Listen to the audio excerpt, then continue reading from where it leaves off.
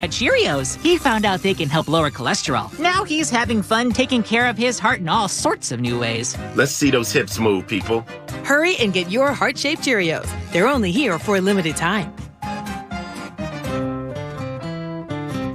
You're gearing up to get back out on the field. So you ordered ball game essentials, like a new glove, cleats, and a jumbo pack of sunflower seeds. And you used your Bank of America customized Cash Rewards credit card, choosing to earn 3% cash back on online shopping, which could increase to 5.25% as a preferred rewards member. Rewards that you put toward the cost of an essential piece of your post-game recovery.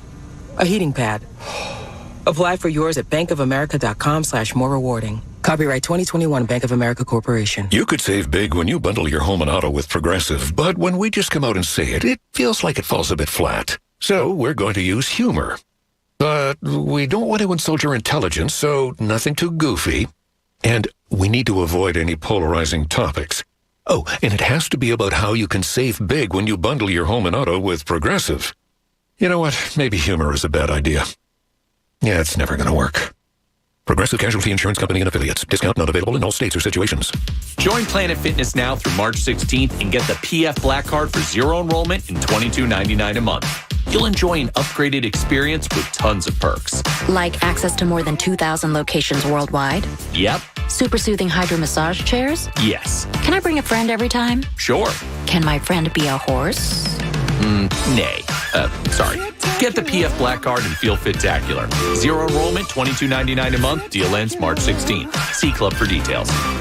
We're out of the brand name, but we do have the generic version of that. Serene's Pharmacy can't keep up with allergy season. Who's next in line? They need certified technicians to alleviate the headache. Ma'am, I'm so sorry for the wait. We'll have your prescription filled soon. I need some help. Indeed can help them hire great people fast. I need Indeed. Indeed you do. Instant Match instantly connects you with quality candidates whose resumes on Indeed match your sponsored job description. Visit Indeed.com/credit and get $75 towards your first sponsored job. Terms and conditions apply. Hey, it's Mike Missinelli here for Landis Block and Concrete. There is nothing like having a beautiful backyard. Think of many things you can do with it. You can sit outside on a nice little patio, have a nice glass of wine, have a few friends over to cook on your Landis Block outdoor kitchen. Turn your backyard into a personal paradise with Landis Block. They're the resource center for all outdoor living. All you need is imagination, space, and a budget. Check out the photo gallery at landisbc.com. That's landisbc.com for Landis Block, jaw-dropping outdoor paradises. Hey guys, spring is around the corner, and I'm sure you're excited about getting out and being more active. Guys, if you're tired all the time and your energy level in the bedroom is not what you want it to be, or if you've had issues in the past with low testosterone or ED, these issues can be treated and treated effectively.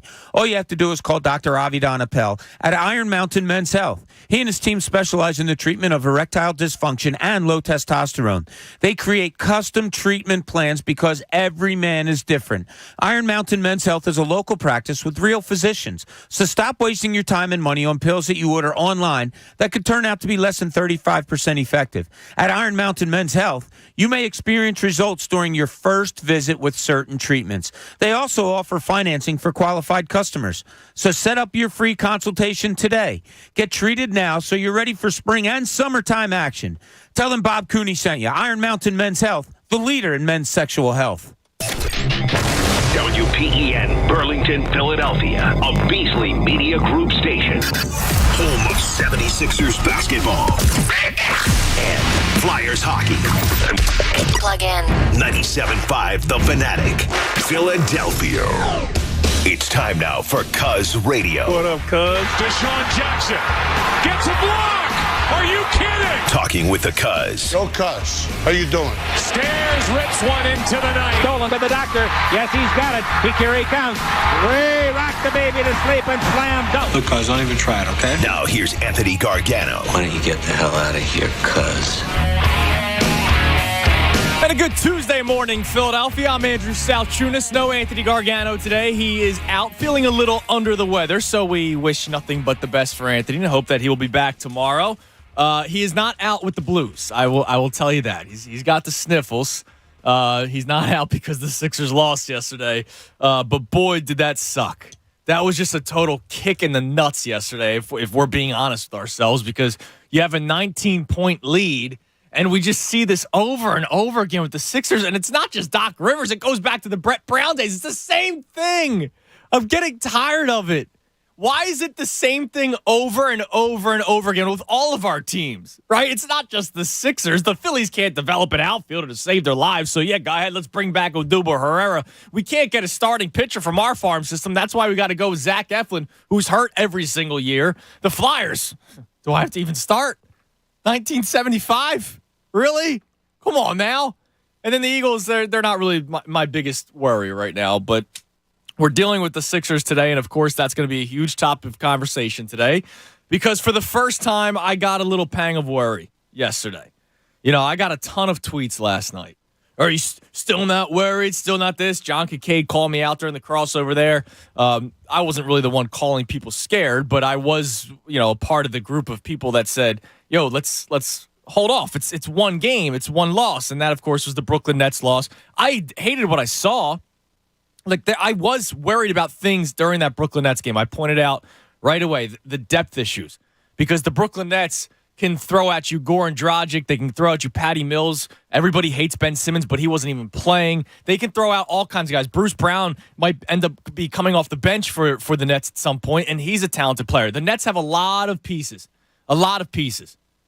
Whereas the Sixers, if George Niang is not feeling it like he wasn't last night because he played 35 minutes the previous night, and oh, by the way, because Embiid was in foul trouble, they had to put Niang on Jokic at times yesterday, which that's not a good matchup, especially for a guy who's already got weak legs and relies on those legs to shoot threes.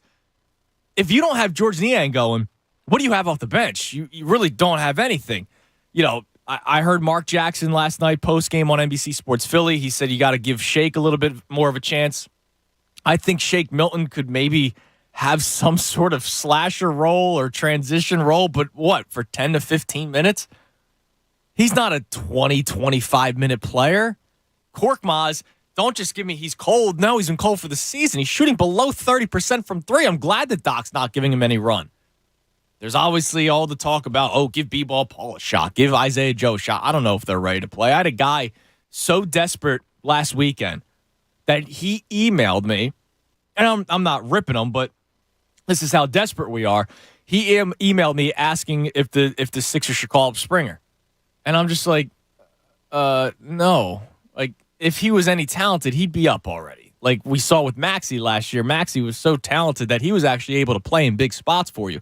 Springer's not even talented enough to, when he's even up, because he's a two-way player, he's not even talented to be up and playing at times. But that's how desperate we are. So last night, you look at this game against the Nuggets, you have a 19-point lead that you blow, and it's because when Embiid's not on the court, when Harden isn't aggressive enough, as I pointed out during the crossover, which that confuses me at times, then what?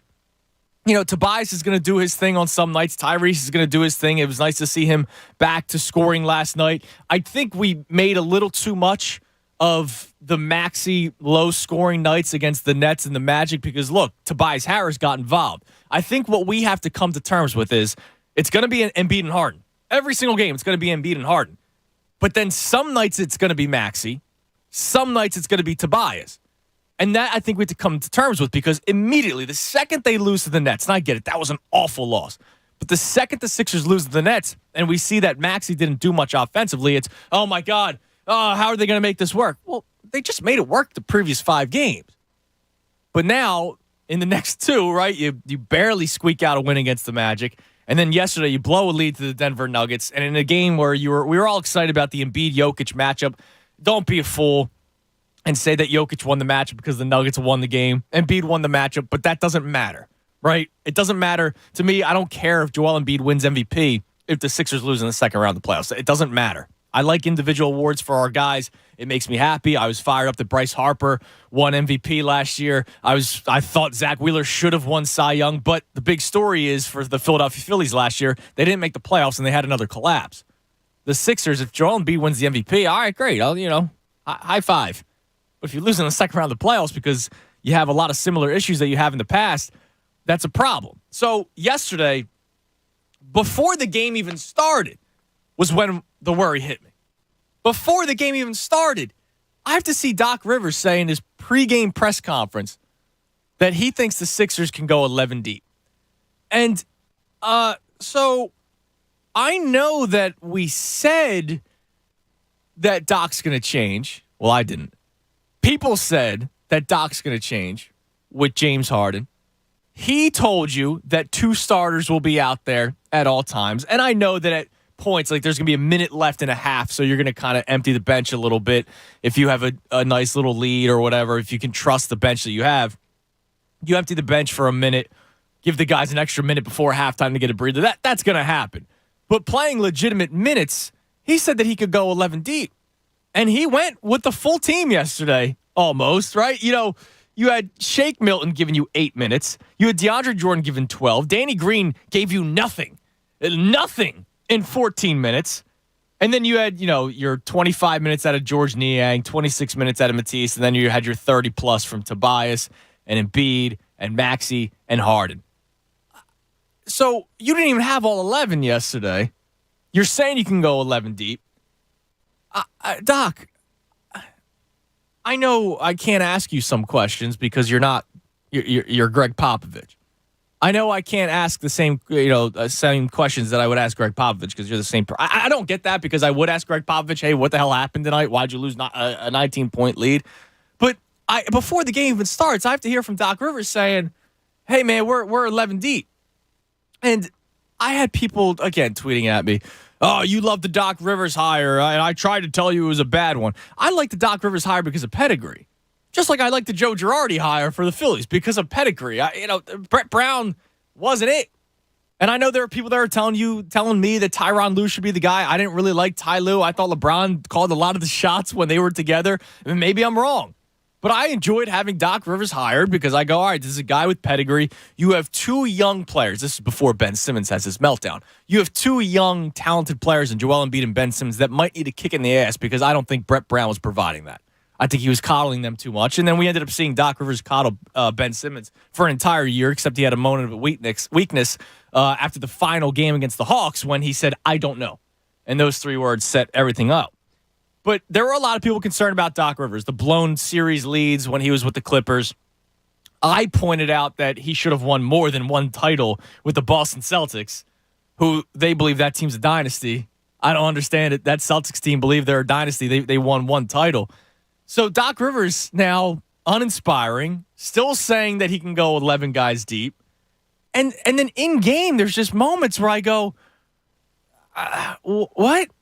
The other night against the Magic, I thought he called a good game down the stretch. The 4th quarter, I thought he called a good game. He got Tobias Harris some open shots. Things happened. Things worked out. But then last night, 13 seconds left. The Nuggets, 1 free throw missed, make the other. They're up 3. I am totally okay with them not calling the timeout after the free throw. I am. For one reason. 13 seconds is a lifetime in the NBA. It's a long time. If you ever watch a college basketball game, you know that if you're down 3 with 13 seconds left, you inbound it, and the guard typically busts his ass down the court, makes a layup. There's still 9 seconds left on the clock, which gives you another chance to foul. And we all know college basketball free throw is a little shaky, so they miss the 1-and-1. Now you're down 1 point with that timeout with 9 seconds left, 8 seconds left after the foul. So you got plenty of time. 8 seconds is a lifetime in NCAA when you have 1 timeout left. And when you're down 1 point. I get it. NBA, you're hitting free throws a little bit better. But I thought that they were just going to try to get the quick 2. Now you're down 1. There's still probably 9 seconds left. You foul somebody. They most likely hit 2 free throws. Now you call the timeout. And you have 8 seconds left. 8 seconds, again, in the half court is a long time to get an open look or to set up a play to hit a 3 to tie the game, or at least have an open look to tie the game. So that's number 1. Problem number 1. Problem number 2 is when you do get it past midcourt and you're taking your dandy old time. I mean, Harden kind of trotted up the court. The second Embiid comes up for that screen, and it looks ugly. Right away, it looks ugly. Harden has to dish it to Embiid because he picks up his dribble. They are lucky that the Nuggets kind of had miscommunication, which then opened Niang up in the corner. They were lucky that happened. But the second that things start to break down, call the timeout. I'm pretty sure there's about 6 seconds left on the clock, which again is a lifetime in basketball to get an open shot. So you have 6 seconds left. Call the timeout. Instead, they do the kick out to George Niang. He almost misses water when he fell out of the boat by hitting the side of the backboard. We all know the floater attempt, which was dumb. Maxi's wide open for three. I'll even say this. When Niang gets the rebound, call a timeout. Now, then again, you are trained. If you take a shot, people are going for a rebound. Somebody's going to be open, and Maxi was there. So I get not calling the timeout there. But all I'm saying is, like, the way that game closed out yesterday, don't leave a timeout. It doesn't carry over to the next game. It doesn't. So Doc Rivers, concerning to me yesterday. And now, because we have this 11 deep bench that we're talking about, well, if it's so deep, you might need to mix up your starting five at times. You might need to, because yesterday you saw, and I don't blame Joel Embiid for needing a breather early on. I really don't. Second game of back-to-back, he's playing the most games of his career. He's not doing the load management. So, listen, he's going to need breathers at times. And he's going up against Jokic. It's a tough matchup. They're banging down low. So Embiid needs a breather. The problem is you can't have Embiid come off and then it just look that bad.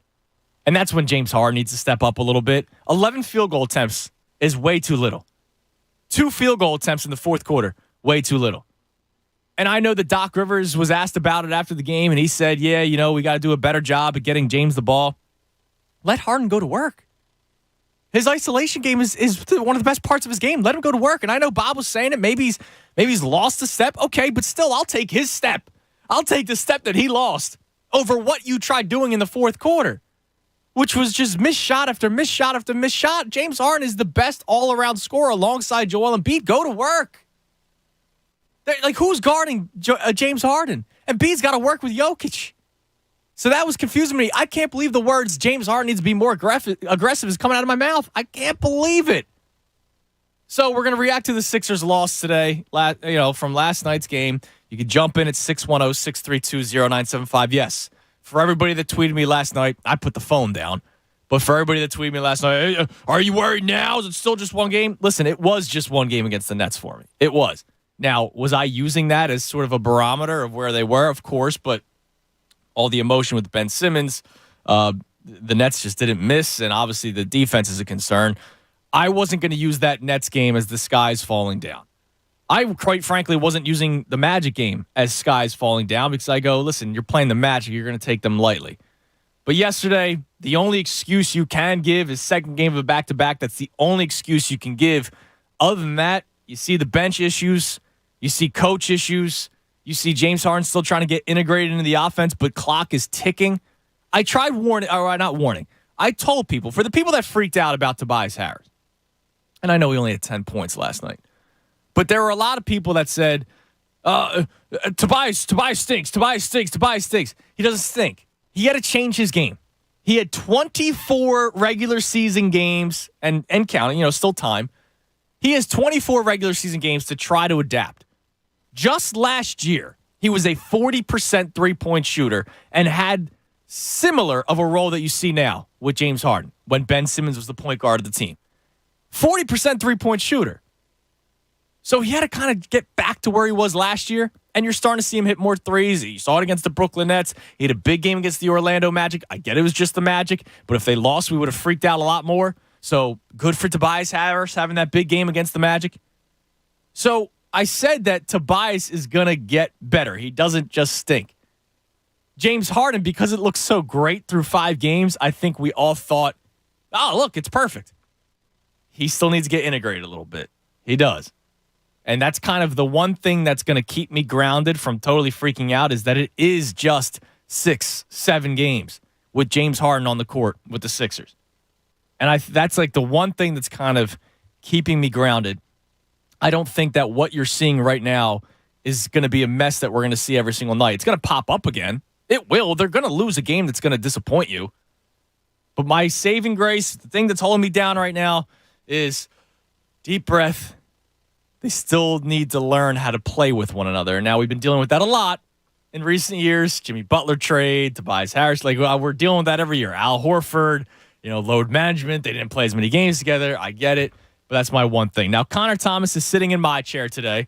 And Connor, we will talk about your voice at some point today because I know what you're going through. I did it before, but Connor Thomas, fresh off of his very fun vacation in New Orleans, working a double today. Your first day back, you're working a double. So right into it. No load management on this side of the glass. I appreciate you being on your skates, man. So welcome in. Your thoughts on last night's Sixers game? I'm glad you're not freaking out because I am. Oh no, I'm worried, but I'm not sounding. Remember how we played the alarms, the tornado sounders? Right. Yeah. I'm not breaking glass just yet. Oh, I'm ready. You're breaking glass? I'm ready. So if the button's underneath glass and you got to lift it up. Like, you know how they have the button on the desk and you lift up the little glass case and then you press. The case is lifted. My finger is on that button. All right, so you're sweating. You're that guy in the meme that's sweating. He's the two red buttons and you get to push one or the other. Yeah, right. That's you right now. My finger's on both of those buttons. And I'm just I don't know how you can combine the past couple games. So the Brooklyn game, the Orlando game, and what we just saw last night against the Denver Nuggets. And not look at this team. How do they get from where they are now to being a championship-winning team? Because if they don't win the NBA Finals this year, it's underachieving from what they set out to do when they made the James Harden trade. Now, I know it's not totally fair to just hey, they've got to win the Finals or bust. But that's the type of move that a James Harden trade is. It could be next year. They could restructure stuff. Next year. But for me, and for them, I think when you make that trade, the expectation is you become that championship caliber team. Well, so this might be one of the reasons why I'm not as freaked out as others, as pumped up for the trade as I was, right? I wanted James Harden last year.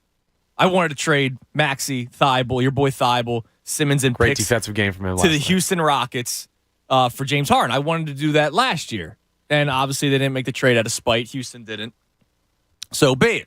So I'm pumped about the Harden trade. I think he makes this team better. For everybody that says they gave up too much, no, they didn't. They gave up what they had to give up, and it's not like this year. It's this year or bust, right? Harden is most likely going to be back next year, and you can rework the roster. You can, I had a conversation with Jamie over the weekend. Could you do the Bradley Beal thing, right? Or do you save that max contract slot open and go for 3 deep bench players that are actually going to provide you some scoring and some other things that they don't have right now? But the reason why I might not be as freaked out as others is from the very beginning, I did not say Eastern Conference Finals are bust. Wait, I said winning the Eastern Conference Finals. So you would have been fine if they go out in the second round? It's not bust. I'm not saying I'm okay if they lose in the second round. I need to see it first. Okay. Dude, I haven't seen it since 2001. I know the issues with Doc Rivers. I know the issues with James Harden in big games and all that kind of stuff. I remember I got into it with Anthony on the show one day because he was saying, Eastern Conference Finals, quite frankly, if they don't get to the finals, I'll be extremely disappointed. He said distraught if they don't get to the finals this year. And I'm with you. I'll be disappointed if they don't get to the Eastern Conference Finals, but I haven't seen them get out of round 2 yet. Now, I don't think but they haven't had this. When you make this trade, that's the expectation you set for yourself. But we knew the bench was going to be weak. Right. We knew it from the very beginning. But the thought and now Doc Rivers is reminding you that he thinks he can go 11 deep. Which is dumb because he said, it is. But that's the thing. He said when they made this trade, he's like, okay, 2 of the 4 are going to be on the floor at all times. Yes. And now he's just what? That goes out the window? No, now? it's still going to happen. He's just going to continue to mix up the rotations where all of a sudden 11 guys are going to be involved, which I think is crazy. Yeah, I know. So, listen, I'm with you. If they don't get to the Eastern Conference Finals, you might need to change coaching. You might need to do a lot of changes with players. Tobias is going to have to, you're going to have to reshape this team if you don't get to the Eastern Conference Finals. But all I'm saying is I'm not freaking out as much because I didn't say they're going to the finals after one game. I was like, well, hold on. Let me see how this goes. Yeah, I don't mean it to say that I needed them I was thinking they were going to, but that's the level you need to achieve when you make a trade like this, or else, and not that they're blow everything up like Embiid's windows closed. Yes. Harden stinks now. Yeah. But the Sixers change at their base level if they don't achieve to that level this year. I get it. We're a very reactionary fan base, as we should be, and I'm with you. I'm worried after last night. I am. Last night, that can't happen. You can't blow a 19-point lead. But we're going to talk about it. 610-632-0975. We'll also get into the Phillies. Coming up, I'm going to talk about Nick Castellanos here. Now, the Marlins are apparently aggressively pushing for Castellanos, but Jeter was the one that wanted him. and he's not there anymore. So that's another team off the books for Nick Castellanos. I will just say this. If you don't get Castellanos or Bryant, I'm going to have a fit, dude. I'll discuss that more coming up at 10:30. 610-632-0975, 10 o'clock hour, brought to us by Window Nation. Take advantage of Window Nation's 50% off sale on all style windows, plus make no down payment with no payments and no interest for 12 full months. Call 866-90Nation or visit windownation.com. Connor Thomas sitting in my chair today. I'm in for Anthony. Hopefully he'll be back tomorrow right here at 97.5 The Fanatic. Fanatic Sports Update. Sixers struggling. I'm Connor Thomas, and this update is brought to you by DuckDuckGo. Protect your privacy for free with DuckDuckGo. Fed up with companies selling your data? DuckDuckGo is on it. With one download, you can search and browse privately, avoiding trackers, all for free. DuckDuckGo, privacy simplified. The Sixers fell to the Nuggets 114-110 last night in what was an MVP caliber matchup. Joel Embiid had 34, 9, and 4. He looked like he won that individual matchup with no Nikola Jokic, but Jokic got 22, 13, and 8, enough for the Nuggets to pull off the win. The entire Sixers bench only scored 14 in the game. They're off until Wednesday. They'll play the Cavs in Cleveland. The Eagles made some news at linebacker yesterday. They signed Camden, New Jersey native and former Temple Owl Hassan Reddick to a 3-year, $45 million contract. They also did not tender Alex Singleton. He'll be a free agent. He led the team in tackles each of the past 2 seasons. Talks are heating up with Chris Bryant and Kyle Schwarber, but not necessarily with the Phillies. We will keep you updated on all breaking news surrounding them and all other players available in MLB free agency. Don't miss Tom Moore at 11:40 as he will join Andrew to talk a little bit about the Sixers. This update was also brought to you by NJ Diet. Start your own spring training with NJ Diet. It only takes 40 days to lose 20 to 40 plus pounds, contractually guaranteed. Go to njdiet.com. Keep it locked right here for all your latest news and information. I'm Connor Thomas for 97.5 The Fanatic. Anthony Gargano, weekdays 10 to 2 on 97.5 The Fanatic. Hey, it's John Kincaid here, and as a 2-time cancer survivor, I'm living proof every dollar counts when it comes to funding cancer research. And I'm thrilled to announce that the American Association for Cancer Research has once again agreed to partner with us as the official charity of the John Kincaid Show in 2022. So if you've been touched by cancer directly or through someone you love, join me. Make a donation to the AACR today, where 88 cents of every dollar you donate will be put into the hands of scientists and researchers working on breakthroughs that save lives. Did you know that in 2021, the American Association for Cancer Research awarded more than $7 million in grants that supported cancer researchers worldwide? Thanks to that research, more than 16.9 million Americans are cancer survivors today. I'm one of them. It's the AACR, and it's 50,000 plus researchers worldwide who drive the progress. You can be a part of it. Donations from private citizens like you and me add up to big discoveries that save lives. So let's give hope to cancer patients and their families by donating today. AACR.org/fanatic. That's AACR.org/fanatic. Because I'm living proof. Cancer research saves lives. The King of Sportsbooks is offering college basketball fans a chance at winning big. I mean really, really big. I'm Derek Gunn, and BetMGM's $10 million bracket challenge is free to play and fun to dream about. Pick a perfect college basketball tournament bracket, and you'll be the legend that takes home $10 million. Fall a little short? The player with the most correct picks wins the guaranteed top prize of $100,000. What are you waiting for? You've got work to do. So go to https://bracket.pa.betmgm.com/ and make your free picks in the $10 million bracket challenge. And don't forget, there's a guaranteed top prize of $100,000. Must be 21 years of age or older to enter. New Jersey and Pennsylvania only. All promotions are subject to qualification and eligibility requirements. Please gamble responsibly. If you or someone you know has a gambling problem, help is available. Call 1-800-GAMBLER. Breakfast is sizzling at Wawa with 2 for $5 Sizzlies in all your favorite varieties, including the return of the sweet and savory waffle Sizzly. For a double delicious breakfast on the go, choose any 2 varieties, including sausage, egg, and cheese on a toasted waffle, bacon, egg, and cheese on a bagel, the Sizzly burrito, and more. Stop by Wawa and grab any 2 Sizzlies for $5. Available 5 a.m. to 11 a.m. Limited time only. Gotta have a Wawa. Wawa has bold new salads. For dinner, the cheeseburger salad. All of your favorite cheeseburger flavors, beef, cheese, cherry tomatoes, and pickles on a bed of crisp romaine. And the grilled chicken Caesar pasta salad. A classic Caesar salad kicked up a notch with grilled chicken and penne pasta. 2 salads fresh enough to call salad and bold enough to call dinner. Did we just reinvent dinner or redefine salad? Try the new dinner salads, made fresh at Wawa. If you're planning on hiring a lawn care service, doesn't it make sense to hire a company that provides better results and is safer for your family and pets? Well, that's why I chose Natural Lawn of America. That's my lawn care company. Natural Lawn's been creating green lawns quickly, more naturally, and with fewer weeds since 1987. And Natural Lawn isn't your cookie-cutter lawn care service. Their certified specialists tailor their applications to your lawn-specific need. This unique approach has reduced pesticide use by 85%, creating a safer lawn for your family and pets to enjoy. Locally owned and family operated right here in the Delaware Valley. Stop compromising your safety. It's time you get the results you want and the peace of mind you deserve. Take advantage of Natural Lawn's limited time offer. Free seeding every year. Schedule Natural Lawn's full service program and you'll get free seeding every year. Just call this number, 800-FREE-SEED. That's 800-FREESEED. Choose my lawn care company. It's Natural Lawn of America.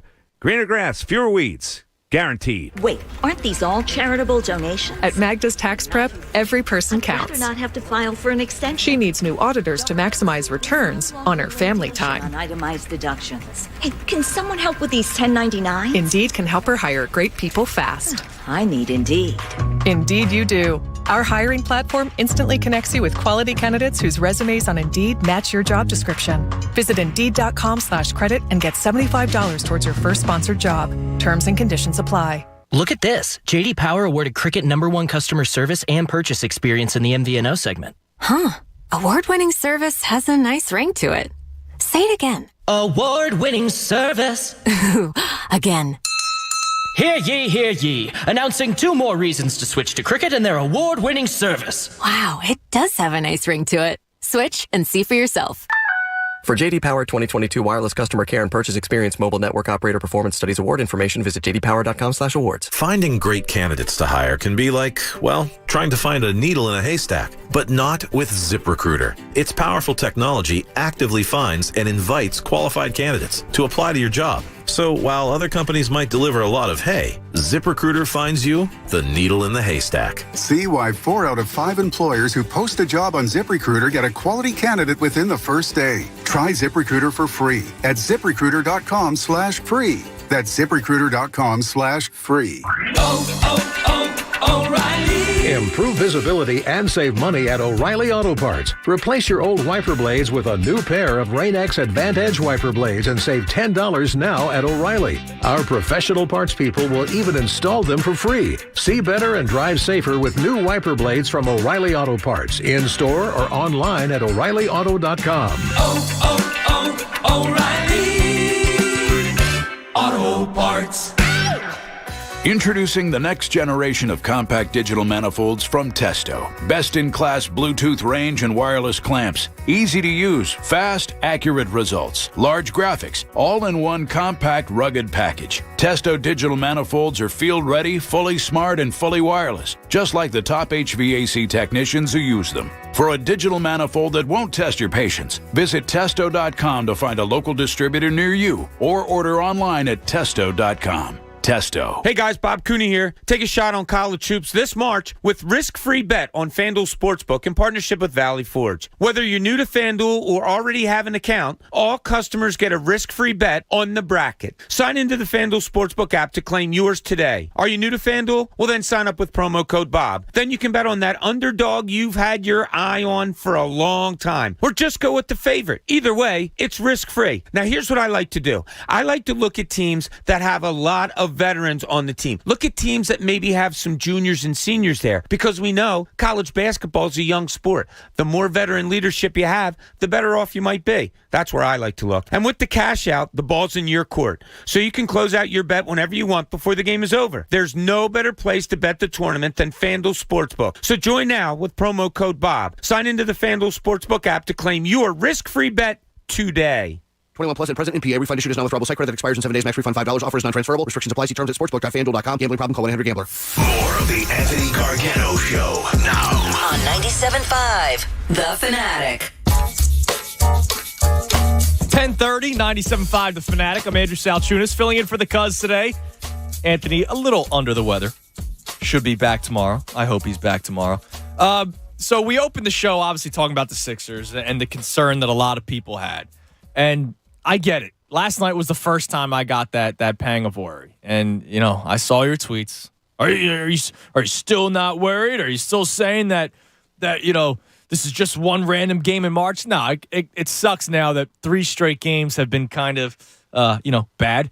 And the second one you won, but it was against the Orlando Magic, and it took everything you had to come from behind to go to overtime with the Orlando Magic, who, by the way, are the only team eliminated from playoff contention in the NBA. That kind of sucks that you had to go to overtime. And then you saw it yesterday. It affected their legs. Like, George Niang couldn't hit a 3 to save his life.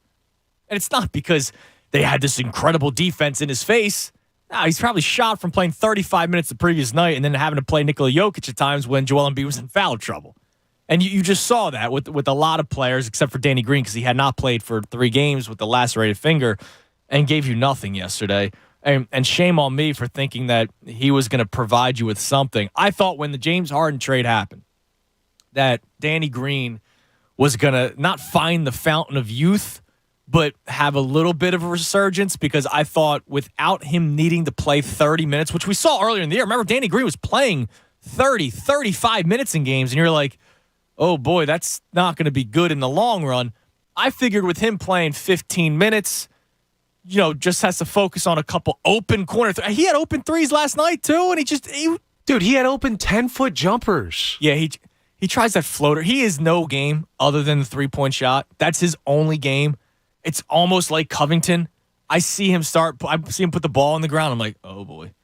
He's got nothing else other than maybe a one dribble, step to your side and pull up and hit the 3. That's about it. I thought he'd have a bit of a resurgence, and I have not seen that so far. He's hit a handful of 3s since Harden got here. Now, again, he's not taking as many shots because he's not playing as many minutes. But yesterday, in a game where you kind of needed him to hit 2 or 3 threes because George Niang was cooked, a lot of guys were playing in the second game of a back-to-back, and you had been off for a couple of games, and I get it. You need to find your shot after missing some games, but you needed more out of Danny Green yesterday, and you just did not get it. So I had my first pang of worry yesterday. I'm not to the level of Connor, who broke the glass and is ready to push the button. Maybe I have the axe in hand. Okay. I'd rather do the axe. You'd break that with the axe? Yeah, it'd be cool. Okay. The front side of the axe, the sharp side, or I feel like the back side's probably. Have you ever used an axe? I went axe throwing on the bachelor party. Oh, that's fun. Yeah, and we'll talk about the bachelor party that you were on. I stunk at it, but dude, I'm lethal. Are you? Like, it's kind of weird that I'm that good. I don't know. There's some Lithuanian lumberjack heritage. There must be. Like, I've done it 3 times now, and they always do the safety thing at the beginning when they're like, all right, let me just see you do it so I know you're not going to. And then I get it right near the bullseye, and they're like, oh, are you in a league? I'm like, no. I don't know what it is. I am good with the axe throwing. I do the tomahawk. I do the one hand. Oh, you go one-handed too? Yeah, I think. No, I go 2-handed. But I use the smaller one. I like it. I feel like I can. Yeah, that's all they had at this place was the little hatchets. Okay, because I was at the one on Washington Avenue. I forget what it's called. It's right near Chick's. Yeah. And they have the huge one, then the one that everybody uses, and then I just use the little tomahawk guy, and I'm a pretty good with that. You're precision. Yeah, I'm pretty good with it. So, so there's that. But anyways, yeah, you had the bachelor party, which we will talk about at some point today. But yeah, I'm close to breaking the glass. I can't ignore that they were 5-0 prior to the Nets game with James Harden on the court. I know they lost the game in the Heat, but he wasn't playing. They lost the game in the Celtics, but he wasn't playing, which is why I don't count that Milwaukee Bucks win, because he wasn't playing. So just like I don't count the losses to the Heat and the Celtics, I don't count the win against the Bucks, right? I'm not trying to, move my narrative any sort of way.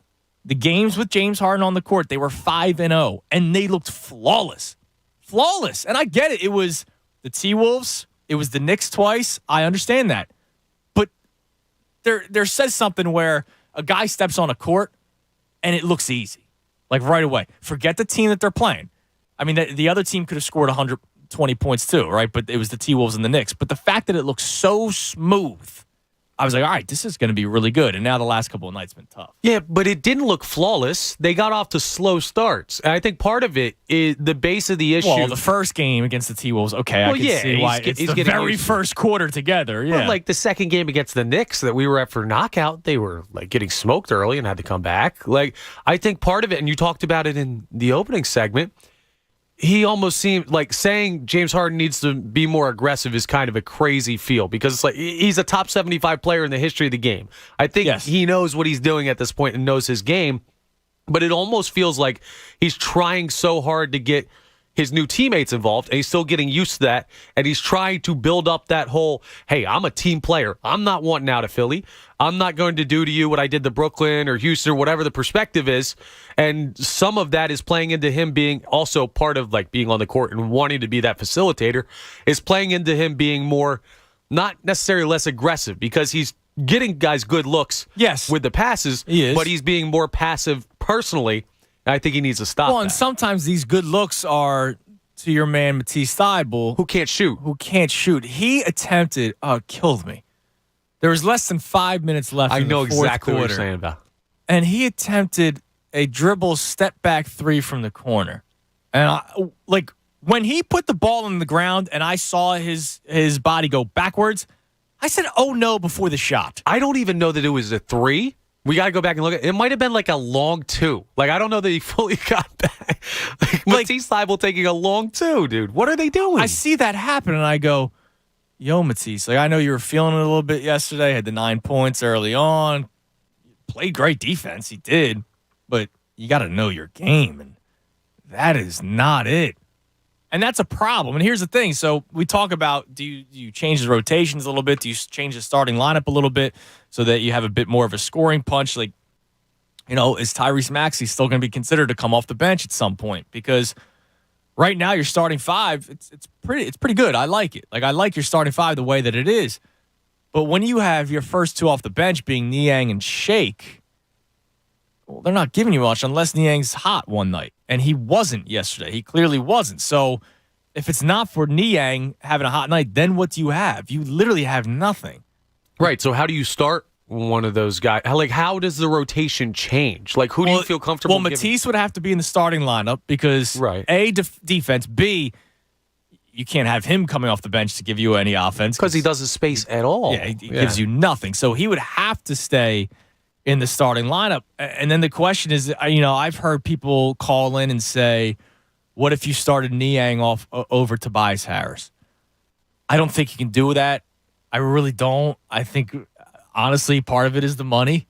It is. I get it. If you start, you don't have to play starters minutes. Like George Niang could start and only play 20 minutes, but I like him coming off the bench with a little bit more fresh legs to hit the open three.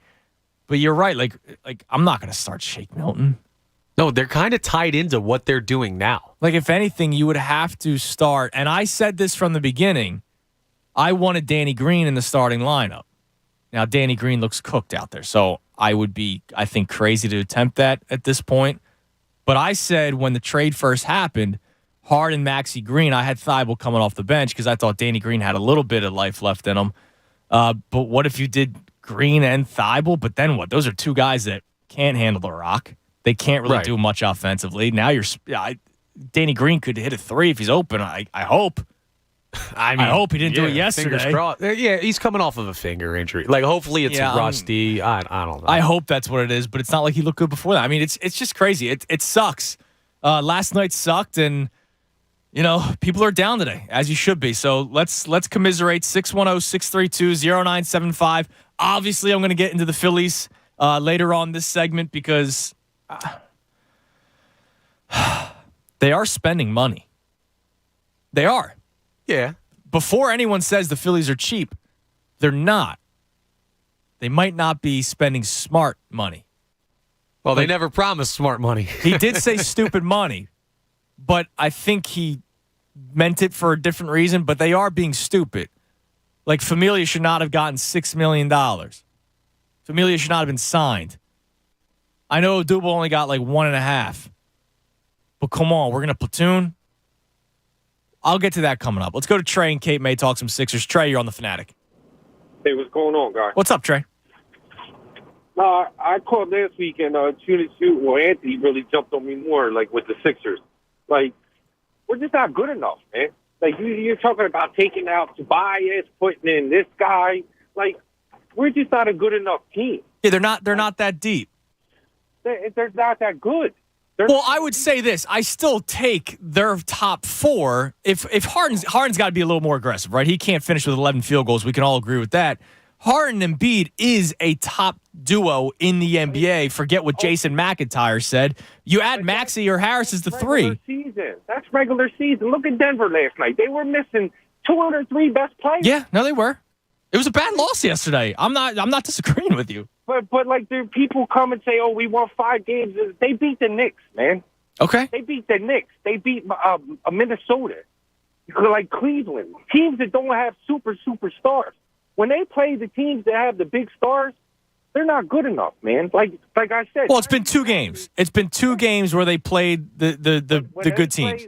When they play NBA veteran quality players, Tyrese Maxey can't guard nobody. He can't. Yeah, you saw that against Brooklyn. It was awful. Exactly. You cannot win with Matisse Thybulle being in your starting lineup. He's one of them guys that does absolutely nothing, and then when he steals the ball, well, offensively, the crowd cheers for him. Here's the one thing, dude. What Matisse Thybulle has done the last couple of games that is bothering me. And Connor, I know he's your boy. Man. He makes an incredible defensive play. But I think he's so scared to have the ball in his hands that he quickly goes to pass it. And 3 games in a row, I've seen him turn it over off of a steal. He's scared in the regular season, so just imagine him in the playoffs. We're just not good enough, man. Like, and people with all this start the parade, like, you need to be realistic, man. We're probably the 4th best team in the East, and we need all types of breaks to go just to make it to the conference finals. Well, listen, yeah, things are going to have to work out, Trey, and I appreciate the call. And Trey seems like he sounded the alarm when the trade happened. Like, he broke the glass when Brian Windhorst said we were in the deal zone, because I guess he didn't like the trade. Again, I'm not going to get to that level just yet. I have the axe in the hand because, yes, you can tell me it was the Knicks and it was the T-Wolves. The Cavs are actually a playoff team, so let's hold off on the Cavs slander just yet. But I saw almost flawlessness. I saw in 12 quarters, 16 quarters, like 3 bad ones. Bad quarters out of 6. Would you take 13 stellar quarters out of 16? Absolutely. You can have bad quarters in a playoff game. Yes. Like, you can get away with it. But Hawks the problem had is bad quarters and came back no problem. You had a really bad quarter, first quarter against the Nets, where when they were down 40-25, I think it was after 1, I said game over. At home, I said game over. I hoped that coming out of halftime, they would come out with a little bit of fire. And they didn't. They did not. And they looked absolutely terrible. And that game sucked. But I was able to say, okay, maybe it was the emotions, blah, blah, blah. The Nets were on fire. How are you going to – who stops Kevin Durant in the first place? And it sucks that they may be your first-round matchup. If the Sixers finish as the 2 seed and the Nets are playing and they play for the 7 seed, that's your first-round matchup. And we're going to be crapping our pants if that's the case. We will be. But last night, now, Trey's been worried from the beginning. Last night was my first time where I felt legit worried. Yeah, I had a little bit. So, like, the glass was splintered. It had, like, one of those spider cracks, like when a rock hits the windshield. The glass was splintered for me after the Brooklyn game. Okay. And, yeah, now it's just full on. I'm through the glass. I broke it. We'll see if the button gets pushed. All right. Sounds good. Are you encouraged that Zach Eflin is doing an up-down bullpen, basically to simulate the rest between innings? Wow. Yeah, that's huge. Yeah. Nah, I mean, I don't know. Quick on the Phillies.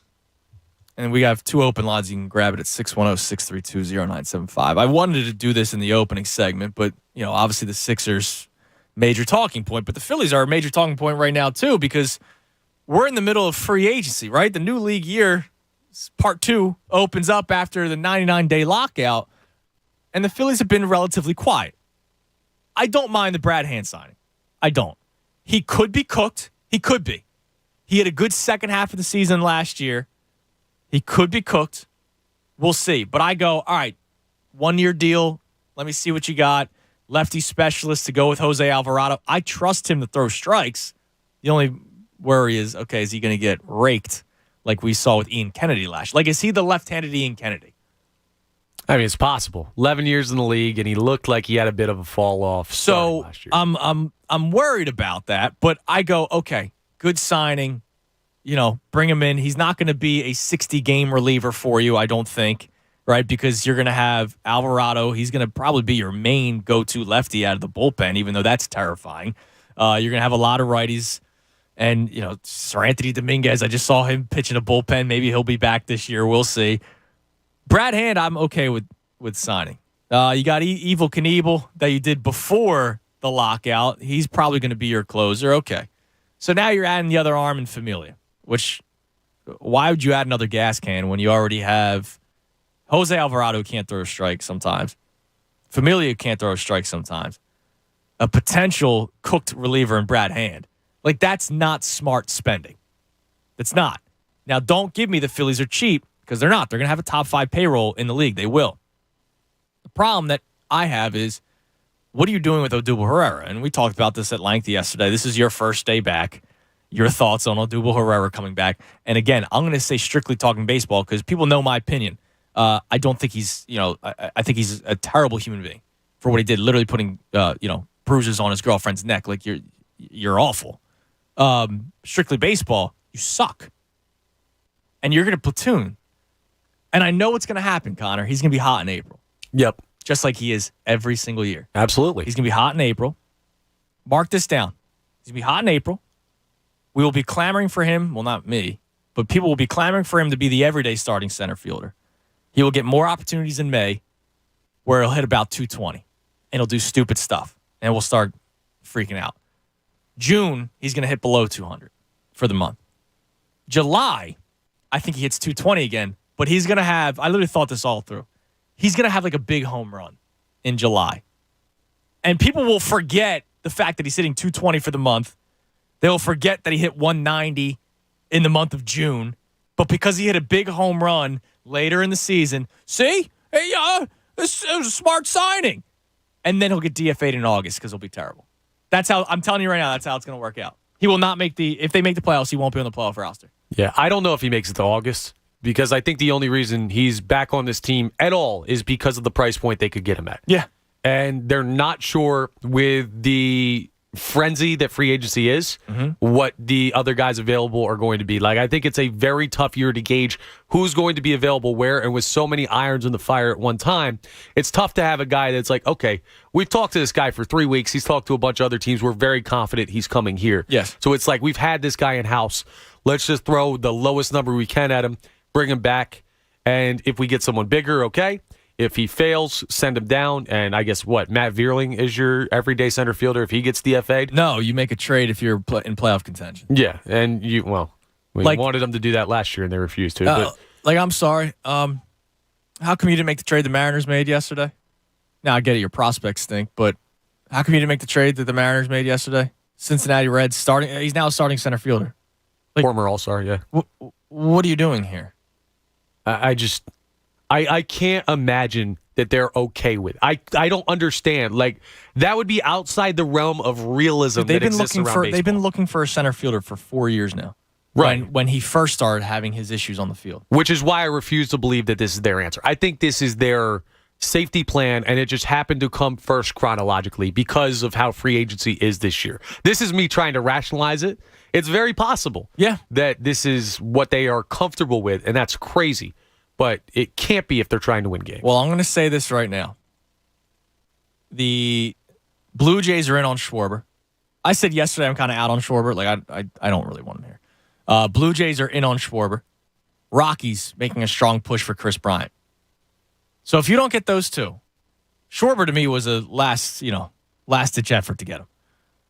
You don't get those two, and if you don't get Nick Castellanos, I don't even know who your left fielder is. Are you going to do Vierling and Odubel? Now they're going to be everyday starting outfielders? Mickey Moniak, baby. Come on down. John Middleton. Well, Dave Dombrowski on Sunday said that he's not strapped by the luxury tax. A report comes out from The Athletic yesterday from Matt Gelb that Dave Dombrowski wasn't, told not to go into the luxury tax. So just be honest with us, number one. Number two, I'm not calling you cheap, but you got to be smart with your money. Familia was not a smart signing. It was not. Unless he has this incredible bounce-back season, it was not a smart signing. You better get Castellanos because the Nationals are trying things. They bring in Nelson Cruz. The Mets they have the best rotation in baseball and are still acquiring players. The Braves are going to lose Freddie Freeman, but they're still going to be a good team. Phillies, I'll say one more thing. If the Mariners, who made a very good trade yesterday, make the playoffs, and if the Phillies don't, your fighting Phils will have the longest active playoff drought in Major League Baseball. Major market. That's embarrassing. Get to work. 610-632-0975. I'm Andrew Salchunas filling in for the Cubs. We got morning thoughts coming up at 11:10, and I found something in the process of moving, so we'll get into that. And also, as a collective society, we need to take a deep breath because I had a scary moment yesterday. Scary moment. I'll tell the story of. And if that guy's listening, I want you to call in because I think we need to all just breathe together. All right?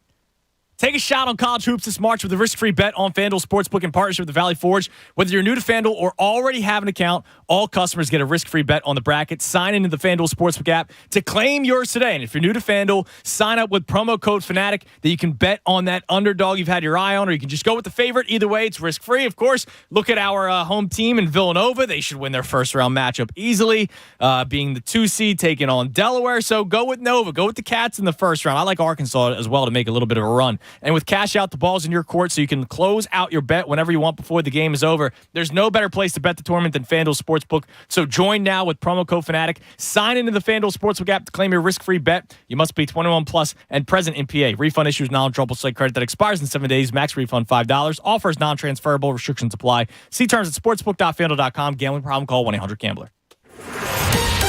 Fanatic Sports Update. Bad night for the bench. I'm Connor Thomas, and this update is brought to you by Ferris Mowers. Grow your business by getting more done in less time with Ferris. Ferris, work hard, feel good. Visit ferrismowers.com/dealers to find a dealer near you. The Sixers fell to the Nuggets 114-110 last night. Joel Embiid had a strong night in what was an MVP potential matchup between him and Nikola Jokic. The problem is the entire Sixers bench only scored 14 points. They were outscored by Bones Highland, who had 21 off the bench for the Denver Nuggets. The Sixers are off until Wednesday. They'll play the Cavs in Cleveland. The Eagles made a little bit of news in free agency yesterday, signing former Temple Owl, Camden native, local guy Hassan Reddick to a 3-year, $45 million contract. They also did not tender Alex Singleton, who will become a free agent. He led the team in tackles each of the past 2 years. Talks are heating up with MLB free agency as well. Chris Bryant and Kyle Schwarber are in advanced talks, but not with the Phillies right now. We'll keep you updated on everything from free agencies, both in the NFL and MLB, as the day and week progresses. Tom Moore is coming up at 11:40. He'll join Andrew. He covers the Sixers for the Bucks County Courier-Times. They'll talk some Sixers. So keep it locked right here for all your latest news and information. I'm Connor Thomas for 97.5 The Fanatic. It's the Anthony Gargano Show on 97.5 The Fanatic. Hi, it's John Kincaid for Window Nation. You know, with winter about to wind down, soon we're going to be feeling the rush of spring air. And that means that Window Nation's going to be feeling the rush of homeowners that are calling for new replacement windows. So why don't you be smart? Call now. Beat the rush. You're going to get special spring savings. You're going to enjoy energy savings sooner, all summer long, all while you're upgrading the look and feel of your home. It's a great investment. Call or visit windownation.com today and do a little window shopping. And you're going to get 2 free windows for every 2 that you buy. Plus, make no down payment, no payments, and pay no interest for 24 months. That's 2 years. It's true. March comes in like a lion and goes out like a lamb. And with wild swings in temperatures, is your home going to stay comfortable? Window Nation windows get custom crafted quality to you. Ultra Energy Star windows installed by experts who have installed over 1 million windows. You're going to get 2 free windows with every 2 you buy, no limit. Plus, no payments for 2 full years. Call 866-90Nation. Go online, do your window shopping at windownation.com. 866-90Nation or windownation.com. Tell them John Kincaid sent you for the savings. When it comes to mouth-watering Philly cheesesteaks, I suggest you get out of Philadelphia and you head to Delco, to my hometown, for the one and only Delco Steaks. The 2021 Best of Philly for cheesesteaks isn't even in Philly. It's in Broomall, Ridley, and soon to be in media. My hometown of Broomall making waves like this? Of course. What makes Delco Steaks the best?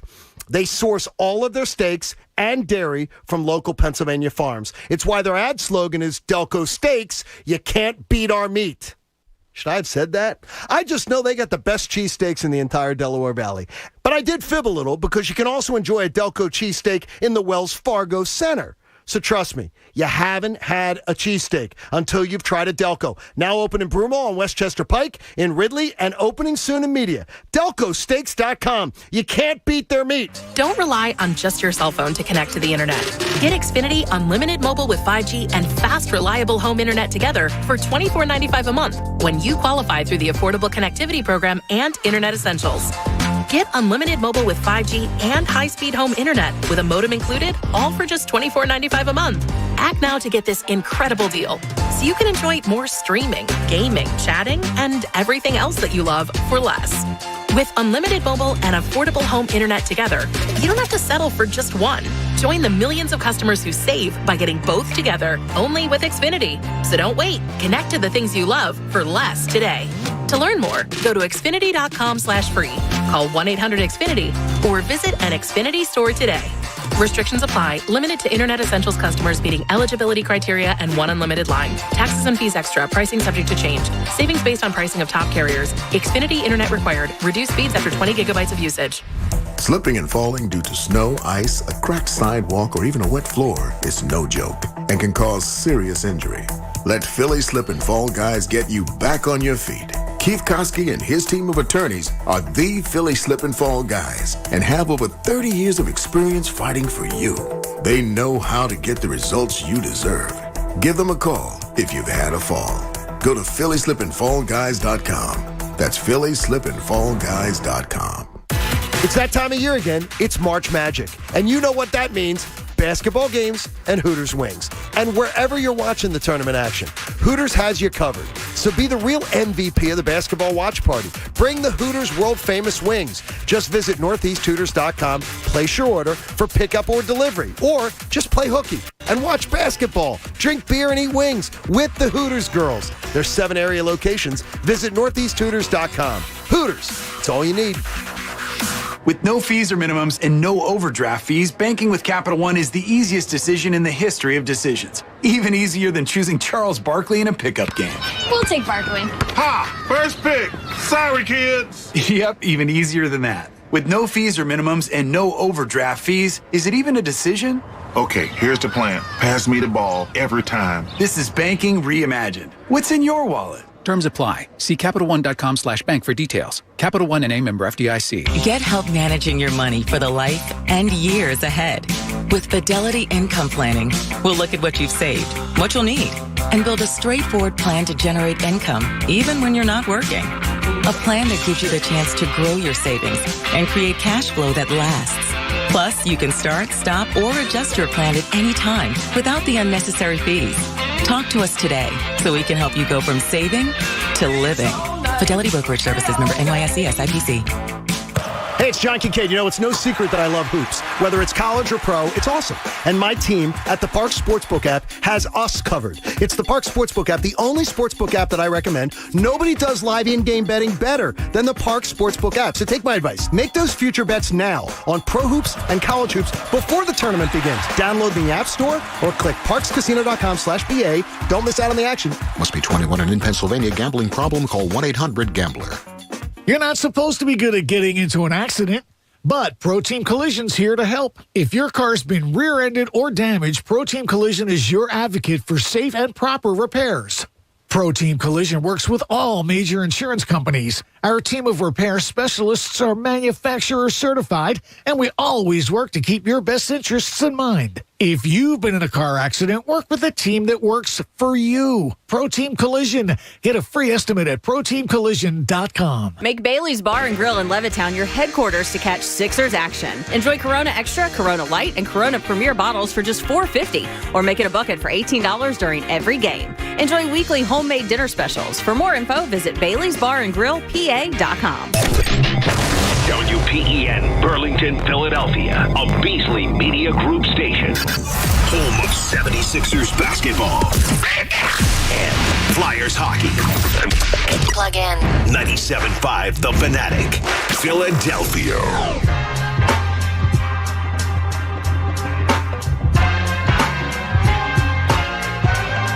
11 o'clock, 97.5 The Fanatic. I'm Andrew Salchunas, filling in for the Cuz. Anthony out a little under the weather today. Hopefully he will be back tomorrow. As I said early in the show, it's not because the Sixers lost yesterday. He's not feeling the blues, but he will be back tomorrow. By the way, I want to give a quick yo, Connor. And my bad, because I didn't give you the heads up, but I know you have it on the board there. Because so we got a yo. Yo. Quick yo. And I want to apologize to Bill McElroy of Bill McElroy Auto Body. Now, if you guys remember, during the pandemic, that's when we started the Yos. We wanted to give shout-outs to local businesses all throughout the area, not just, restaurants, because a lot of people, obviously, restaurants were really affected, but all kinds of local businesses. And it then got to a point where I started reaching out to these businesses like, hey, why don't you send us like a T-shirt or something, and we'll rock it on the YouTube for our great YouTube viewers to see us wearing it, and it's kind of a free plug for the for the business and all that kind of stuff. And Bill sent me this T-shirt, long sleeve T-shirt, a long time ago. Now I'm in the process of moving, so I'm finding things, and that's going to be one of my morning thoughts later on in a couple of minutes. But I'm finding things constantly that I forgot that I had, and this was one of these shirts. So Bill McElroy of Bill McElroy Auto Body, I want to give a yo to you. You guys are in Bensalem. And I know that this is one of the first T-shirts that came in, and my bad, I just completely forgot that I had it. I found it in the closet today when I was doing some cleaning this morning before I came into work. So yo to Bill McElroy Auto Body in Bensalem. Let's go back to the phones, and let's talk to Will in Brookhaven. Will, you're on the Fanatic. Hey, guys. What's up, Will? Yeah, I got to disagree with that last caller. I mean, he sounded like he already given up on the Sixers. I mean, I'm not panicking. He may stop. He may stop watching. He seems I mean, come on, man. He don't need to be a fan then. I mean, it's just like he's saying the fourth best team. That's not true. Like, at worst, we're just third or second. I still believe we're going to get that second seed. I still believe we're going to. Well, they will. Now, I will say this based off. I'm not going to go just based off seeding. Like, I do think the Brooklyn Nets healthy are a better team than the Sixers, right? When Kevin Durant's hurt, Kyrie Irving's got. He's not allowed to play at home games and that kind of stuff.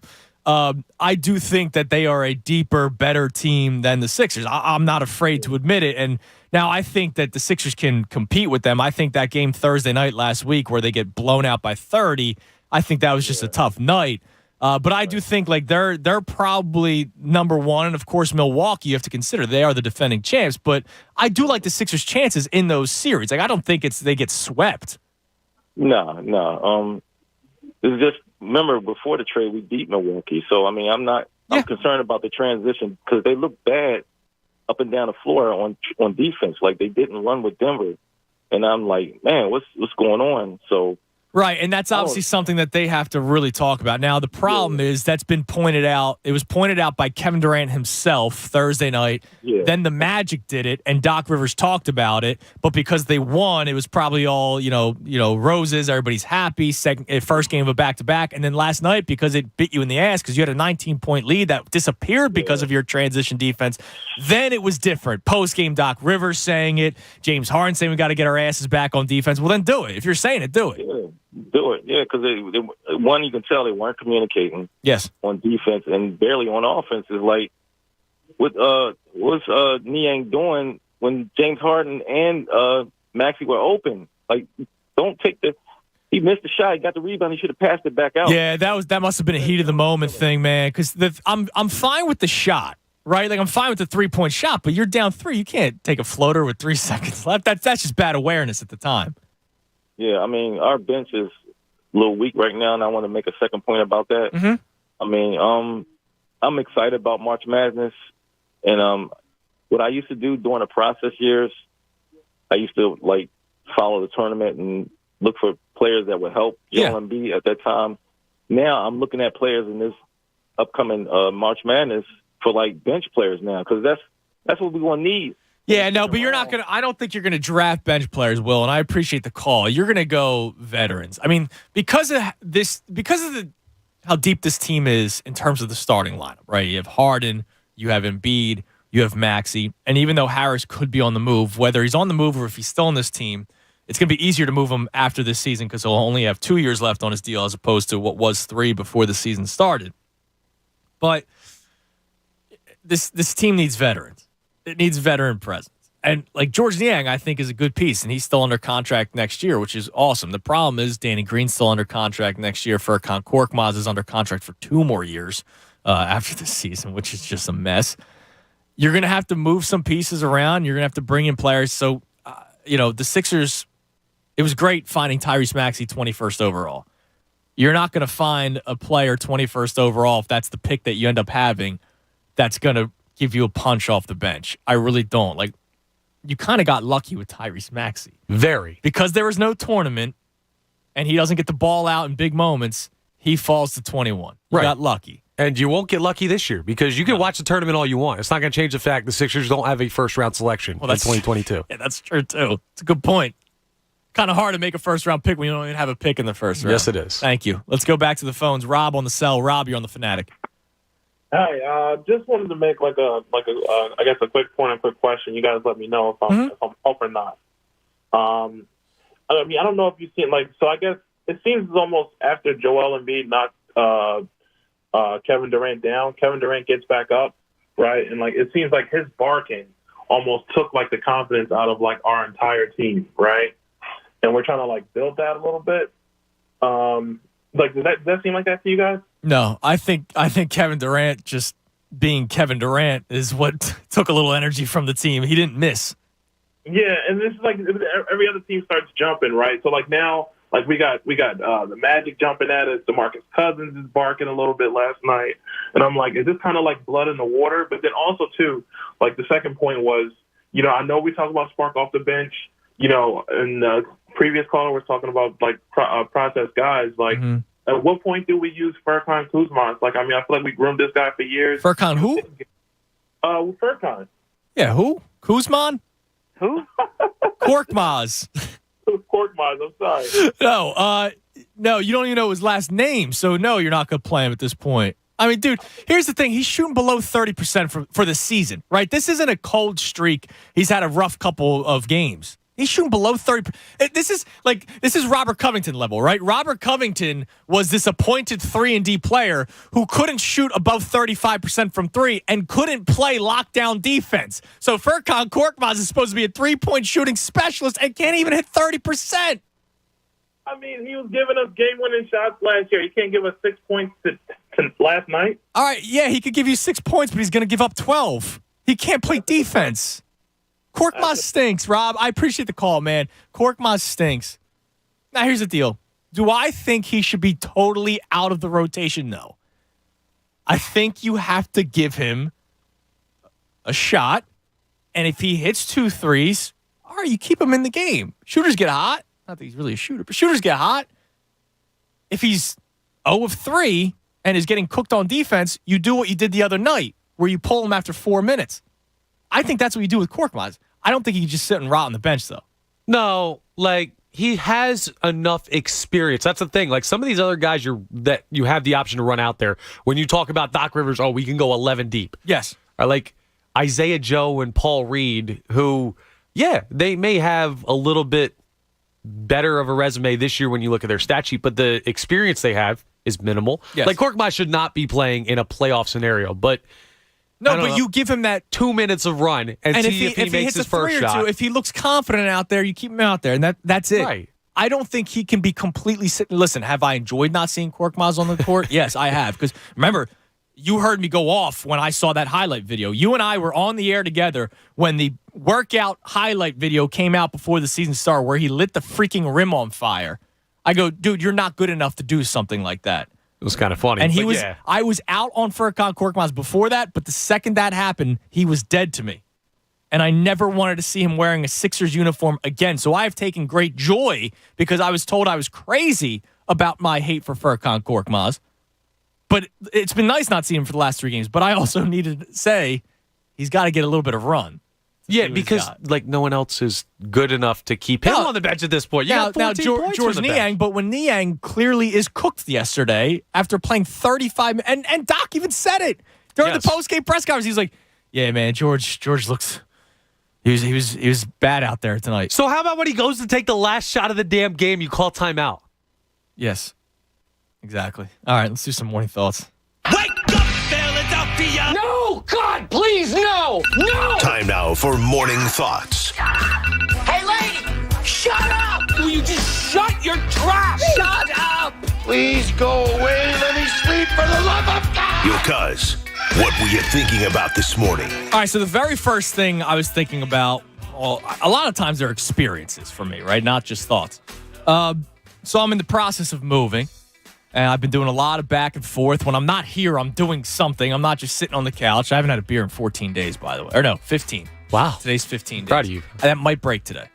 I had like 15 beers a day over the weekend, so we're even and out. It may break today. I may have one tonight. I'll keep you posted on that. But, I'm doing a lot of moving, so I'm finding things. And I mentioned I found this T-shirt today for the McElroy Auto Body Shop, which was given to me by Bill himself for, to give a yo to a while back, and I misplaced it, and I apologize. But I found something else that was fascinating to me. I forgot I even had it. So when I first went to Lithuania, the first time I went, which was 2016, my mom gave me like a memories booklet that she printed out photos from the trip and all that kind of stuff. And because I was in between living at home and moving out to the Northeast, because it was right after college. I went to Lithuania right after college came to an end. It was 2012. I forget whenever I went to Lithuania. But I started putting stuff in it for the move because there's like the random things that you keep, the stupid random things that you keep. And they're not stupid because they're important to you. So I find the book this morning, and I'm looking through it. There's the picture, there's a picture, there's a picture. And all of a sudden, there's a National League Championship Series ticket stub from 2008. I'm like, what? Oh, that's awesome. I forgot I had this. There's the printout of the ticket for the World Series parade because I was inside Citizens Bank Park. I'm finding Sixers Heat tickets from the process days where I was going to the games for free, sitting behind the net, and the guy in front of me dropped a ticket that it said $200 on it. And I was there for, like, all these memories start popping up. So you've done a few moves. You've bounced around the city. Like, do you still have things that you can't really explain why you still have it? Like, I found yesterday, my dad and I went to a Harlem Globetrotters game. It was the 80th anniversary season of the Harlem Globetrotters. The 80th anniversary was 2006. I've had that basketball for 16 years. It's deflated. That's wild. It barely has any air in it. I never played with it because it was more of a commemorative thing than an actual ball you're going to shoot hoops with. But of course, I moved it over yesterday to the new house. I can't get rid of it. I've had it for 16 years. Yeah. I haven't watched the Harlem Globetrotters thing since then. Normally, I'm pretty good with that stuff because, like, the memorabilia or, like, the memory stuff stays at my mom's house in Jersey. So I have, like, the bare bones with me at my place. But the stuff that I do have, like, since I've been living out on my own, it's just stupid stuff that I should throw away that I just don't get to. You don't? Like, when I clean, I have, like, a priority list. Like, I start with certain stuff. And it's always the same thing. So stuff at the bottom of the list, I never get to. I have a bag that's in my closet in my room that definitely still has, like, old meeting printouts from when I worked in mortgages 5 years ago. Like studying for a licensing test back in like 2016. It's like, I could just throw that out, but I'd never get to it. Dude, I have a box, and I knew I still had the box. Now, my parents moved, right? So, like, I had to bring a lot of the stuff over. So, my parents moved down the shore. They're not, like, shore half the year, and then the house in Mulligan Hill the other. No, they're moved. So, it was either you keeping it or we're throwing it away. So, I have a box of stuffed animals that were my favorite as a kid that I always said I'm going to keep these and, pass them down one day. And what do you know? I'm getting close to passing them down. You're almost there. Yeah. But in the box, because I was pulling out to see which one was which, I found the rally towel from the World Series game I went to. Because I wrote down on the rally towel, wrote the date. Phillies Game 3, World Series, here's the final score. And I'm like, dude, I forgot I had this. But it's literally the towel from that game. It's not like it's just a Phillies rally towel. And I go, oh, I think that's the one. No, I wrote in marker, because I'm a loser, this is the rally towel from Game 3 of the 2008 World Series. That's awesome. You know what I'll do sometimes? Random stuff, man. I'll find stuff that'll be like left over from sports days. They're just like hidden away in like I have a bunch of old gloves. Oh, dude, I found a great picture of me in a one of the team moms or dads was like a part-time photographer and took a photo of every player in action. Yeah, I found the photo. I was like, oh, that's a pretty cool picture.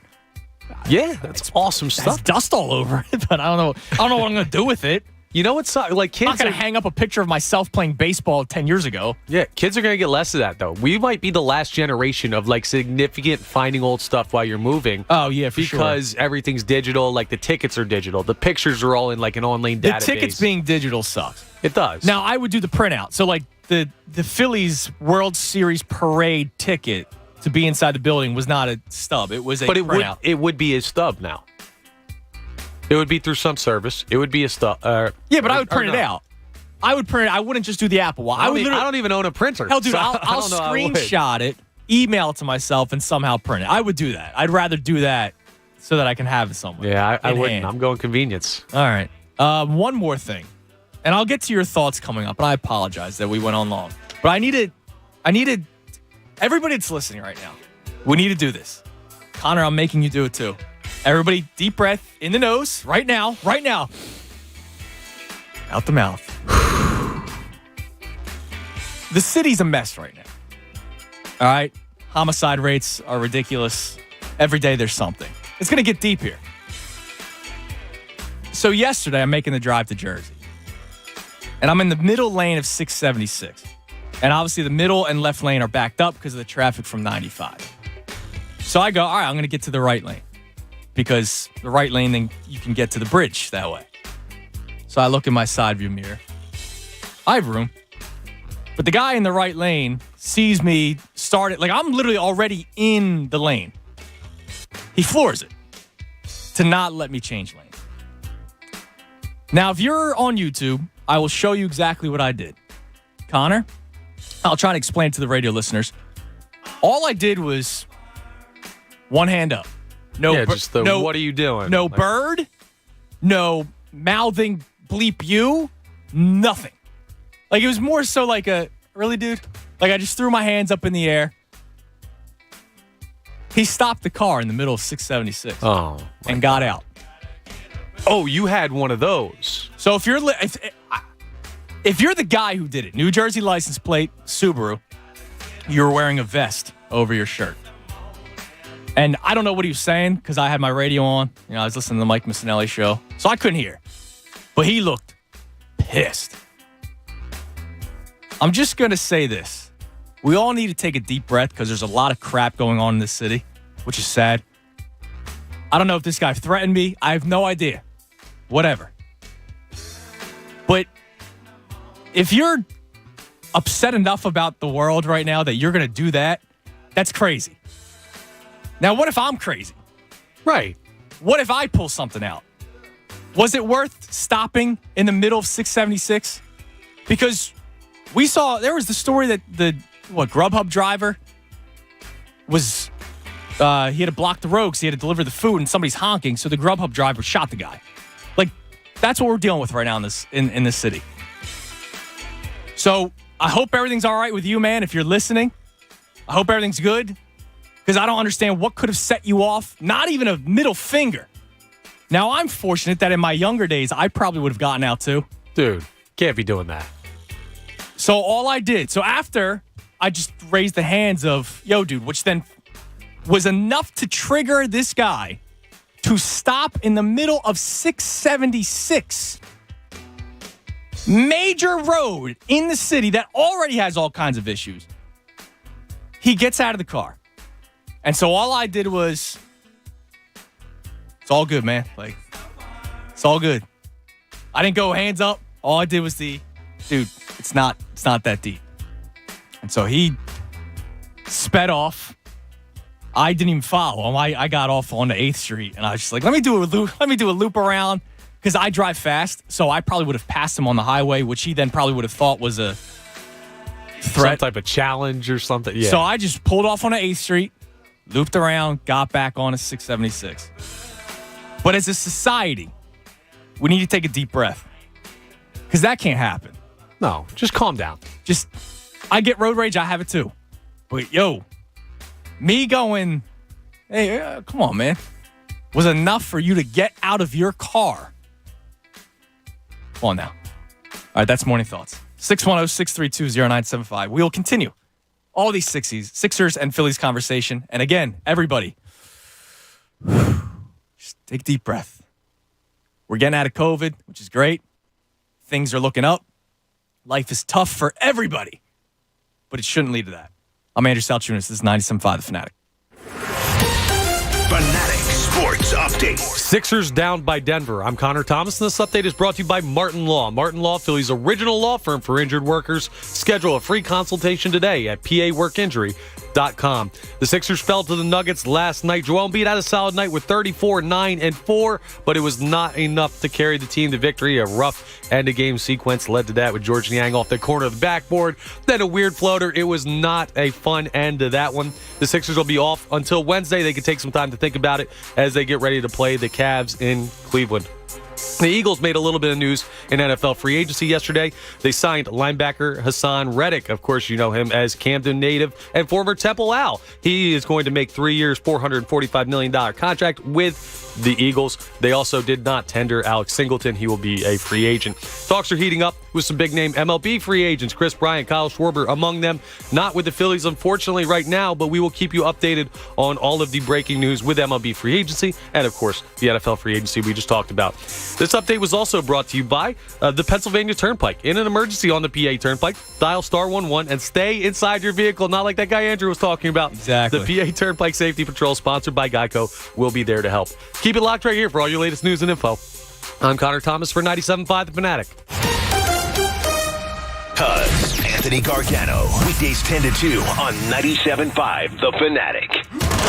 The 2022 NFL Draft starts on April 28th. This is another possible pick player profile. Here's Jamie Lynch. Ahmad Sauce Gardner, 6'2", 200-pound cornerback out of the University of Cincinnati. He became a fast riser on the mock drafts, even taking over Derek Stingley Jr. in some because of his absurd college statistics, such as he didn't allow a pass completed against him for more than 13 yards to any wide receiver at all this year, and didn't allow a touchdown catch his entire 3 years at Cincinnati. This draft report is brought to you by North Penn Mazda. For the 7th year in a row, North Penn is a Mazda President's Award winner, an honor earned only by the top dealerships in the country. This has been another possible pick player profile on 97.5 The Fanatic, Philadelphia.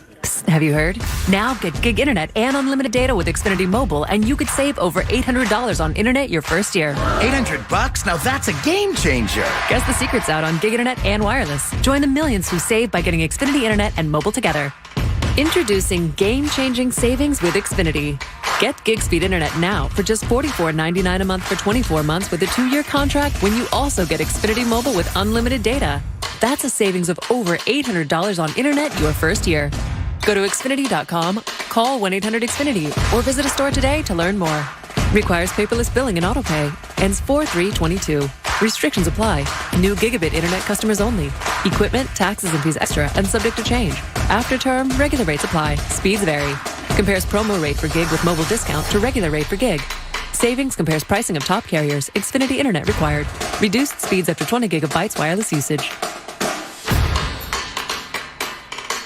BetMGM, the king of sportsbooks, unleashes the spirit of Las Vegas with BetMGM rewards.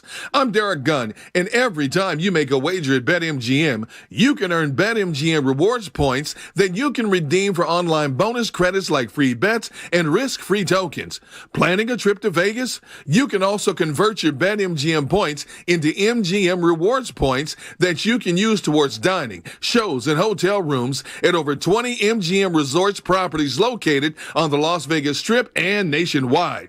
BetMGM Rewards is sports betting's premier loyalty program, featuring exclusive offers, incredible experiences, and valuable perks when you wager on the BetMGM app. Sign up with BetMGM or log on today to get an even bigger piece of the action with BetMGM Rewards. Visit BetMGM.com for terms and conditions. 21 years of age or older to wager. New Jersey and Pennsylvania only. If you or someone you know has a gambling problem, help is available. Call 1-800-GAMBLER. You know, as a two-time cancer survivor, I know that when it comes to funding cancer research, every dollar counts. And I'm thrilled to announce that the American Association for Cancer Research has agreed to partner with us once again this year as the official charity of The John Kincaid Show. So if you've been touched by cancer directly or through someone you care about, join us in working to defeat these devastating diseases, because together we can help accelerate scientific discoveries that are going to benefit patients and families everywhere. Make a donation to the American Association for Cancer Research today, because donations from private citizens like you and me add up to big breakthroughs that are going to save lives. And I'm living proof.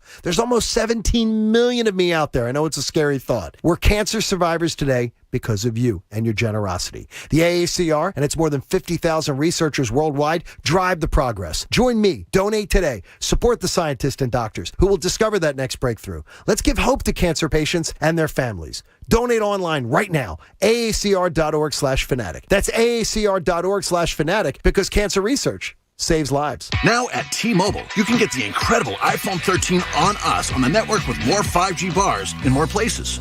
This is the year, Amelia. The year I become a famous influencer. Oh, yeah? Why's that? I just got the new iPhone 13 at T-Mobile. It has the most advanced dual camera ever on an iPhone, so my videos and photos are gonna look amazing. And check it out. I have 5G, even out here. Whoa. I'll be able to post tons of content. Plus, influencers gotta stay fresh, you know? Nice. So, were you gonna learn to sing or dance or something? Better. Yodeling.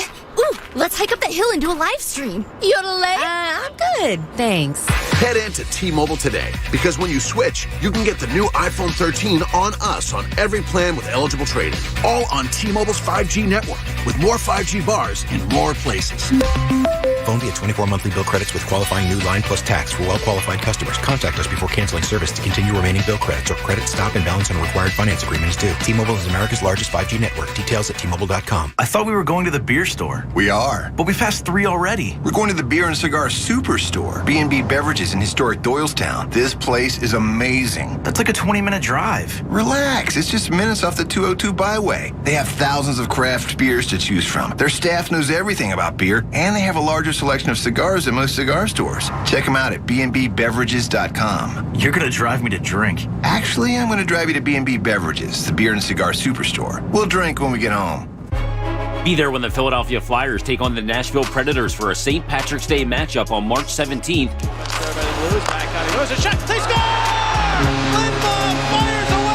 Featuring $5 green beer specials and a green rally towel presented by Constellation Energy. Travis Sanheim ends it, and the Flyers win it 4-3. Get your tickets now, only at PhiladelphiaFlyers.com. Finding great candidates to hire can be like, well, trying to find a needle in a haystack, but not with ZipRecruiter. Its powerful technology actively finds and invites qualified candidates to apply to your job. So while other companies might deliver a lot of hay, ZipRecruiter finds you the needle in the haystack. See why 4 out of 5 employers who post a job on ZipRecruiter get a quality candidate within the first day. Try ZipRecruiter for free at ZipRecruiter.com/free. That's ZipRecruiter.com/free. It's Tango Day, everybody. Follow after me and step and back and slide and dip. That's tango. Why is Ice-T leading our tango class? It's probably the heart-shaped Honey Nut Cheerios. He found out they can help lower cholesterol. Now he's having fun taking care of his heart in all sorts of new ways. Let's see those hips move, people. Hurry and get your heart-shaped Cheerios. They're only here for a limited time. Nigel, the new head of Unibet US, just moved here from Europe.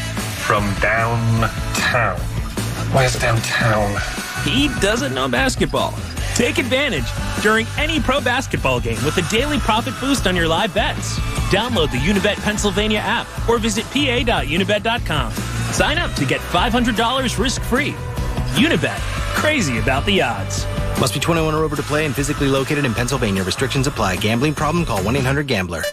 In the wake of Russia's actions, there's been plenty of sanctions going across the United States, and esports are no different. ESL, the tournament organizer for Counter-Strike, has banned any teams with apparent ties to Russia from competing in any of their tournaments. The two main organizations impacted by this are Gambit and Virtus Pro. While the organizations are banned, the players are allowed to compete in the upcoming season as long as they don't represent the Russian teams across branding and clothing. The latest esports and gaming news. Find it online at checkpointxp.com. Progressive Snapshot can save you money based on how you drive and how much you drive. So the safer you drive, the more money you could save. Now, if you didn't hear that because you were yelling at another car while driving, let me say it again. You need to calm down. Yelling is just making everyone as stressed out as you are and letting them all know that you definitely aren't trying to save with Progressive Snapshot. And if you did hear it the first time because you weren't yelling at another car, nice work. You'd love Snapshot from Progressive because it rewards safe drivers. Progressive Casualty Insurance Company and affiliates. Snapshot not available in California and North Carolina or from all agents.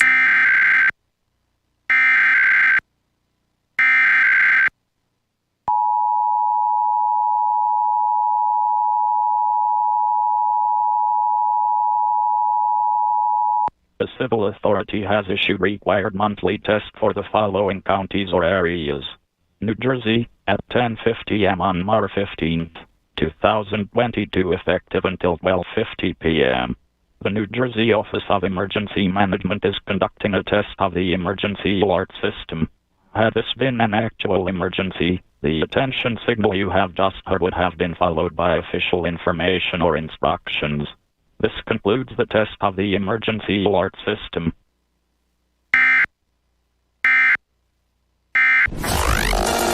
Listen to 97.5 The Fanatic everywhere. On Alexa at 975thefanatic.com, the Fanatic app, and now on Odyssey. More of the Anthony Gargano Show now. On 97.5 The Fanatic. 11 o'clock. 11:30, my bad. 11 o'clock, damn. 97.5 The Fanatic. That means the show's going quickly, Connor. Yeah, that's all that it matters. 11 o'clock hour brought to you by Golden Nugget Jewelers, where Philly gets engaged. Coming up at 11:40, we'll be joined by Tom Moore to talk about the Sixers. Obviously, that's been the main topic of conversation today. We've been talking Phillies as well because, for crying out loud, they need to do something. I'm getting kind of tired of the waiting for the market to be set. Like, be aggressive. Now, again, the Phillies spend money. They do. They're not cheap. I think the center field option is cheap of Odubel and Matt Vierling, unless you're using that to sign Nick Castellanos to a major deal. But if you don't get Castellanos, Bryant, or Schwarber, well, you're not competing this year. And we're going to have major issues on our hands if that's the case. Major issues. But Sixers, obviously, main topic of conversation as they had a disappointing last night to the Denver Nuggets, 19-point lead, coaching issues, bench concerns, all kinds of stuff. So we'll talk to Tom Moore at 11:40, but we'll get to some calls at 610-632-0975. Let's talk to Jim from Trenton. Jim, you're on The Fanatic. Hey, what's going on, Jonas? Yo, Jim. Hey, I've got a quick question for you. So this morning I was listening to ESPN radio, and they had this crazy stat that Julius Randle, he's one of three players currently averaging 20, 10, and 5. Okay. What do you think? I mean, I know I'm not jumping the gun or anything, but off season. No. I don't want Julius Randle. No. He's not better than Tobias. Listen, I don't know. Maybe he's a more aggressive scorer. I'll just say this: don't let stats fool you, because whenever somebody gives me a stat like that, I'm going to fire one off with you. Okay? So this was a stat from an Indiana Pacers television broadcast that came out probably 5 or 6 years ago. Players with 800 games to average 13.5 points, 5.9 rebounds, 1.4 steals, 49% field goal percentage, 30% from three. You're the names: Magic Johnson, okay. Right. Larry Bird, okay. Right. Michael Jordan, good. LeBron James, good. Thaddeus Young. So, yes, you're right. Julius Randle is probably one of three doing that. But Thaddeus Young was one of 5 with those stats, and the other 4 were Magic Johnson, Larry Bird, Michael Jordan, and LeBron James. So I wouldn't get too fooled, okay? So I guess my reason for that was because the Andrew Bogut bomb that they're looking to acquire from Washington, Bradley Beal. But wouldn't that hurt the salary cap in trying to get good role players though? Well, you wouldn't be getting good role players then. You would have your 3-star. You would have what you have now, but an improvement from Tobias Harris to Bradley Beal because Bradley Beal can score from all over the court. Even though Tobias Harris has shown a little bit of life with his 3-point shot in recent games, Bradley Beal's lethal. So it would be what you have now, just with Beal instead of Harris. And you think that's enough to take us over to I don't know. I think you'll be better. Like, stars win this league, right? We always talk about that. Stars win this league, and that's a big three. Obviously, next year during the offseason, Daryl Morey would have more time to get some of these veteran low contract guys. I mean, look at the Lakers, right? It seems like they have endless money to spend. They don't, but they have 1,000 veterans on that team. Now it's just not working out. And, Jim, I appreciate the call, man. It's just not working out for the Lakers at all. But you'll be able to do that with a full offseason. The biggest problem is the contracts that you already have. Danny Green's already here. Furkan Korkmaz is already here, and he's shooting below 30%. Let me remind you, from 3. George Niang, you're fine with coming off the bench. But there's a lot of guys that you're not really thrilled with coming off the bench that will be here next year if they don't get released or they trade them or they eat their money. Right. Danny Green's got 1 year left. Short of moving Tobias Harris and clearing all that money, there's really no other way to significantly change around what this roster is going to be. Right. Yeah. And as Dan Baxter tweets in, by the way, Julius Randle's 3-point percentage dropped by 15% from last year to this year. Oh, the Furkan Korkmaz line. Yeah. So, yeah, I'm no Julius Randle. Listen, I think it was a cool story that the Knicks were kind of relevant last year. I never thought that they would be good this year. Yeah, they had their once a decade, hey, we might be all right moment. Yeah, they had the Bing Bong 1 win start the season. It was fun. I still say Bing Bong constantly. That's the best thing that has come from that team is Bing Bong and the big dude in the video that shook his entire body. Like he's getting electrocuted. That's the best thing that has come from the New York Knicks this season has been those two reactions. There was an edit to that video where they made it look like he was actually getting shot. And it was incredible. That's awesome. That's great. Yeah, no, the New York Knicks stink. Let's go to T Love and Delco. T Love, what's going on, man? Yeah, hey, what's up, fellas? How are you? Listen, I purposely skipped the Orlando game because I needed a break. Okay. From that Brooklyn debacle. Now I watched the game last night, and I see I don't see how you can win with so many scrubs on this team. This bench is just killing us, man. And it's not just the defense. This team goes for incredible amounts of time without scoring. Mm-hmm. I mean, they just break and then you have nobody. You have between the coaching, him not being able to find a mix, and maybe it's not just the coaching. Maybe these guys are scrubs, and they just don't have the personnel. I mean, man, flip a coin, but it's just impossible when you match these guys up against Brooklyn, up against Miami, up against the Boston Celtics, up against the Milwaukee Bucks, and you look at the benches of these teams, it really, to me, man, is. I mean, Brooklyn freaked me out the other night, the Thursday night game, when they're throwing, Ben's not playing and Seth Curry needs a breather. Well, here's Goran Dragic, here's Patty Mills. They're throwing all kinds of guys at you that are going to be effective off the bench for them, which is a cause for concern. Now, again, I said from the beginning, and shame on me, I thought Danny Green was going to have a little bit more in the tank when he's only playing 15 to 20 minutes off the bench, and he's not showing you that. So you're right. It could be a depth issue, and when they don't have their starting 5 out there, when they have their starting 5 out there, they're pretty effective. But when they don't have their starting 5 out there, when they have their 2 guys out there, and if the other 3 aren't really scoring threats, like you just said, if you're the opposing team, you can really focus on James Harden and Tyrese Maxey, and then you go, all right, if the other 3 can kill us, to go for it, but they might not. I mean, do you have 5 or even 4 6s that's going to guarantee to give you 15 and 5 a game? Yes, your four of your starting five. I mean, Tobias, he only had 10 yesterday, but he's a guy that can give you 15. I appreciate the call. Those are your four. And what I said from the very beginning, I'll get to this later on, but I did kind of do the math. If you get your 25 from Embiid, 25 from Harden, 25 from Maxey, at least 75 from those three players, you'll get your 100 from your other 25 from a Tobias and Thibault combined, or if it's Maxey's night where he doesn't score as much and Thibault combined, then the bench needs to give you 20. And last night, the bench gave you 14. But let's head to the Comcast Business Hotline. Oh, man, it was ugly yesterday. Comcast Business, everyday business is a big day. Let Comcast Business keep you ready for what's next. You make sure you follow this man at Tom Moore Philly on Twitter.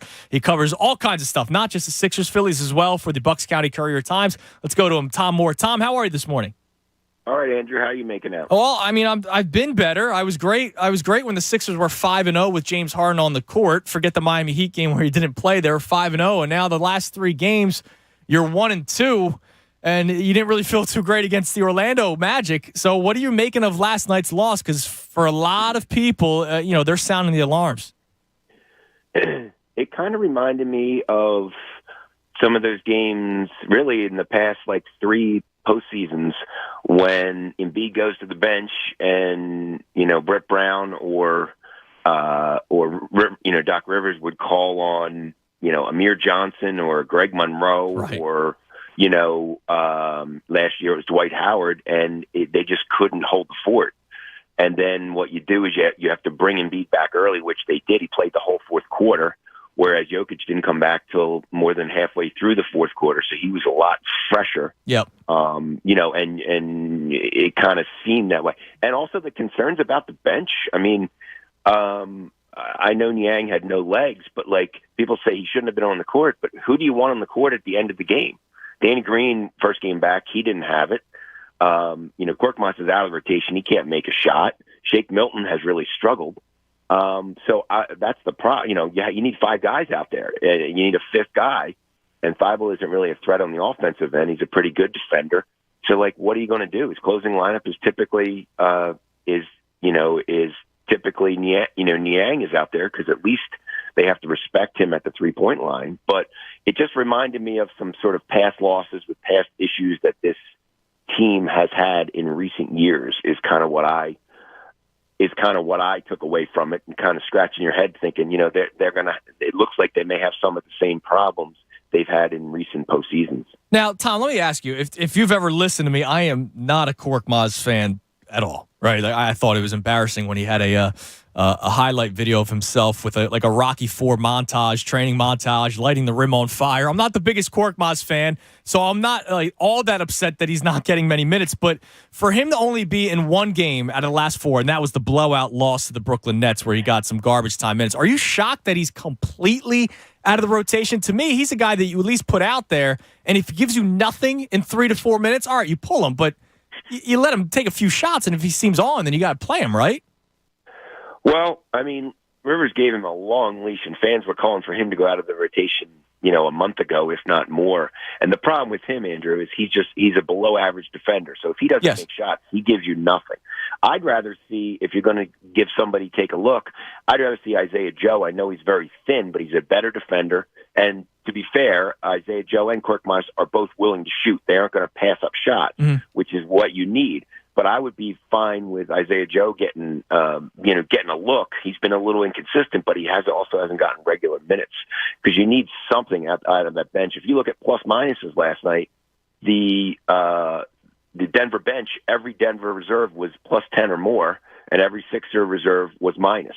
And the Sixers bench shot 4 for 24. So they just didn't have it, and it wasn't one. It was every right. Nobody off the bench, did anything basically.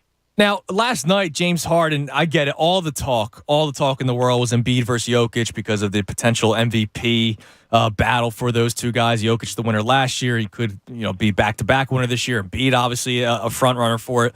But James Harden yesterday, just 11 field goal attempts, 24 points. I can't believe I said this morning. I need James Harden to be more aggressive. What do you make of that? I know yesterday he only had 2 field goal attempts in the fourth quarter alone. Yeah, it's a little surprising. And I mean, the game in Orlando the other night, he had a completely uncontested 3, waited, and then passed the ball. And I don't know if he's trying early in games. He seems to really try to get his teammates involved, which is admirable.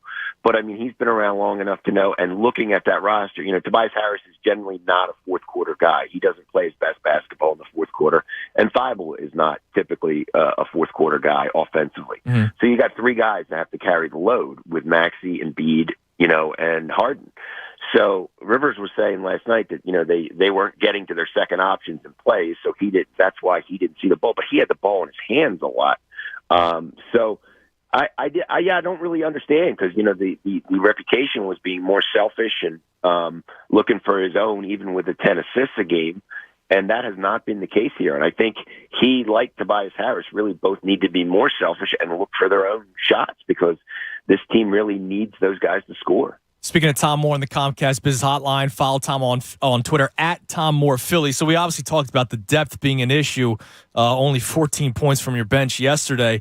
Other than the depth, what's one of the biggest things? Because you can't fix the depth at this point unless somebody steps up. You can't fix the depth. You're past the buyout for playoffs. Trade deadline's over. All that's done. So what's the big thing that the Sixers really need to face or fix? Obviously, transition defense has been a problem the last couple of games. Is that number one on Doc Rivers' list, or does it come down to rotations?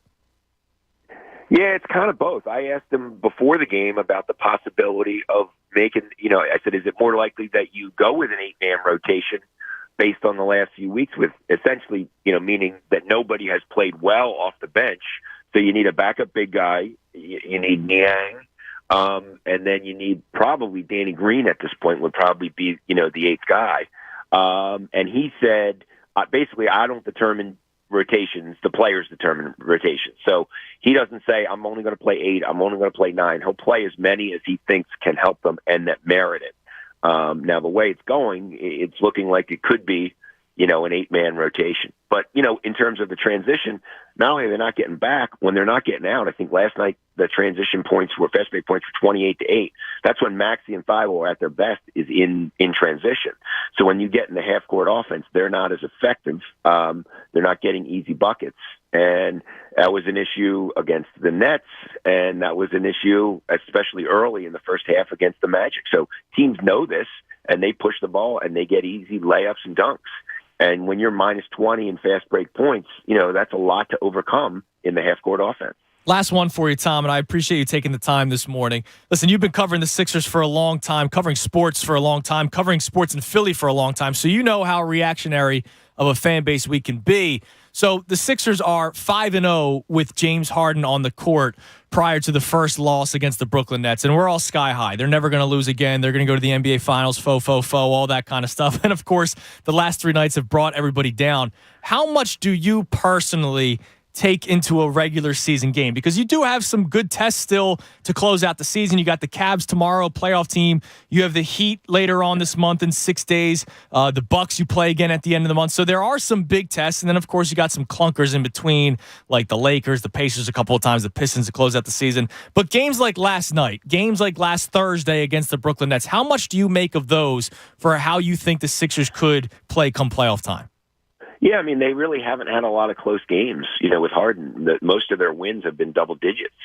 So you want to see how they respond against good, I think the Nuggets are 6th in the West, but a very good team. As you said, the Heat and the Bucks, and, you want to see, what they do late in games. Who has the ball in his hands? You run the offense through Embiid, or you'd run a lot of 2-man games with Embiid and Harden. Yeah, I think it's very important because, maybe not in the first round as much, but if they're fortunate enough to get out of the first round and get in the second round, there's going to be tight games. And, the Atlanta series last year, the Sixers lost almost all the close games. Right. You can't do that. You need to find ways to win. You need to, get stops defensively, and you need to be effective, in your half-court offense, which is what it becomes more of. So that's why, the half-court offense kind of stagnates and lack of movement, and things like that are, it's difficult to overcome those, when you get to a big best-of-7 series where, let's be honest, when you have to beat a team 4 out of 7, almost always, unless there's a significant injury, the best team wins. Because 4 out of 7, everybody knows the plays, everybody knows what the other team's going to do. It's just how effective are you in doing it. Well, I'm not going to be sleeping too well at night tonight, Tom. I'll tell you that. Listen, man, I appreciate you taking the time. Follow him on Twitter at Tom Moore, Philly, read his stuff, Bucks County Courier Times. Tom, great stuff as always, man. I appreciate you coming on. Can't wait to talk to you again. Sounds good. Thanks for having me, Andrew. There he is, Tom Moore, Comcast Business Hotline. Connor, make you feel any better? Oh, yeah, I feel great now. Yeah. I feel fantastic. Yeah, I mean, they got some tests still to close out the season. That wasn't the last, big test of the year last night, so we'll see how they can make some changes. They all had their statements to make last night after the loss, including James Harden saying we got to get our ass back on defense. So we'll see if they can do that. Will they make some of these adjustments that they talk about? But I have to see them do it actually in the game. 12 o'clock hour coming up next. We will open up some football talk as the Eagles made a signing yesterday that excites me as a Temple man. I'm a little biased about it. But Anthony said something yesterday that triggered a lot of fans, triggered a lot of people. So we'll get into that coming up. Also, an update on the Chris Bryant sweepstakes. It's not looking good if you wanted Chris Bryant. 610-632-0975. I'm Andrew Salchunas, filling in for the Cuz. Now, let me tell you about CSL Plasma. I absolutely love this place, right? You can make up to $825 this month when you donate plasma at any of CSL Plasma's tri-state area donation centers. And listen, I got a baby on the way. I need some extra money in my pocket. If you need some extra money in your pocket, that's where you can go. CSL Plasma, up to $825, and you're doing a good deed while you're doing it, because plasma donations help create therapies to treat patients with rare and serious diseases. The donation process, it's a lot like donating blood, and you get a nice chunk of change in your pocket as a thank you for your time. You don't need an appointment. You can go in and donate. Walk-ins are welcome at all tri-state area donation centers, including North Philly, West Philly, Northeast Philly, Hamilton, and Maple Shade, New Jersey, Newark, Delaware, and coming soon in the Arrow-Mingo area. I absolutely love CSL Plasma. I love Renee. Renee is a big reason why we had Knockout this season. They were the sponsor of Knockout. She's fantastic. And not only do they do great things with the plasma donations, but they also do great things around the community. I know they do Toys for Tot drives. They do backpack donations, at the beginning of school year. So they do all kinds of great stuff. For more info, download the CSL Plasma app or visit CSLplasma.com. Tell them Andrew sent you when you go. CSL Plasma, good for you, great for life. Fanatic Sports Update. Free agency frenzy continues. I'm Connor Thomas. This update is brought to you by the PA Turnpike. In an emergency on the PA Turnpike, dial *11 and stay inside your vehicle. The PA Turnpike Safety Patrol, sponsored by Geico, will be there to help. Yes, the free agency is raging not just in the MLB, but also in the NFL. Two sports currently in the midst of a free agent frenzy. The Eagles made some news yesterday, signing linebacker Hassan Reddick to a 3-year, $45 million deal, $30 million of that guaranteed. They also decided that they would allow Alex Singleton, linebacker who has led the team in tackles the past 2 years, to try free agency on his own. The Sixers fell last night to the Nuggets. They lost on a couple of bad last-second possessions, but not a great game, blowing a 19-point lead. They'll have time off until Wednesday night to think about that game when they play the Cavs in Cleveland. Talks are heating up in the MLB as well. We're talking about free agency, but unfortunately, the guys like Chris Bryant, Kyle Schwarber, it doesn't sound like the Phillies are the ones in the hottest pursuit. We'll keep you updated on all the latest news on that. We're going to have some breaking stuff on Chris Bryant, it sounds like, that could possibly break during the show. You just heard Tom Moore talk a little bit of Sixers with Andrew. You can hear that podcast on our website at 97.5thefanatic.com. Keep it locked right here for all your latest news and information. I'm Connor Thomas for 97.5 The Fanatic. Anthony Gargano, weekdays 10 to 2 on 97.5 The Fanatic.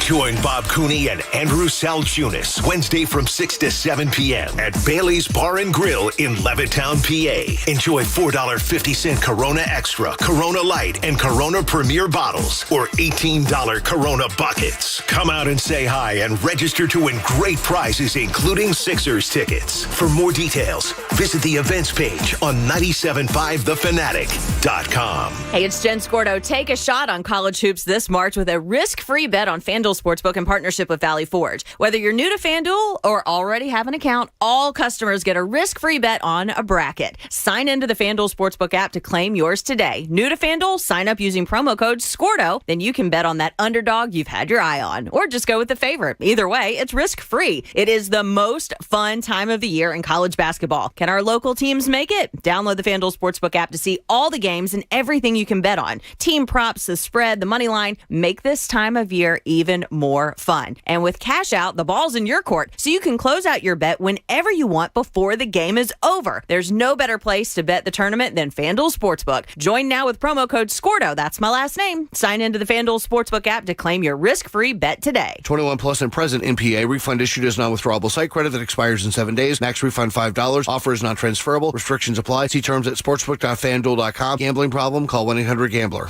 This week's Pro to Watch is brought to you by Bradford White. Bradford White water heaters are built to be the best. The NHL trade deadline is Monday, March 21st, and the rumors continue to swirl around Flyer Claude Giroux. The 34-year-old captain is on the final year of an 8-year, $66 million contract, which has a full no-movement clause. Giroux has had one of the most accomplished careers in Flyers history.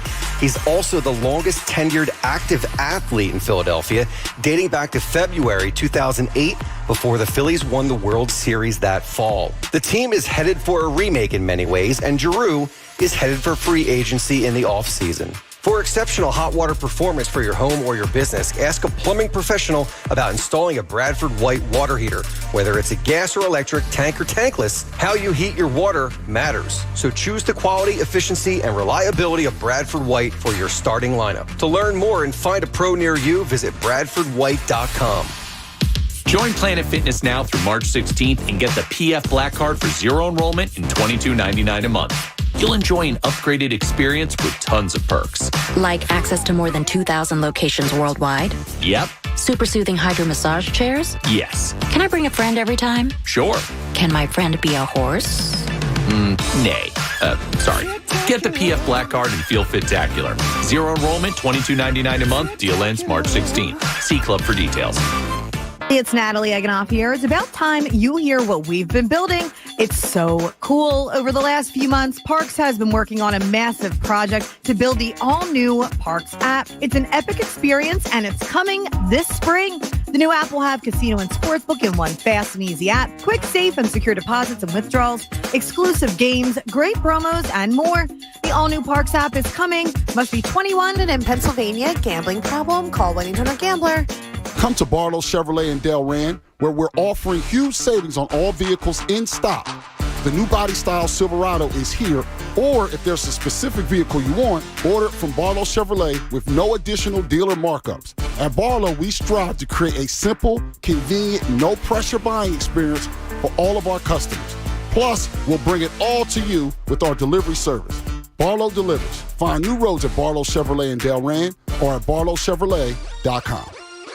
When was the last time the Birds had 3 first-round draft picks? It is going to be awesome, exciting, and I want you to be there in Vegas with us. The entire John Kincaid Show will be hosting our Fanatic listeners, and PhillySportsTrips.com has 3 full days of fun planned for you. So come on, book now with a simple deposit and join us for an NFL draft like no other. It's Vegas, baby. We're staying directly across the street from the Bellagio Fountains, where the draft is going to be held. Party, sun, Vegas. What more could you need? Come on out. Don't miss it. Go to PhillySportsTrips.com now. Reserve your spot. That's PhillySportsTrips.com.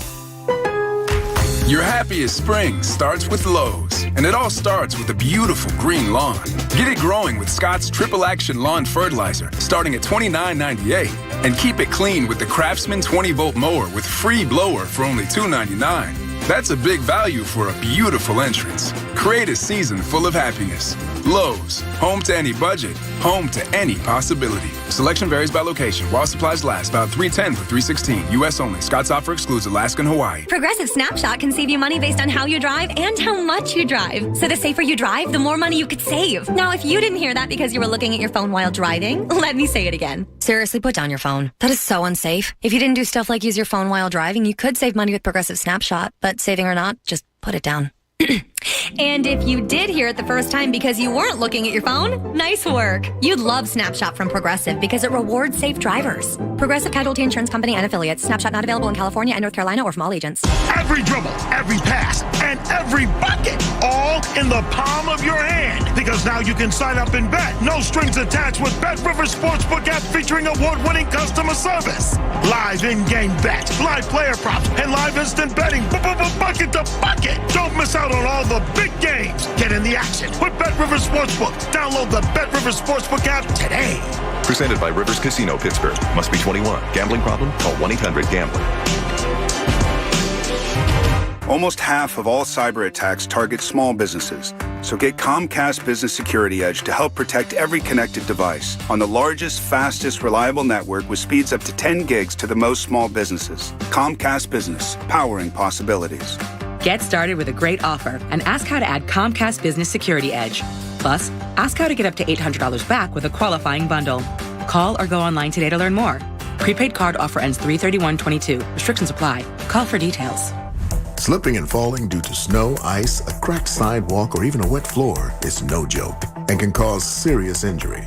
Let Philly Slip and Fall guys get you back on your feet. Keith Koski and his team of attorneys are the Philly Slip and Fall guys and have over 30 years of experience fighting for you. They know how to get the results you deserve. Give them a call if you've had a fall. Go to PhillySlipandFallGuys.com. That's PhillySlipandFallGuys.com. WPEN Burlington, Philadelphia, a Beasley Media Group station. Home of 76ers basketball and Flyers hockey. Plug in. 97.5 The Fanatic, Philadelphia. 12 o'clock, 97.5 The Fanatic. I'm Andrew Salchunas, filling in for the Cuz, who will hopefully be back tomorrow. Talking all kinds of stuff today. Sixers obviously reacting to the loss yesterday. And I want to hear from you at 610-632-0975 because yesterday was the first game where I felt worried. And, you know, I was trying to keep myself grounded. After the Nets game, it was awful, but I was able to kind of think about, all right, what could be the reason why? All right, what could be the reason why it was so bad today? And I thought, all right, all the emotions, the Ben Simmons thing, the Brooklyn Nets came out with more fire, all that kind of stuff. Now, the Nets are also a very, very good team. And I said it to a caller earlier, you know, talent, top to bottom, the Brooklyn Nets are a better team than the Sixers. They are. You just can't forget that Kevin Durant's been hurt. Kyrie Irving's literally a part-time player. If we just did head-to-head series, I'd probably take the Brooklyn Nets, which is kind of terrifying that they could face them in the first round. And I would say, well, good thing is Sixers have the home court advantage, but the Brooklyn Nets just came into your building last Thursday and won, which is kind of terrifying. Now, if they lose in the first round of the playoffs, I don't care if it's the Nets. You lose in the first round of the playoffs, major changes happen. Doc's gone.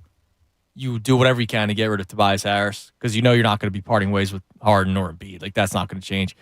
You try to move bench pieces. You eat money. I don't care. You do all kinds of stuff because you can't lose in the first round after 3 straight second-round exits. Yes, absolutely. Can't do that. You can't trade for a top 75 player in the history of the game. And get bounced. And go back, not just get bounced, go backwards. Yeah, and it would suck because the matchup, it sucks how it worked out because of the Kyrie COVID stuff, but so be it. You lose in the first round, you lose in the first round. Well, right now they're the 3 seed because the Bucks jumped them. So do you try and hang in the 3 seed so you avoid that as a possibility? You can't do that, though. I don't know. You can't. I don't know. No, because that's bad.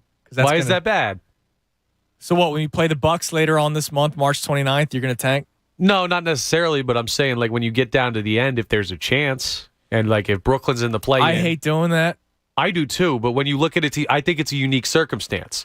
Like, when have we seen a team that's had, like, the KD injury, whatever, like, injuries happen, and sometimes guys come back. But when have we ever seen a team where a guy can only play road games, and, like, that team, that may change, and they could get significantly better, and then they trade for this guy who is an enigma even when he plays, and Ben Simmons, like, it's a unique circumstance. I'm normally with you. Play whoever, and if you're that bad, there should be reasons why they're that bad, but this one, I'd be nervous. Yeah, no, I would be too, but I just don't think, like, it's not good practice. It's not. Come on. What do you mean? If you have to, like, lose, like, 2 games down near the end of the year to get locked into a seed where you don't have to play a, like, stalwart team like that, and your other option is, like, Cleveland, or if Chicago completely drops off, I'm doing that, no problem. All right. That's doing a D with the devil, man. Absolutely. Devil, come on over here. I'll sign. That's karma train. I'll sign, Mr. Devil. That's bad. That's bad karma train. But yeah, we're reacting to the Sixers' loss yesterday, and yesterday was the first night that I felt some worry watching that game because I get it. When Joel Embiid comes off the court, you're going to look bad regardless, right? Like, because he's the best player on the team. But then when James Harden is not aggressive when Embiid's off the court, then I go, yo, dude, come on, man. Like, we always have to be honest with ourselves. I was critical of Tobias Harris when they played the Memphis Grizzlies, when Embiid and Seth Curry were out, and Tobias Harris took 12 field goal attempts. I was extremely angry that next morning and that night, obviously. Last night, Embiid's he's not cooked. He puts up 30-plus points. It's a great night, but look, he's gassed. He pulls himself out of the game. Harden's got to step up. Right. He's very passive right now. Tom said it. Maybe he's trying to get comfortable. I heard Bob and Jamie and John talk about it this morning. Same thing. Like, maybe he's just trying to overdo being that point guard to try to get rid of those, he's selfish basketball player, to get that narrative out. Well, sometimes I want you to be selfish, dude. Like, you're one of the best scorers of all time. Be selfish. Yeah. And you also got to recognize, like, dude, this ain't Brooklyn. Like, Joel Embiid's incredible, but you don't have Kyrie and KD. Like, right. You cannot rely on some other guys around you as much as, not that he's played on incredible teams in the past, because he hasn't won anything yet either, but you got to recognize some of the guys you're playing with. Maxey was incredible at the start, but he's 21. Yeah. Tobias Harris is what he is. Matisse Thybulle is nothing offensively. No. And the bench is like, some nights they might give you 14 points total. How's it feel saying that? Because you are Matisse Thybulle's number one fan. Right, absolutely. But I've never been like, oh, Matisse is offensively incredible. I think his biggest thing is he fills a role that no one else on the Sixers possibly can I'm just fill. proud of you for admitting that. I don't think I've been unreasonable with Matisse. I'm just seeing a side of him that people don't value as much. Right. People like offense. I think defense is equally valuable when it comes to the playoffs. All right. Rumor mill in baseball. We'll get to the calls in a second. John Heyman is tweeting that the Rockies are close to getting Chris Bryant. And it's just like, all right, it better be Castellanos. That's my reaction. Not, oh, damn, that sucks, because I did want Bryant over Castellanos. I did, because I like being able to move him all over the place. If Alec Boehm is a complete butcher at third base, you put him at third base full time, and you make the other stuff work, right? You can move Boehm to the outfield. That's been talked about in the past. But okay, looks like that's not going to be the thing. Looks like he's going to Colorado. Colorado's having a pretty damn good free agency, by the way. If you don't get Castellanos, we're in major trouble. I liked the Matt Chapman rumors the other day, but now there's other teams calling about Matt Chapman because the Oakland Athletics are trading everybody talented away, including Olsen, who, we're losing Freddie Freeman? Let's bring in Olsen, who's going to hit 40 home runs for us. Dude, I didn't understand real quick. The Freddie like everyone excited, like, oh, Matt Olson's coming. That means Freddie Freeman's gone. Yeah, there was a scenario where Freddie Freeman could go, and they didn't bring in another like all-star talent. No, they brought in base. a 40 home run hitter. Yeah, no, a 40 home run hitter in Oakland. Yeah, you could go 50. What is he when he plays a couple games on the road in the bank? In Citizens Bank Park, yeah, exactly. And so here's my problem, right? And we're gonna have Jim Salisbury on today at 12:40. I can't wait. I love talking to Jim. I've been talking to Jim for a long time now about Phillies baseball. The teams around you are doing things. I'm pissed off that the Mariners the Phillies didn't make the trade that the Mariners made yesterday. Bringing in a starting center fielder. They didn't have to give up much. They gave up prospects. And I get it. We're always afraid to give up our prospects. But let's think about the top prospects that have been traded. Sixto Sanchez is hurt and had arm issues before he got traded. When he's pitching and pitching well, he's deadly, right? But I still make that trade for JT because look what happened last year. He missed the entire season. Yeah, he's still up to possibly win NL Rookie of the Year this year. Yeah. Because he hasn't had enough Major League service time. Kyle Drabeck, bust. Lou Marson, bust. All these guys, busts. Spencer Howard, we held on to not trade. He could only pitch 3 innings and needed a peanut butter and jelly sandwich to go 4. Okay? I forgot about the PBJ. Okay? Yeah, he needed a peanut butter and jelly sandwich. Okay? So that's a guy you held on to who was a top prospect. So there was the potential trade for Matt Chapman, who's a stud third baseman in Oakland. And they didn't want to part ways with either McAble, Andrew Painter, or Bryson Stott. You guys want Kingery? He's a good up-and-coming young kid. He's making $6 million this year, by the way, to not play in the major leagues. So you don't make that trade. So now somebody else is probably going to get him. Okay? If you don't sign Castellanos, because it looks like Bryant and Schwarber are going elsewhere, then what? you're in trouble because the Braves are making moves. The Nationals are making moves. The Mets have the best rotation in baseball. The freaking Miami Marlins made a phone call about Castellanos. So the Marlins are trying. They're trying. I'm not saying the Phillies are cheap. I'm not saying they're not trying. I just think they're being dumb. $6 million for Familia? They're not being smart with their money. No, and sure, the bullpen's a point of need, and you need to go out and get a guy like Brad Hand to add the veteran presence because there are a lot of young guys that are going to be a part of this bullpen that you need to step up if they're going to be better than average. But you cannot go into opening day in the NL East this year, as stacked as it is, with your outfield being Bryce Harper, Odubel Herrera, Mickey Moniak, or Matt Vierling, or however it's. No, that does not work. You do not win. You do not even compete. Yeah. No, you fight for the Marlins for last place. Yeah, the Nationals. I don't know. Nelson Cruz is going to hit 50 home runs this year. Doesn't matter. They still stink. They should have signed him. I said that from the very beginning. As soon as the DH was designated here in the National League. He's 50 years old. He's got to fall off eventually, right? He hits his age in home runs. Yes. He's going to hit, I think he's 41. He's going to hit 41 home runs. It's just preposterous. One more, and this is not baseball. And I said we were going to open up some Eagles talk this segment. Per Evan Massey, the Eagles are one team that has shown interest in veteran free agent cornerback Xavier Rhodes. 5 years ago, sure. So he's going to be the replacement to Steven Nelson, probably the, veteran professional, other corner, other side of Darius Slay. So let me open this up real quick with the Eagles. Anthony said something. I want to read the quote because I tweeted it out on the Fanatic account, and it got some pushback. Now, I like to tweet out the beginning of Anthony's show, at least a quote at the start of each show. And he said some things about the Eagles that bothered a lot of people. And here you go, quote, "I'm going to warn you again. I told you this last week. The Eagles are going to rebuild this thing brick by brick. I would not be surprised if they move some of their picks to next year. They are not going to be in the playoffs next year." And a lot of people were angry. They were literally just in the playoffs, blah, blah, blah. Now, I didn't get that harsh, but I don't think Anthony's crazy. I've said this a few times. Hell, I said this on Tuesday after the Eagles lost to the Buccaneers in the playoffs, that they are going to take a step back. They're not going to benefit from COVID. They benefited from COVID. They benefited from a lot of injuries. Injuries happen in the NFL all the time. I get it. Garrett Gilbert, Jake Fromm, the neck, and Mike Glennon. They played the Lions. They played the Broncos, who weren't as good as a lot of people thought they were. The Jets. They had a very, very easy second half of the schedule.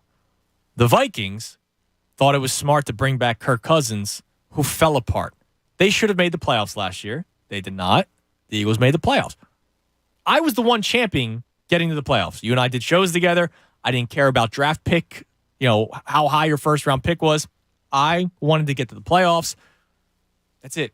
1 week's better to me. And the 16th overall pick compared to the 14th overall pick doesn't really bother me because I knew they weren't winning in the first round of the playoffs. They were going to lose, and they did.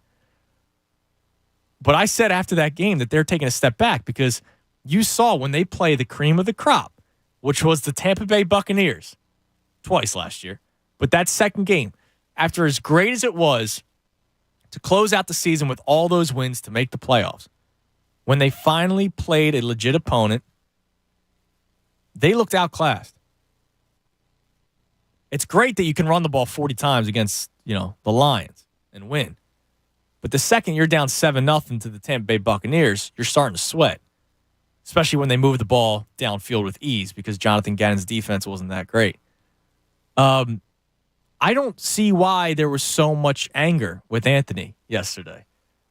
Because when I say step back, well, they were the second to last seed to make the playoffs. They're not winning the NFC East. I love Hassan Reddick. Is Hassan Reddick going to make this team win one or two more games? He's better than Derek Barnett. I love Hassan Reddick. Listen, man, Temple made Temple proud. But after that, talking about Xavier Rhodes here. We're talking about Jalen Hurts dropping back to pass again 25, 30 times in games where you're going to need to throw. Forget the ground game, which is effective. You're still going to have an elite offensive line. You're still going to have Miles Sanders unless they trade him. You're still going to have Jalen Hurts and his threat to run. But in games where he needs to make throws, we've seen that be an issue. So is it crazy that Anthony says they're not making the playoffs next year? No, I don't think that statement on its own is crazy. I think the thought process that this team is going to regress doesn't sit right with a lot of people because you look at them and the assets they have available this offseason, and you're like, well, they shouldn't. Even though they're still very much in the midst of a rebuild. With 3 first-round picks, you should not get worse, whatever you do with them. If you move them to next year, he's not going to trade all 3 of the first-round picks, right? No, I don't think so either. I think at most it's 1. So you're adding a first-round selection to a largely young team. There are some veteran guys who are aging out, like Brandon Graham, Fletcher Cox, who could continue to regress, Rodney McLeod, stuff like that if they bring him back and re-sign him. But when you look at a young roster that overachieved last year, even though regression is kind of natural, that's a tough thing as a fan to accept. That's possible they take a step back with the assets that they have. It's possible, which is why I'm saying it's not crazy. But I think as a fan base, the natural reaction is like, well, dude, they should get better. They should. But then we forget, and we can't. I try to be as honest as possible with myself. Because listen, I got crushed for the Tunis train thing last year, right? I'm all about having fun. I didn't guarantee them to make the playoffs. I just thought, listen, there is a path. They're playing the Diamondbacks 8 times next month. Oh, that went well. They went like 2-6 against them. Right? Like, that should have happened. How'd you lose to the Diamondbacks that many games? The path was there, just like the Eagles' path was there. But just because I was saying the Eagles will make the playoffs, and I made that statement with like 5 weeks left in the season that they were going to make the playoffs, it's not like I thought it's because they're a good team. It's because of who they were playing in front of them. We can't forget who they played in the final 6-7 weeks of the season that mattered. The final week of the season, they played the Dallas Cowboys, where they played you and me at cornerback, right?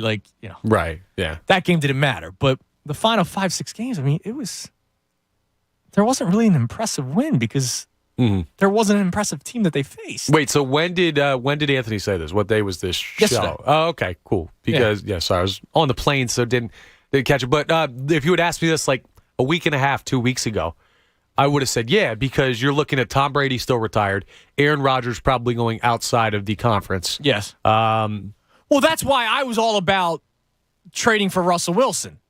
Right. Because I go, look at what just opened up. Moses just parted the Red Sea here. Bring in Russell Wilson. You do have an elite offensive line. You have Devontae Smith, who I think is going to be a star if he has a legit quarterback throwing to him, right? Miles Sanders is still going to be here. You bring in Juju Smith-Schuster to be a slot receiver. I saw a report that they're not interested in Smith-Schuster, so Jalen Reagor is going to be back next year. I'm telling you right now. Can't wait. He will be back next year, and he will be playing a lot of snaps at the slot position because it looks like they're not bringing anybody in. So I see all that.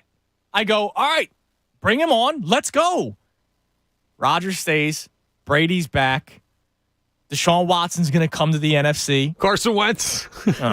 Forget Carson. Dallas is still going to be good. The Eagles are now, at best? Oh, the Rams, the defending Super Bowl champions. Yeah, they're pretty good.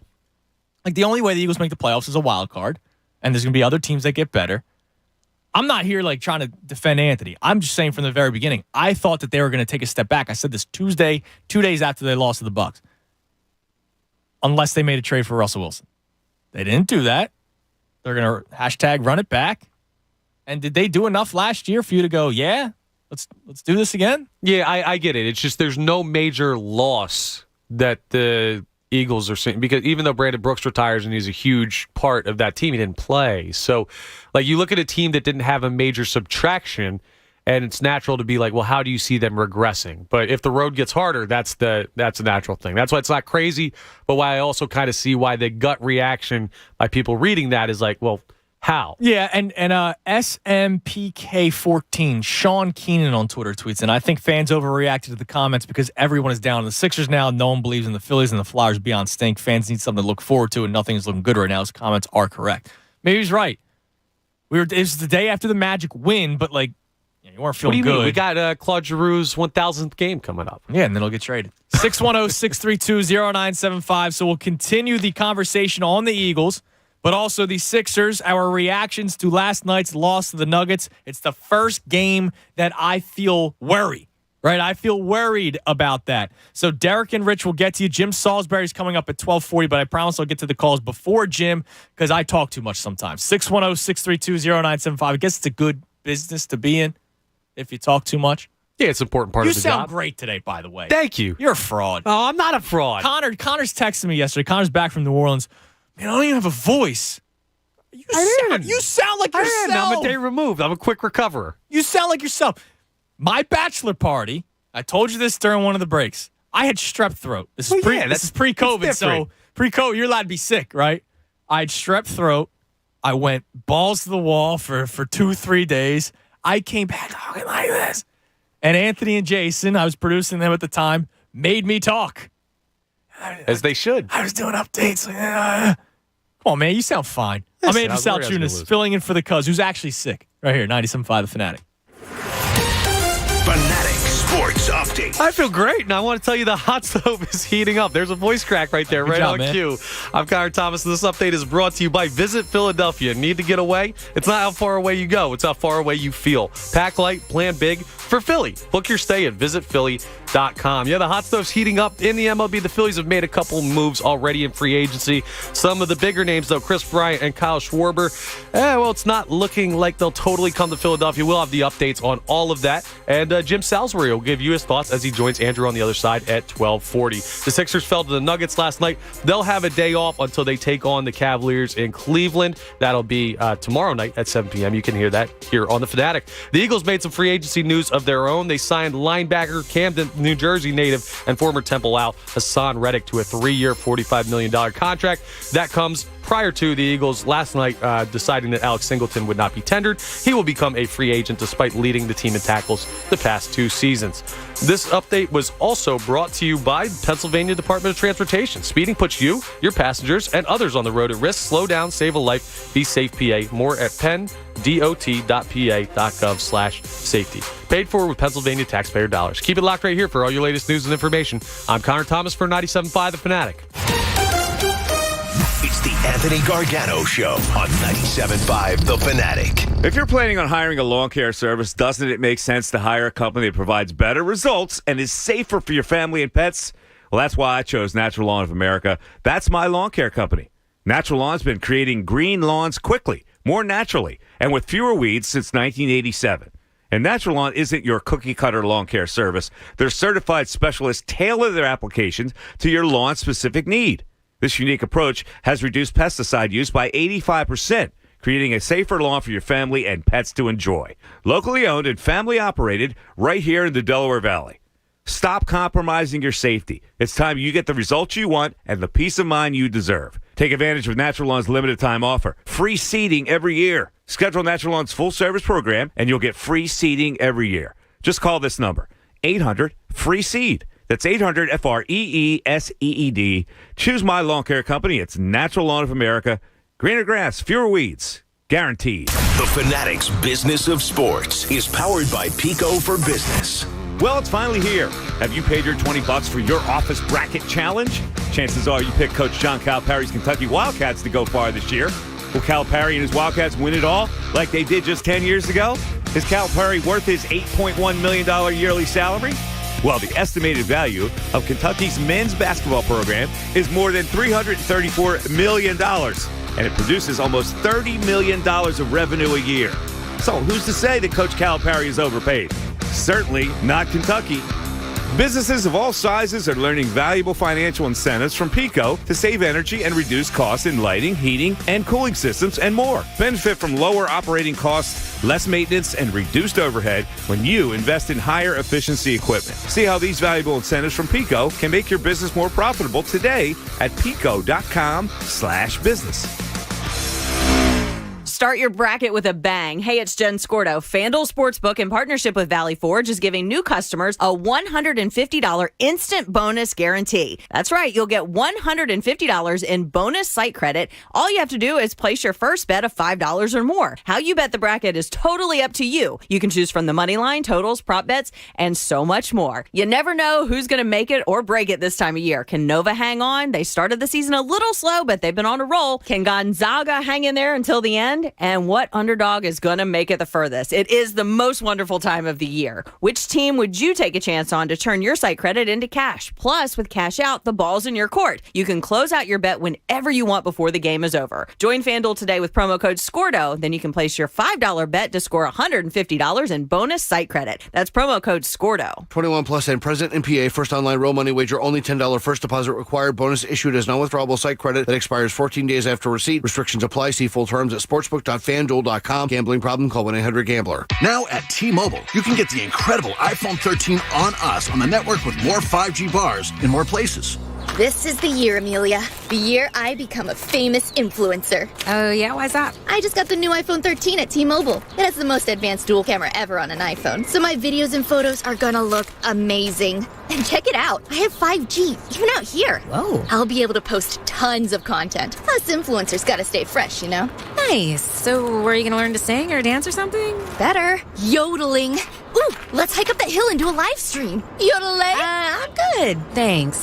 Head into T-Mobile today, because when you switch, you can get the new iPhone 13 on us on every plan with eligible trade-in. All on T-Mobile's 5G network, with more 5G bars in more places. Phone via 24 monthly bill credits with qualifying new line plus tax for well-qualified customers. Contact us before canceling service to continue remaining bill credits or credit stop and balance on required finance agreement is due. T-Mobile is America's largest 5G network. Details at T-Mobile.com. There's more to the ultimate driving machine than you might think. Multiple forces converging to create something uncontainable. Introducing the ultimate thrill of the bold BMW 4 Series, the ultimate innovation of the iconic 3 Series, and the ultimate peace of mind of the best-in-class 5 Series. BMW, the ultimate driving machine. And so much more. Hurry into Lisa 330i X-Drive Sedan for $519 per month. Visit BMWCenters.com. What do canned beverages like Coca-Cola and Budweiser and a Ford F-150 have in common? They're all made with Novelis aluminum. Novelis, the leading producer of flat-rolled aluminum products and the world's largest aluminum recycler, has immediate openings in their manufacturing facility right here in Clayton, New Jersey. Novelis is now hiring for machine operators and maintenance mechanics. Competitive wages from $26 to $33 an hour. Benefits effective on your date of hire. Visit Novelis.com to learn more about the industries we serve and find your next opportunity. That's Novelis.com. Drivers who switch and save with Progressive save over $700 on average, and those savings add up. Imagine what you could buy in the future. Remember how 15 years ago I switched to Progressive? Well, I used all those savings to buy that golf club that swings for you. But now everyone who plays golf is really good because, you know, the club swings for you in the future, which is now. So switch to Progressive and save big because those savings can add up in the future. Progressive Casualty Insurance Company and Affiliates. National annual average insurance savings by new customers surveyed who saved with Progressive in 2020. Potential savings will vary. That's the sound of a crack in the ceiling found at a home inspection. But with a Realtor by your side, a newfound leak might only cause minor worries.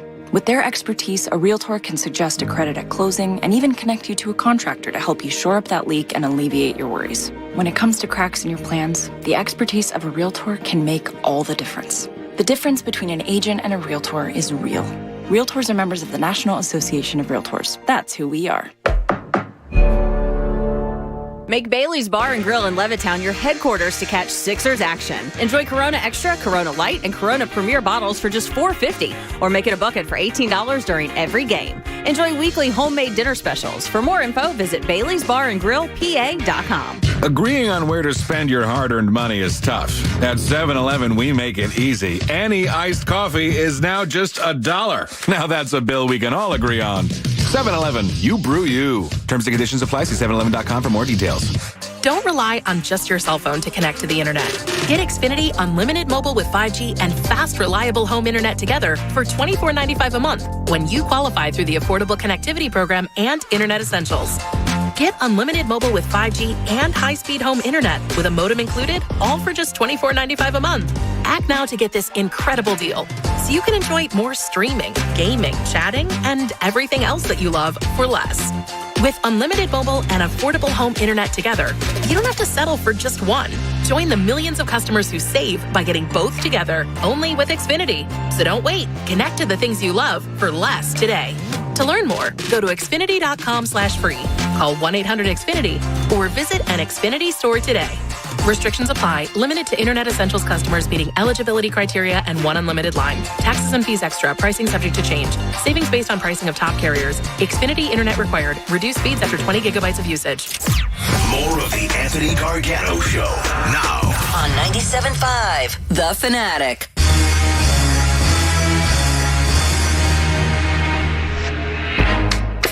$12:30, 97.5 The Fanatic. I'm Andrew Salchunas filling in for the Cuz. 12 o'clock hour brought to us by Service First Heating and Air Conditioning. Get 0% financing for 72 months and a $500 rebate when you purchase a complete heating and cooling system from Service First. Learn more at ServiceFirstHVAC.com. We got one open line right now. You can grab it at 610-632-0975. In 10 minutes, we'll be speaking to Jim Salisbury, who is live in Clearwater, Florida, which I'm very jealous of. I saw him. He posted the video of Sir Anthony on the bump today. Nice. Did you take a look at how the mechanics are looking, what he was doing? He looked good. I mean, dude, I will forever blame Gabe Kapler for Sir Anthony Dominguez. Forever blame that man. And listen, good for him. He goes off and has an incredible season in San Francisco with Darren Ruff as his freaking leadoff hitter. Brandon Crawford's juicing. There's no doubt in my mind he's shooting something in him. The guy didn't hit for 5 years, and he's hitting bombs every single night. Brandon Belt, like they got random guys are doing all kinds of things. That coconut oil. Yeah, maybe it may be. It's like infused coconut oil with something. It only works out on the West Coast where the sun's brighter. Probably right. But Gabe Kapler ruined Sir Anthony Dominguez. They would be losing 10-0 while they were tanking, and he would have him pitch to 9 batters. And I'd go, dude, what are you doing? He'd pitch him on back-to-back-to-back days in games that didn't matter. It drove me insane, dude. Like, I had high expectations for Sir Anthony Dominguez. He's pumping 99. He's got a slider. He looked good. He had stuff. He's always had, he hasn't always had stuff because he's been hurt now. He overused them. Right. For no reason. So it's good to see him back on the bump. I know the velocity dipped a little bit. I remember that being the reports last year. We'll see, man. It's another arm. It's an arm that's... They have professional arms in the bullpen that are better than what you've had in years past. But again, one of my big concerns is Brad Hand another Ian Kennedy, where you bring in an aging reliever who's cooked. I like the signing right now, but I'm sure we're going to get a pretty good idea early on. Let's go to the phones, as I promised. Derek in Philly. Derek, you're on the Fanatic. How you doing? What's up, Dave? What's up, Shunas? What's up, man? I'm disappointed in the Sixers. Okay. And it's not because of, the players. It's the coaching, honestly. I can't watch the last play go to Niang. If you have Tobias Harris making $30 million a season, James Harden, they all can't be getting double teamed. They have to take the shot at the end. It's impossible for you to give the ball to Niang. I don't want to ever see that again. Yeah, I mean, and that's why I'm disappointed in Doc Rivers.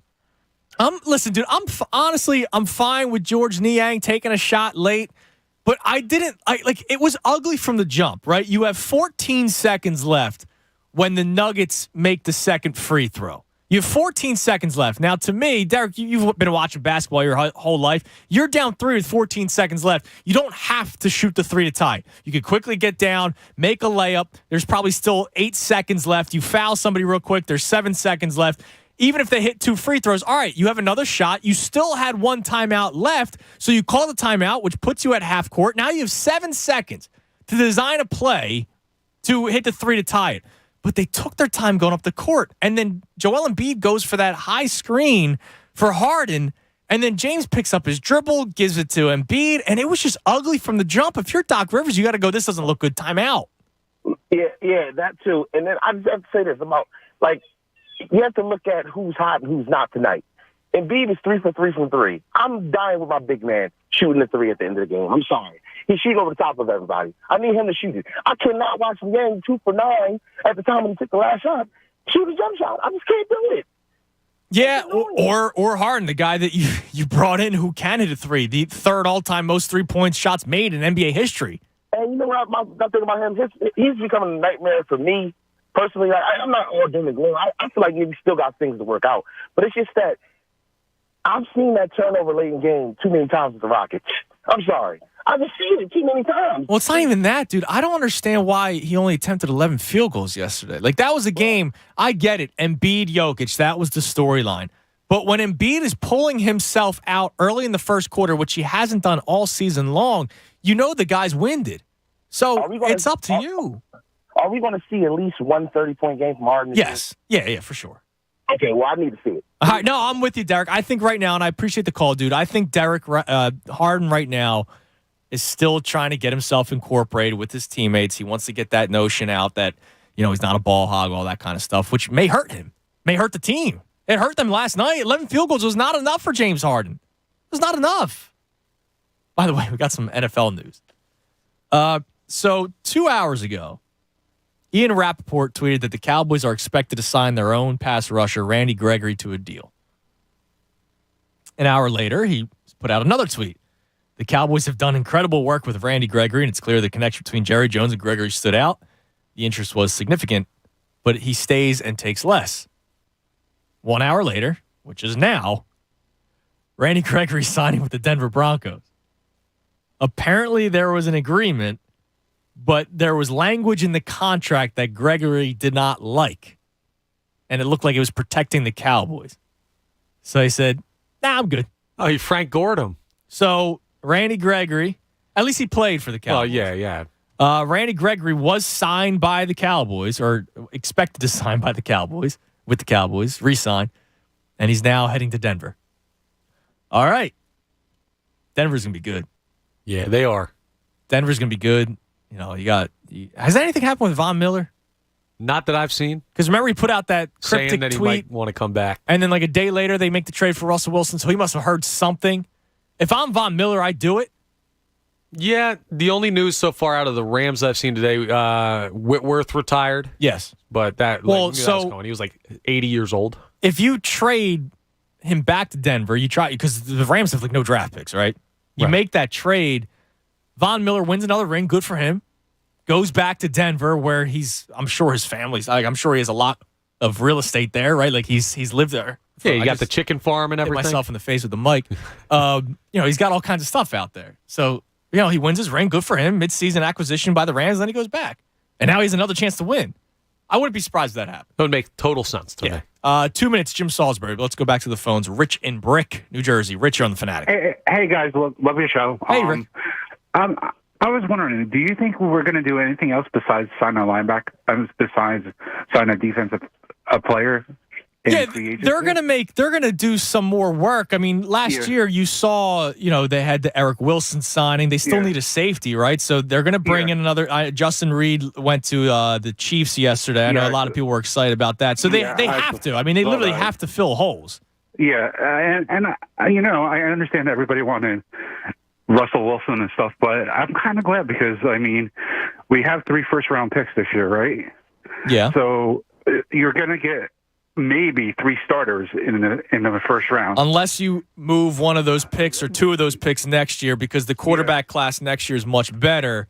And you could do that, yeah. And I don't think the Eagles are going to, even though I think the Eagles take a step back, they're not going to be bad enough to be like a top 5 pick next year.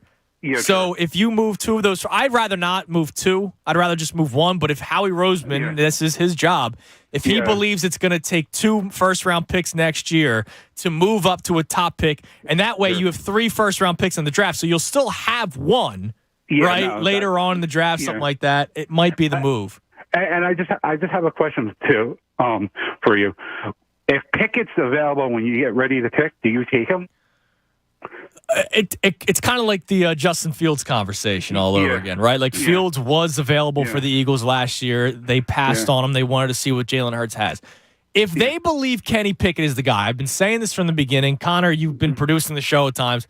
if they believe that Kenny Pickett is the guy, them, not you and me, Rich, not Connor, not anybody else. Sure. If they think Kenny Pickett's the guy, you get Kenny Pickett. But if they think, all right, next year the quarterback prospects are better, we'll wait till next year, then it's up to them to do that. It's not. They should not make any emotional decisions. I tell you what, I would love to have Pickett because I saw him play in high school. Okay. He's from my area. He has an arm. Yeah, he does, man. Obviously, the hand size is a concern. I appreciate the call, Rich. That's obviously a concern for a lot of people, the hand size, because we always got to do the measurables, and he does have a fumbling history, which, hey, we dealt with that a lot. Hey, the hands don't make the We dealt with that a lot with Carson Wentz and the fumbling issues, but he had big hands. That's right. He had big hands, so I don't know. We'll find out, but Eagles size off doesn't always matter, ladies. Eagles offseason is going to be NFL fascinating. But you know what else is fascinating right now, offseason-wise, is the Philadelphia Phillies. And I can't wait. I love, this is my time of year, man. I love baseball. Can't wait for opening day. So glad that we're going to have a 162-game season. I got the baby on the way, so I'm going to have the MLB package for these West Coast games so I can stay up late at night, and I'll blame it on the baby, but I'll be watching baseball in general. But now we get to go to the Comcast Business Hotline, talk to my man from NBC Sports Philadelphia Phillies Insider. That, of course, is Jim Salisbury. Jim, how is the weather down in Clearwater, Florida? Oh, it's a nice day, and congratulations on the baby coming. Oh, thank you. Yeah, thank you, man. I appreciate it. It's going to be an excuse to stay up late and watch more West Coast baseball that nobody really in Philadelphia cares about. Yeah, what's the approximate arrival time? May 3rd is the due date, but I have a feeling that he's coming early. I don't think we're making it to May 3rd.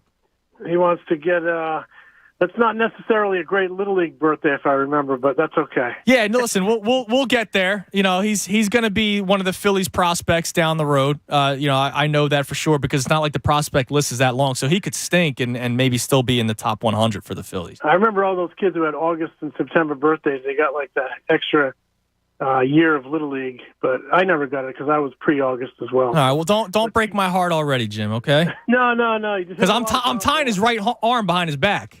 I'm telling you right now. Hit him a lot of ground balls. Teach him to throw long and use his legs. And throw him a lot of pitches from both sides of the plate. Buy a ton of baseballs. All right, yeah.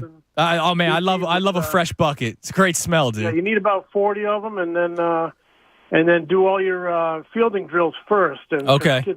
Kids love to hit, so the hitting is the reward. So okay. There you go. All right, that sounds good. Maybe that's my problem. That's why I'm not in the big leagues right now, Jim, because I didn't do my field workout first. Now, you're down in Clearwater. You're getting a first look at some of these players that are all there. I saw that you posted a video of Sir Anthony Dominguez this morning throwing from the bullpen. So let me just start there. How'd he look?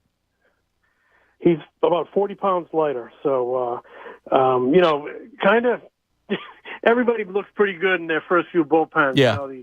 The adrenaline is pumping, and but the big thing with Sir Anthony is he looks healthy, and he's down about 40 pounds. So he's really serious about his conditioning and serious about having a good year, and he could be a huge X factor down there. So, but even he said, he's put in the work. Now it's time for some results. Obviously, we saw in his rookie year he's got a lot of talent, but had that injury setback. But like I said, if he could deliver for these guys, it'd be a really nice X factor out in that bullpen. They've added some veterans, and Hand is kind of a roll of the dice, I think, because he had a tough year last year. But he's been a pretty good one, and he gives you some left-handed, and then you get Familia and Alvarado coming back, Coonrod coming back, big hard throws, who don't necessarily throw a lot of strikes. So you really the bullpen has been an annual issue with this team. You don't say.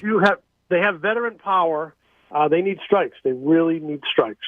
Now, are you surprised at all by some of the moves that the Phillies have made early on? Obviously, we're still waiting to see what happens with Chris Bryant. There's reports that he could go to Colorado. Kyle Schwarber's linked to the Blue Jays. We're all going to be waiting on bated breath for Nick Castellanos. But so far, what they've done, you just mentioned Familia and Hand to kind of bolster the bullpen, even though I don't know how much that's really bolstering the bullpen. They're more professional pitchers than what you've had in the past. You had a lot of young arms before, but you also bring in Odubel Herrera back, and you were the first one to put that out there, to report that Odubel was probably going to come back to Philadelphia. Are you shocked by that?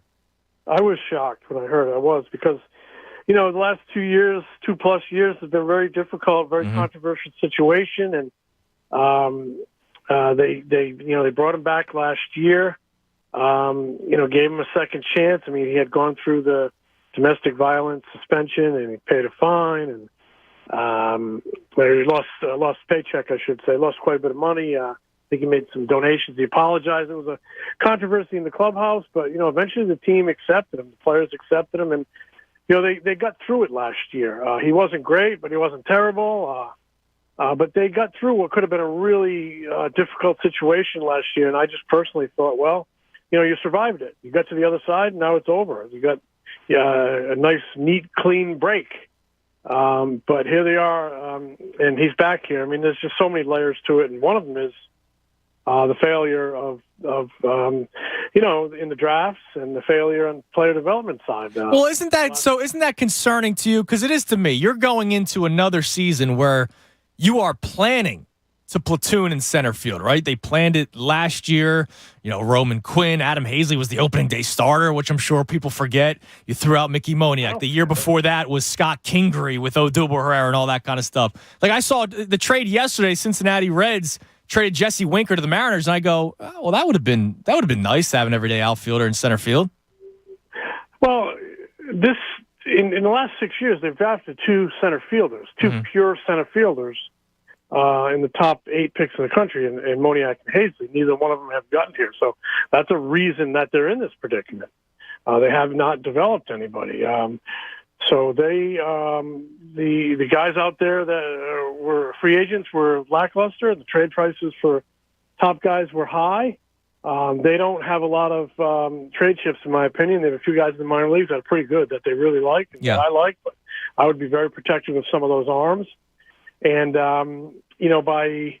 with Odubel, and it's a platoon. It's not a good. To me, it's a roll of the dice. And if it's not working by, June 1, I think they're probably out there looking to upgrade it. But they think they can get by with it, and it's not an expensive. They're not sinking a lot of money into the position, and that's going to allow them, I believe, to be aggressive in left field with a Schwarber, with a Castellanos, right. With a Bryant. I firmly believe they're going to end up with one of those guys. I don't know which one. They were down the road with Schwarber in negotiations before the lockout, so I think that's something that you can read into, and we'll see if they can get him. He's represented by the same crew that represents Freeman, so maybe watch Freeman and see if he tumbles right after that. But kind of waiting for white smoke, because I do expect them to make a significant signing, significant addition in left field. And Dombrowski's an aggressive guy. They have a little bit of room under that tax and in their budget. Maybe there's a significant move and a lesser move that can be an impact move. And like I said, he's aggressive. I still wouldn't rule out him making a trade at some point here, because there's a lot of desperation to get to the playoffs after missing it 10 Well, years see, in a row. that fires me up. And we're speaking to Jim Salisbury, covers the Phillies for NBC Sports Philadelphia. So you mentioned that they're probably, you hope or think that they're going to get one of those top 3 guys to play left field. So what's the plan after that? There was a report the other day that the Phillies were interested in Matt Chapman of the Oakland A's, but they didn't want to give up, Painter, Abel, or Stott, like you just mentioned. So what's the plan after that? Because I guess Alec Boehm is your everyday third baseman. They don't want to sign a full-time DH, so you're not going to have Boehm full-time DH. So what do you think is the rest of the plan? If they make another trade, what area are they looking at? Because shortstop, you got Didi and Stott fighting for that. Gene's good at second base, I would imagine. You're set there. So Well, really, I it's don't the know left the next- side. I don't know what the next move is. It might be some starting pitching depth, because you have Wheeler and Suarez, who might be a little delayed, and we all know that you can always use extra starting pitching depth. But if once they've addressed center field, once they address left field, and I fully expect them to do that, they have to. They have nobody else. They have to. Yeah. You look at the next kind of glaring weakness is left side of the infield. Is it Didi at shortstop and Boehm at third base? Is it Stott at shortstop and Didi at third base? Is Boehm used in a trade? I don't know, man. There's a million ways they can go, but I guarantee you they'll be creative. Well, that sounds exciting to me. Now, my dream for this offseason was to bring in a power outfielder, which it sounds like that's probably something that can happen. I wanted a veteran arm. Like I looked at his Zach Greinke. I know he's available. I know he's toward the back end of his career, obviously. But you look at what the Phillies have right now on the road to. Oh, we lost Jim. Jim Salisbury's off. I don't know if you could call him back. If not, that's fine. But Jim just disappeared. Maybe he's going to break some news. That's it. I think he just got the text, probably. You think he's Yeah. You think he's going to break some Three-way news? signing. Bryant, Schwarber, and Listen, so Castellanos. we're up against the break. So do me a favor. Call Jim. Just say, hey, we lost you. That sucks. What are you going to do? There is a baseball sign. No, it's not the Phillies. Okay. Well, we lost Jim. 610-632-0975. Maybe is he there? No, right to voicemail. They clipped him. Oh, phone probably Someone died. got to him. Phone probably died. Yeah. He's been recording video of all the Phillies, getting the audio of the mitt popping. That is Love one of that. the best sounds. Didn't think we were going to have that for a while. It's good to have that back. Tunis guarantee. 162 games. That's true. Did I think it would get delayed? No. But Tunis guarantee, 162 games. Nobody wanted to believe me. 610-632-0975. That was Jim Salisbury. Join us on the Comcast Business Hotline. Comcast Business. Every day in business is a big day.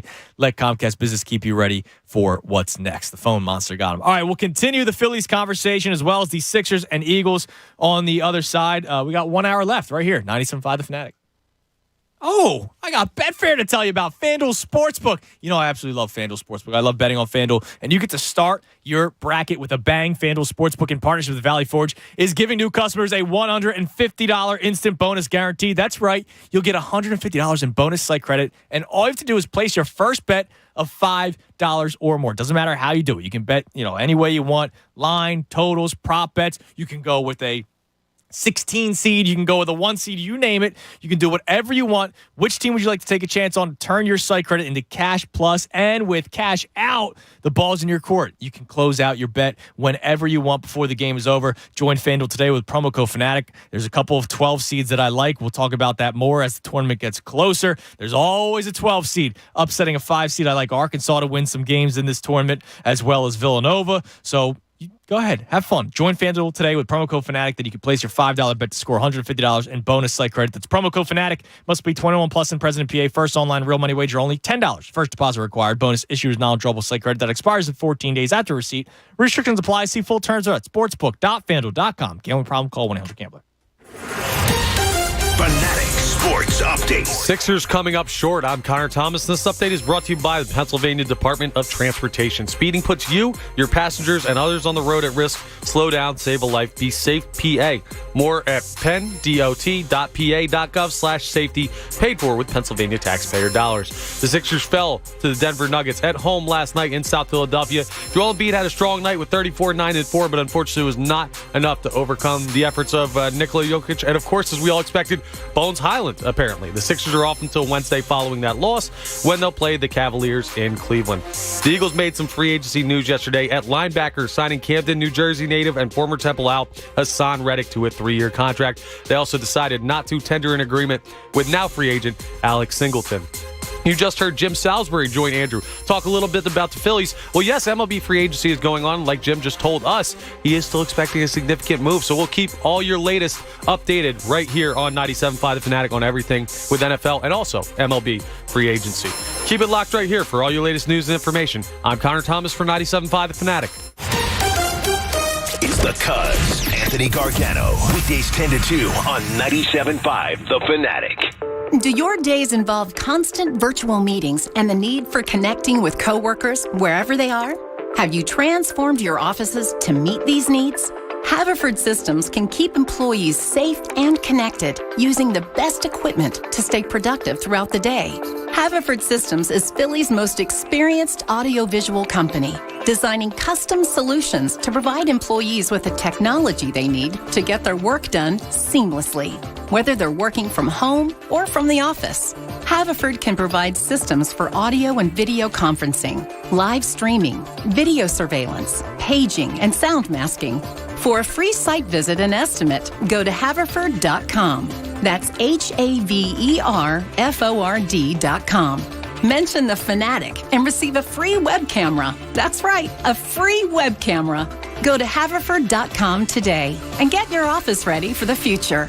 That's Haverford.com. Hi, it's John Kincaid for Window Nation. You know, with winter about to wind down, soon we're going to be feeling the rush of spring air. And that means that Window Nation's going to be feeling the rush of homeowners that are calling for new replacement windows. So why don't you be smart? Call now. Beat the rush. You're going to get special spring savings. You're going to enjoy energy savings sooner, all summer long, all while you're upgrading the look and feel of your home. It's a great investment. Call or visit windownation.com today and do a little window shopping. And you're going to get 2 free windows for every 2 that you buy. Plus, make no down payment, no payments, and pay no interest for 24 months. That's 2 years. It's true. March comes in like a lion and goes out like a lamb. And with wild swings in temperatures, is your home going to stay comfortable? Window Nation windows get custom crafted quality to you. Ultra Energy Star windows installed by experts who have installed over 1 million windows. You're going to get 2 free windows with every 2 you buy. No limit. Plus no payments for 2 full years. Call 866-90Nation. Go online, do your window shopping at windownation.com. 866-90Nation or windownation.com. Tell them John Kincaid sent you for the save. Hey, it's John Kincaid here, and you know, as a 2-time cancer survivor, I'm living proof every dollar counts when it comes to funding cancer research. And I'm thrilled to announce that the American Association for Cancer Research has once again agreed to partner with us as the official charity of the John Kincaid Show in 2022. So if you've been touched by cancer directly or through someone you love,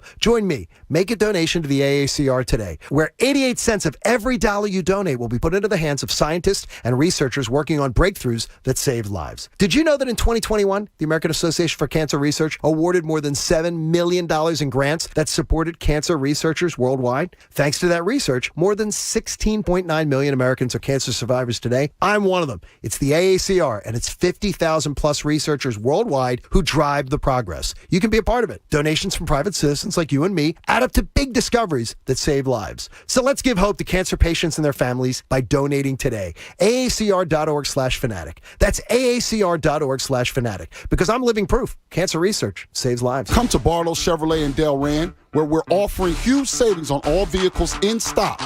The new body style Silverado is here, or if there's a specific vehicle you want, order it from Barlow Chevrolet with no additional dealer markups. At Barlow, we strive to create a simple, convenient, no-pressure buying experience for all of our customers. Plus, we'll bring it all to you with our delivery service. Barlow delivers. Find new roads at Barlow Chevrolet in Delran or at barlowchevrolet.com.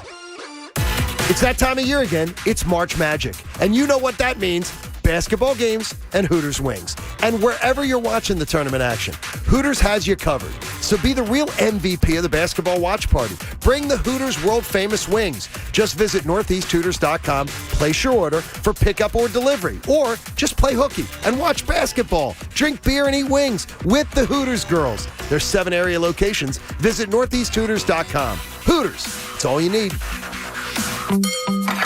Do you think all premium fuels are the same?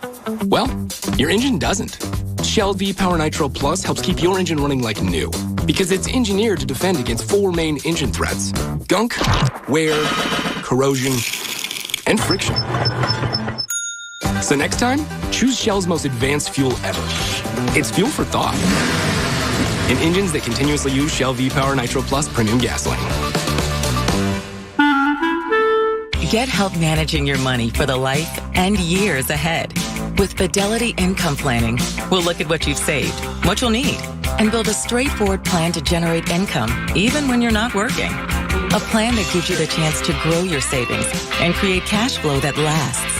Plus, you can start, stop, or adjust your plan at any time without the unnecessary fees. Talk to us today so we can help you go from saving to living. Fidelity Brokerage Services, member NYSE SIPC. Are you still looking for new auto insurance? Yeah, I might go with the one whose commercial has that football player juggling guitars. Then a cat appears and hums a jingle.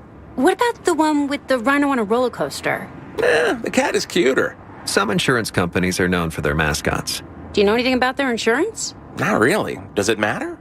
NGM is known for what matters. Outstanding service you can count on. No jingles or mascots, just great insurance. Visit NJM.com to see if you could save up to 20% on your auto insurance. It's college basketball tournament time. Bet on all the action right in the palm of your hand with the Park Sportsbook app. Bet on college and pro hoops, golf, MMA, and all your favorite sports. Live in-game betting lets you bet while you watch the action. Bet on more than the score. Bet on player performances like points, rebounds, and assists. Plus, same-game parlays and teasers. Download now on the App Store or visit parkscasino.com/PA. The Park Sportsbook app. It's game time. Must be 21 and NPA. Gambling problem? Call 1-800-GAMBLER. It's Natalie Eganoff here. It's about time you hear what we've been building. It's so cool. Over the last few months, Parks has been working on a massive project to build the all-new Parks app. It's an epic experience, and it's coming this spring. The new app will have casino and sportsbook in one fast and easy app, quick, safe, and secure deposits and withdrawals, exclusive games, great promos, and more. The all-new Parks app is coming. Must be 21 and in Pennsylvania. Gambling problem? Call 1-800-GAMBLER. WPEN, Burlington, Philadelphia, a Beasley Media Group station. Home of 76ers basketball and Flyers hockey. Plug in. 97.5 The Fanatic, Philadelphia.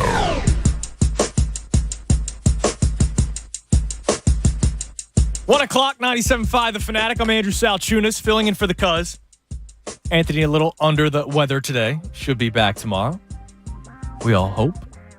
So final hour. Mikey Miss coming your way at 2 o'clock, of course. So we continue the Sixers reaction, as I'm sure he will later today. And the Phillies, I'm still waiting to see if Jim Salisbury is going to break something, and that's why he dropped off. Now it's most likely his phone died because he tried calling him back, and it went right to voicemail. Yeah, but we can still believe. But I like that. Yeah, I like that story better. Like, oh my God, he had to jump off to break news. There's very little where we could choose the world we live in. A lot of stuff is outside of the realm of our control. Yes. I'd like to choose to live in the world where he got a text saying someone big's coming. The Phillies signed Bryant and Castellanos. And Schwarber. And, they traded for Mike Trout, Max Scherzer, and Jacob deGrom. It's all can't happening. do that. Who's playing where? We'll figure it out. Because, Bryant could play third. Castellanos left. Trout center. Harper right. Yeah, you can make that work. Yeah, I'm sure they could figure it out. Yeah, so maybe that's why Jim hung up. There was just, Dave Dombrowski said, Jim, I got a major one for you. And he had to break it. So we'll see. We'll keep you up to date. We'll be refreshing Jim Salisbury's Twitter feed for the rest of the show. 610-632-0975. Let's go back to the phones. Brandon on the cell. Brandon, you're on the Fanatic. Hey, guys. How you doing? What's up, Brandon? Hey, man. How about this weather as opposed to Clearwater, man? It's just as nice here. Yeah, it's good. I mean, I was asking Jim because it looked bright and sunny. But, yeah, this is beautiful weather, and it's the nice turn, right? I think it's 60s every day this week, if I'm not mistaken. Yeah. So I was just reacting to what you guys were talking about, the losing on purpose to the Nets to avoid seeing them in the first round. And you guys were all up in arms about, you can't do that. Well, what about the process? I mean, isn't that basically what we did? No, totally different. No. You lost on purpose to get top draft picks. This is losing on purpose because you're afraid of playing a team, and I don't like that message at all. I hear you. Yeah, it takes away from the sport. Yeah, like I wouldn't. It's not even taken away from the sport. I think it's just a bad message. Like you're basically telling your team, right? So Doc Rivers would make that call. Hey, James, I don't think you're going to beat your old team in Brooklyn, so I need you to lose on purpose here. Like, would you want to hear that? Hey, Brandon, you're a terrible caller, but I want you to call in to bring the show down a notch. like you know what I mean? Like that would suck. Like you can't do that. All right, thanks a lot, guys. Oh, okay. Thanks for the call. You actually are a good caller. Don't worry. I don't think you suck.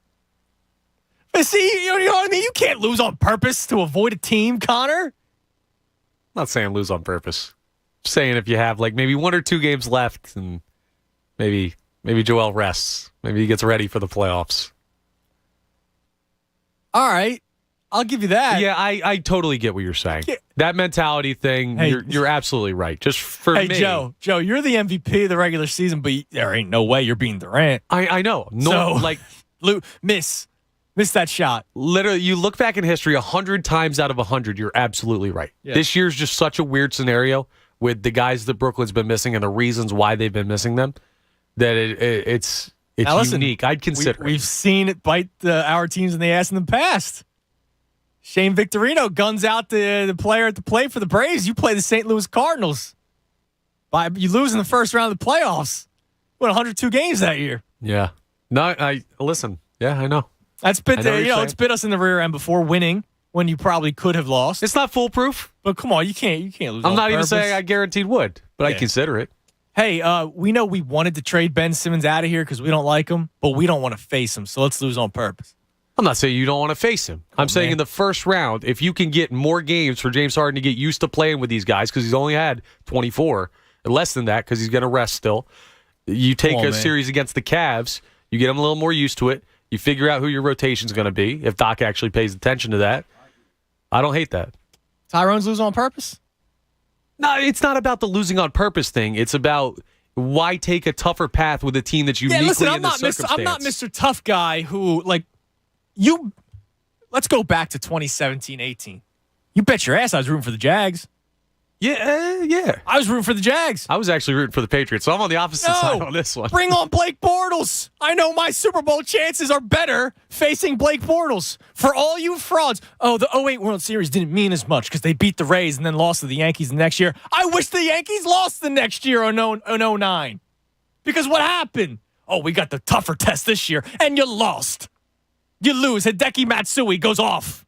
You lose. Good day, sir, as Tyrone plays. Come on, man. That's why I'm not about that. Yeah, see, listen, we're on opposite sides in different years, I'm man. with you. Give me the weaker opponent, but I'm not going to lose on purpose for it. By the way, I got you. You put it up on the screen. I appreciate it. Matt Olson to the Braves. 8 years, $168 million extension. So they're doing stuff. Freddie Freeman's gone, but they found a replacement. Yeah, I didn't understand the people who were all excited about that trade being done because they're like, Freeman's gone now. Well, yeah, they could. Well, it's because nobody's watching the Oakland Athletics here. It doesn't even it's not. I don't think it's an ignorance of Matt Olson.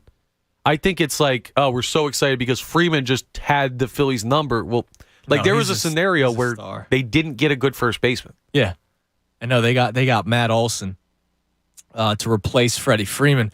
The Phillies are replacing Matt Vierling and Odubel Herrera with Matt Vierling and Odubel Herrera. That's what they're doing. Now the Phillies didn't lose anybody talented. I forgot Archie Bradley was a free agent.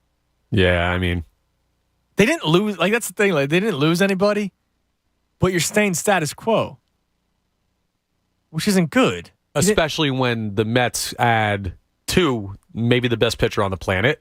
The second best pitcher on the planet? Dude, you got to do something. This division's too good. You have a World Series winner, a team that's going to pay literally everybody. Status quo isn't good enough. No, it's not good enough when the Braves are improving, the Nationals are improving, and the Mets have an owner that doesn't give a damn about his wallet. Taijuan Walker's their fifth starter in the rotation. He's a 2 on most teams. That's pretty damn good. Let's go to Theo in Narberth. Theo, you're in the Fanatic. Hey, what's going on, guys? How you doing today? What's up, Theo? Nothing much, man. Congrats on the baby, man. Oh, thank you. I appreciate it. Yeah, no doubt. I just wanted to touch on a couple of things with the Sixers, not necessarily regarding last night, just regarding Harden and, the team's identity. And by no means is that all the things that I'm thinking about watching these games, but I know I only got so much time. Yeah, go for it. It's all right. Take your First time. off, with Harden, I was ecstatic when the trade happened. I think we won the trade. I think a lot of people get that confused, whether it's Nets fans or Sixers fans. It doesn't mean that we're saying we're a better team just because we said we won the trade.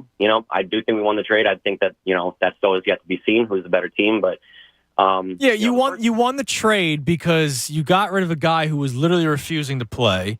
You got rid of Andre Drummond, who, is he a better backup to Joel Embiid than DeAndre Jordan? Of course, but he's a free agent at the end of the season. So who cares? And then Seth Curry, I was upset that you had to part ways with Seth Curry, but the key words, had to. You had to part ways with him to make the trade. So you bring in James Harden, you're in a better spot. 2 role players and a guy who didn't want to suit up for us. Exactly. And you get what James Harden, and now what I'm touching on with him is the first few games looked incredible. I've never been so excited watching Philadelphia basketball. That was incredible to me. And originally I was thinking the Nets game was not going to be a game to read too much into until I watched it. And then I was listening to you guys the next day and I heard what Leg said, and it made me a little bit more concerned where he was saying there's a difference between playing bad and playing different. Yeah, and he did play different, and I saw it again last night, dude. 11 field goal attempts for James Harden in a game where Joel Embiid had to pull himself because he was gassed. Now, he had a good game, Embiid, and Harden had an efficient game, but sometimes, listen, you're James Harden. What are you doing? And that's the whole thing is like, he's not going to the line as much. He's not driving as aggressively. And, my whole thing with the whole playing different thing, I know, I will never make this comparison in any other situation. But when I was watching that Orlando game, I watched Harden aggressively drive into the paint and then laser the ball to somebody outside on the perimeter. And we watched that sad story in the second round of the playoffs with, he who is yet to be named time and time and time again. Yeah. Obviously, not even close to the same player. But I was watching that and I was like, really, in that particular situation, what's the difference? But that's all. I mean, obviously, completely different players. I'm ecstatic to have Harden. I can't wait till he drops that 30 game. And until he does, I'm going to keep putting a $5 bet on him to have 30 points and 5 threes because eventually it's going to happen. Always bet responsibly, Theo. I appreciate the call. He's going to do it at some point. Yeah, he's got to. Just if you're going to, I'll say this, if you're going to put down $5 every game, well, you better make sure that the payout is more than what you're losing every night. Yeah, that's got to be a $100 winner. And don't then put down 20 to try to make it up, and then 25, and then 30, because that's when you get into some issues. That's true. Can't be doing that. Now, let me ask you real quick on the Harden thing, because we have brought it up a couple times. The becoming more aggressive, the getting to that 30-point threshold, the 5 threes, like getting to that point where he becomes more selfish, like Tom Moore was talking about. What gets him there? Are we worried that to get him there, it might be like lack of trust in the teammates? Like in a week, he may look around and be like, man, some of these bench guys that are in rotation and like guys like Matisse, or if Tobias slumps again, I can't trust these guys. I've got to take over. Is that frustration? Are you worried about that at all? Or do you think he'll get there without having to get frustrated? Well, I just think he has a moment where he goes, all right, let me take over real quick. He's done it before. He's not, like you said this earlier, he doesn't have Kevin Durant and Kyrie Irving to fall back on. It's Joe, and there's going to be games where he's double-teamed. I mean, I saw a couple of times, it's happened even when things were going well, where Joe kicked it back out to Harden, who was wide open, and then Harden made the next pass. Sometimes I just want him to pull up and shoot. Yeah, no, I agree with you. I'm just like, what gets into that point? If it's frustration with who he's passing the ball to, outside of Joel Embiid, obviously, and most nights Tyrese Maxey, that could belay a bigger issue. I think if he's frustrated when he's on the same court as Shake Milton and DeAndre Jordan, be frustrated and score. You saw a lot yesterday, a lot more than the previous 2 games with DeAndre Jordan, attempting the lob, the screen roll lob. Like, DeAndre Jordan's got nothing left. It's kind of sad, actually. I was watching the game with Christy last night, and I showed her highlights from Lob City. The video of him throwing the basketball through the guy's face. Yeah. I showed her like Lob City highlights. Right. And then I rewind. There was one part where DeAndre went up for an offensive rebound and got this high up off the ground, right? And he didn't get it. Like a forward, smaller, like a small forward out rebounded him. And so I rewinded. I was like, all right, you remember that video I just showed you? This is what he's doing now. And it's just like, all right. So maybe you don't try to force feed the lob every single time to DeAndre. Don't do that. Sometimes just pull up mid-range, get to the rim. Because here's the thing. I saw him against the Magic. Now I get it. It was against Wagner. I said this morning during the crossover. He had a one-on-one with Wagner, who he's not going to stay in front of Harden. But Harden blew right past him, laid it in for 2. He could probably do that every single time he wants, again, on mismatches. And how many times have we seen Thibault set a screen and Embiid set a screen, and then they move off because they get the mismatch? But then he doesn't take it sometimes. So that's got to. I don't know what that is. Yeah, he's earned the right. Absolutely. He's a lock Hall of Famer to play the game that he feels right, and we got to trust him. We've only seen, 6 games of him now? 7? It looks like 8. 8, okay. Yeah. I'm not a big math guy. But, he knows what he's doing. My thing, if I had to guess what it was, is he's coming into his 3rd team in, 4 years? Yep. And he wants to 2 prove... years. Oh, yeah. Jesus. That trade happened last year. I'm way off. I was so good to start the show. But he's he's got that You're narrative. Spencer Howard. That's all, man. Exactly. I need my peanut butter and jelly. You're getting gassed. That's all. But he's got that mental in the back of his head, and we saw it at the trade deadline where he didn't want to come out and request a trade, even though it came out. I think part of it is like he's trying to play the good teammate role so much that he's staying away from some of the stuff he does well. Now, look, he gets to the line a lot, right? But here are your field goal attempts. So last night he only had 11. Well, he only had 12 against the T-Wolves, where he finished with 27 points, also had 12 assists. So very efficient night. 14 against the Knicks. He's 8 of 14, 29 points, 16 assists. The next game against the Knicks, 8 of 13, 26 points, 9 assists. 10 field goal attempts against the Cavs, 25 points, 11 assists. Another very efficient night. The two big shooting days, Nets 3 of 17, Magic 5 of 19. Now, that doesn't mean that when he shoots more, he has bad nights. Like, that's not what that means. But I don't know, maybe he felt off after the last two games, and that's why he only attempted 11 field goals yesterday, plus the times that he went to the line. I don't know, but he was 6 of 11. Like, it's not like he was shooting poorly yesterday. Right, if he's shooting more, if he's shooting poorly and wants to give it up, because they do have to respect the shot, which is why he has 11 assists yesterday, that's great. But in a night where Embiid is literally gassed, you gotta step up a little bit. Right, like you gave the ball, like that last possession has plenty wrong with it, plenty other stuff, but like you got a guy who on the last shot of the game is hitting the top corner of the backboard from the corner. Like, take that shot, James, dude. I'm not even saying that hard. I'm saying that, to me, that final play was Doc Rivers. Right. But when I'm saying looks, in that when scenario it looks ugly, once they cross half court, the second it looks ugly, once they cross half court, you can't save that timeout. And I get it. Plays break down in the NBA all the time, and somebody gets open. It happens. And George Niang is your best role-playing three-point shooter. So he had the open look. I'm not even saying that I'm upset that he took the shot.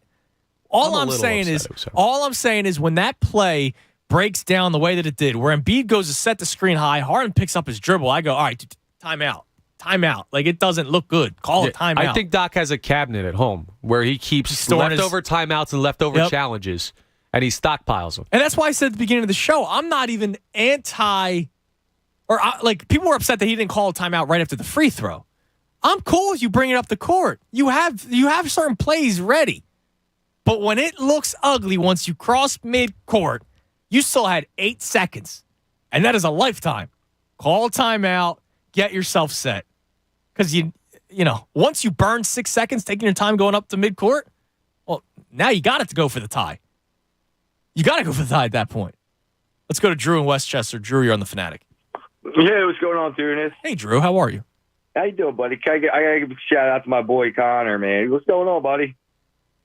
Hey, what's up, Drew? How's it going, man? It's good, buddy. It's been a long time since we got to spoke, but I'm glad to see you guys running the asylum. I like when the young guys take over the show. Well, thank you, Drew. I appreciate it. Yeah, I appreciate you guys. I like your guys, what you bring to the table. So I always appreciate listening when you guys are on the air. Thanks, man. I really do appreciate it. It's nice to hear.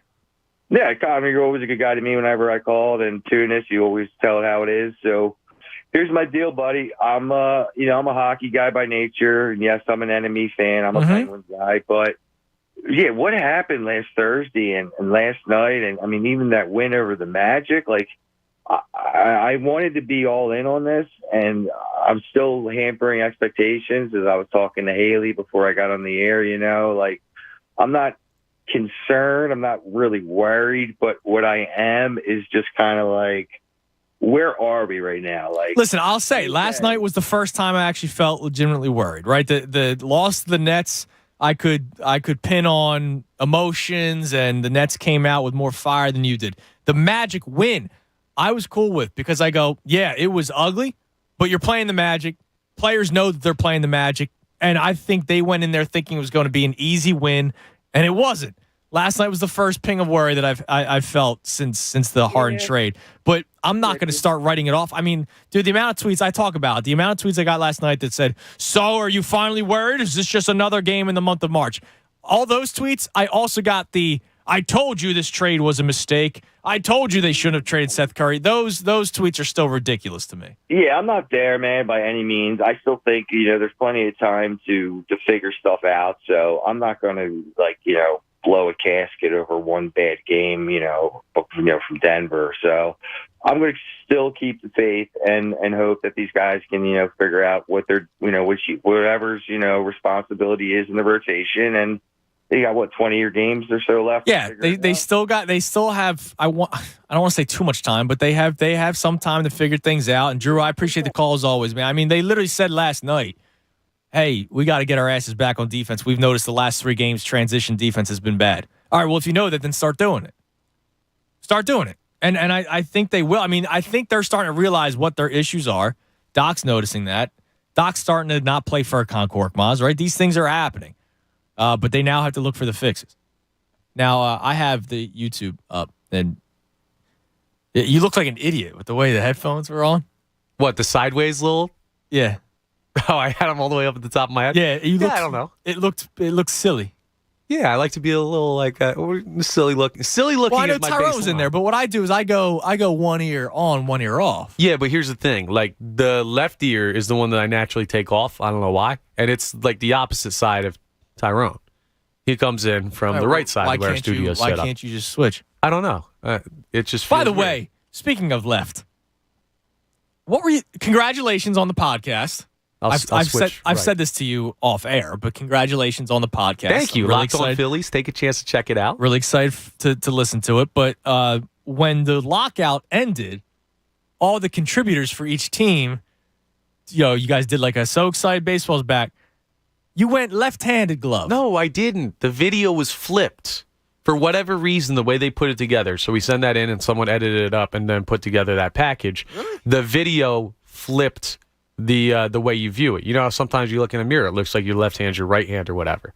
That was a right-handed glove. Just for whatever reason, the way the video came out, the sides were flipped, so it made it look like it was on my left or my right hand rather, and I was a left-hand thrower. You did tweet me back. I just ignored it. Yeah, you don't answer your phone. You don't answer texts. You don't tweet me back. I'm really bad, dude. Let's see. The only way I could get you is when I fill in on the show, and you got to talk to me. I know I went through the text the other day. I have 15 text messages right now. I have 15 unread. Yeah, go through those. Some of those might be important. Jim Salisbury's checked in. His phone died. By the way, the Phillies did make another signing. They brought in another reliever. This one's a little bit more exciting than Familia. Maybe they got word that Familia and Alvarado in the same bullpen's an issue. Dylan Maples with the Cubs last year, 2.59 ERA, 31 in the third innings, 40 strikeouts, 25 walks. So, all right, that's okay. We'll see. You need to add more arms. That's what you got to keep on doing. You got to keep on adding arms. That's not relying on the young guys like you have in years past. 610-632-0975. I'm Andrew Salchunas filling in for the Cuz. Mike Missinelli coming up at 2 o'clock right here, 97.5 The Fanatic. Fanatic Sports Update. The Phillies make another signing. I'm Connor Thomas. This update is brought to you by Jackson Hewitt. Get your biggest refund guaranteed. Jackson Hewitt Tax Pros will help find thousands worth of new tax credits so you get every dollar you deserve. Learn more at jacksonhewitt.com. Yes, as you just heard, the Phillies have made another signing as the MLB hot stove heats up.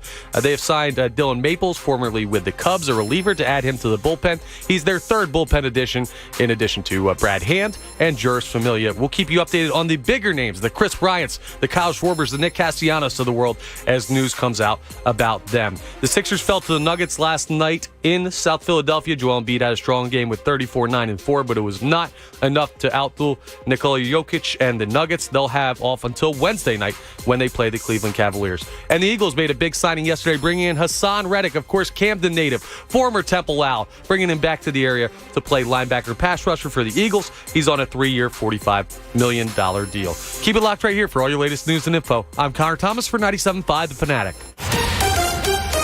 Anthony Gargano, weekdays 10 to 2 on 97.5 The Fanatic. 97.5 The Fanatic's John Kincaid Show is heading to the NFL Draft in Las Vegas. And you can be there too. Listen starting Monday for your chance to win a trip for two from our official partner, PhillySportsTrips.com. Travel with the pros. You'll win round-trip nonstop flights from Philadelphia to Las Vegas, a 3-night stay at Planet Hollywood Resort and Casino, and passes to 2 all-inclusive draft parties.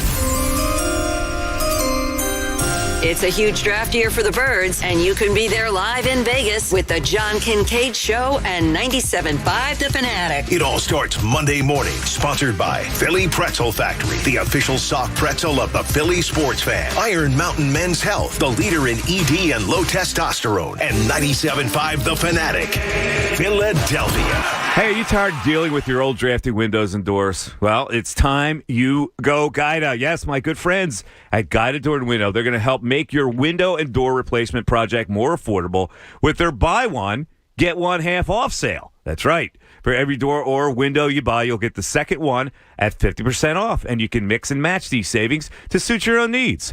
Buy an entry door, get half off a storm door. Buy a patio door, get 50% off a window. Need to replace all the windows and doors in your house? Then you'll save 50% on half of your project. It's simple. The more you need, the more you save. Plus, Guida will make it easy for you to afford your project with no money down, interest-free financing for up to 18 months. Act now. This offer is for a limited time. Restrictions apply. For details, call Guida today. Schedule a free no-obligation in-home estimate. The number's 1-877-GO-GUIDA. Or check them out online at GoGuida.com. That's go, G-U-I-D-A. The teams have been selected for the biggest tournament of the year. Only a few days left to join in on all the action before the first team tips off this Thursday. DraftKings Sportsbook is giving new customers a shot to bet $5 on any team to win and get $200 in free bets if they do. Yep, that simple. They win, you win. DraftKings Sportsbook customers can also bet on college hoops with same-game parlays. Combine multiple bets from the same game for a bigger payout. The more legs you add, the more money you can win. Download the DraftKings Sportsbook app and use code FANATIC. Bet $5 on any college hoops team to win and get $200 in free bets if they do. That's code FANATIC this week at DraftKings Sportsbook. Must be 21 or older, Pennsylvania only. New customers only. Minimum $5 deposit. Restrictions apply. In partnership with Hollywood Casino at the Meadows. See DraftKings.com/sportsbook for details. Gambling problem? Call 1-800-GAMBLER. This week's Pro to Watch is brought to you by Bradford White. Bradford White water heaters are built to be the best. The NHL trade deadline is Monday, March 21st, and the rumors continue to swirl around Flyer Claude Giroux. The 34-year-old captain is on the final year of an 8-year, $66 million contract, which has a full no-movement clause. Giroux has had one of the most accomplished careers in Flyers history. He's also the longest tenured active athlete in Philadelphia, dating back to February 2008, before the Phillies won the World Series that fall. The team is headed for a remake in many ways, and Giroux is headed for free agency in the offseason. For exceptional hot water performance for your home or your business, ask a plumbing professional about installing a Bradford White water heater. Whether it's a gas or electric, tank or tankless, how you heat your water matters. So choose the quality, efficiency, and reliability of Bradford White for your starting lineup. To learn more and find a pro near you, visit BradfordWhite.com. Breakfast is sizzling at Wawa with 2 for $5 Sizzlies in all your favorite varieties, including the return of the sweet and savory waffle Sizzly. For a double delicious breakfast on the go, choose any 2 varieties, including sausage, egg, and cheese on a toasted waffle, bacon, egg, and cheese on a bagel, the Sizzly burrito, and more. Stop by Wawa and grab any 2 Sizzlies for $5. Available 5 a.m. to 11 a.m. Limited time only. Gotta have a Wawa. Whatever you're planning, you can cater it with Wawa. High school function, post-game treating, road construction, business meeting, family picnic, brunch with mom. Cater Wawa with a click at WawaCatering.com. Cater your Wawa favorites from hoagies, soft pretzels and cookies to Sizzlies, donuts, and coffee. Order and pay online and choose pickup or delivery. All at WawaCatering.com. When was the last time the Birds had 3 first-round draft picks? It is going to be awesome, exciting, and I want you to be there in Vegas with us. The entire John Kincaid Show will be hosting our Fanatic listeners, and PhillySportsTrips.com has 3 full days of fun planned for you. So come on, book now with a simple deposit and join us for an NFL draft like no other. It's Vegas, baby. We're staying directly across the street from the Bellagio Fountains, where the draft is going to be held. Party, sun, Vegas. What more could you need? Come on out. Don't miss it. Go to PhillySportsTrips.com now. Reserve your spot. That's PhillySportsTrips.com. Family owned and operated for over 35 years, Preferred Home Improvement has been just that. Preferred by families in Bucks, Chester, and Montgomery counties when it comes to the exterior of your home. If you're in need of a new roof, siding, or windows, you need a local trusted professional specializing in roofing, siding, and windows. Turn to the Preferred team at Preferred Home Improvement.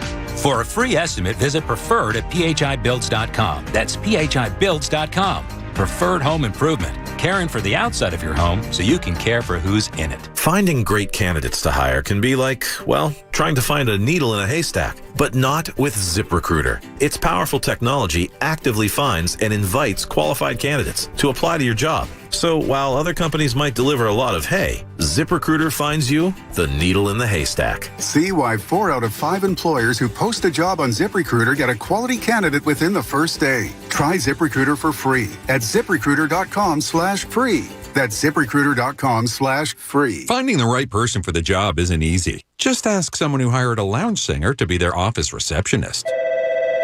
Hello, this is Mickey Marquis, and you've reached the office of Doug & Associates. Thank you very much. Catch me Tuesday nights at the Hotel Johnson. Hello? But if you've got an insurance question, you can always count on your local Geico agent. They can bundle your policies, which could save you hundreds.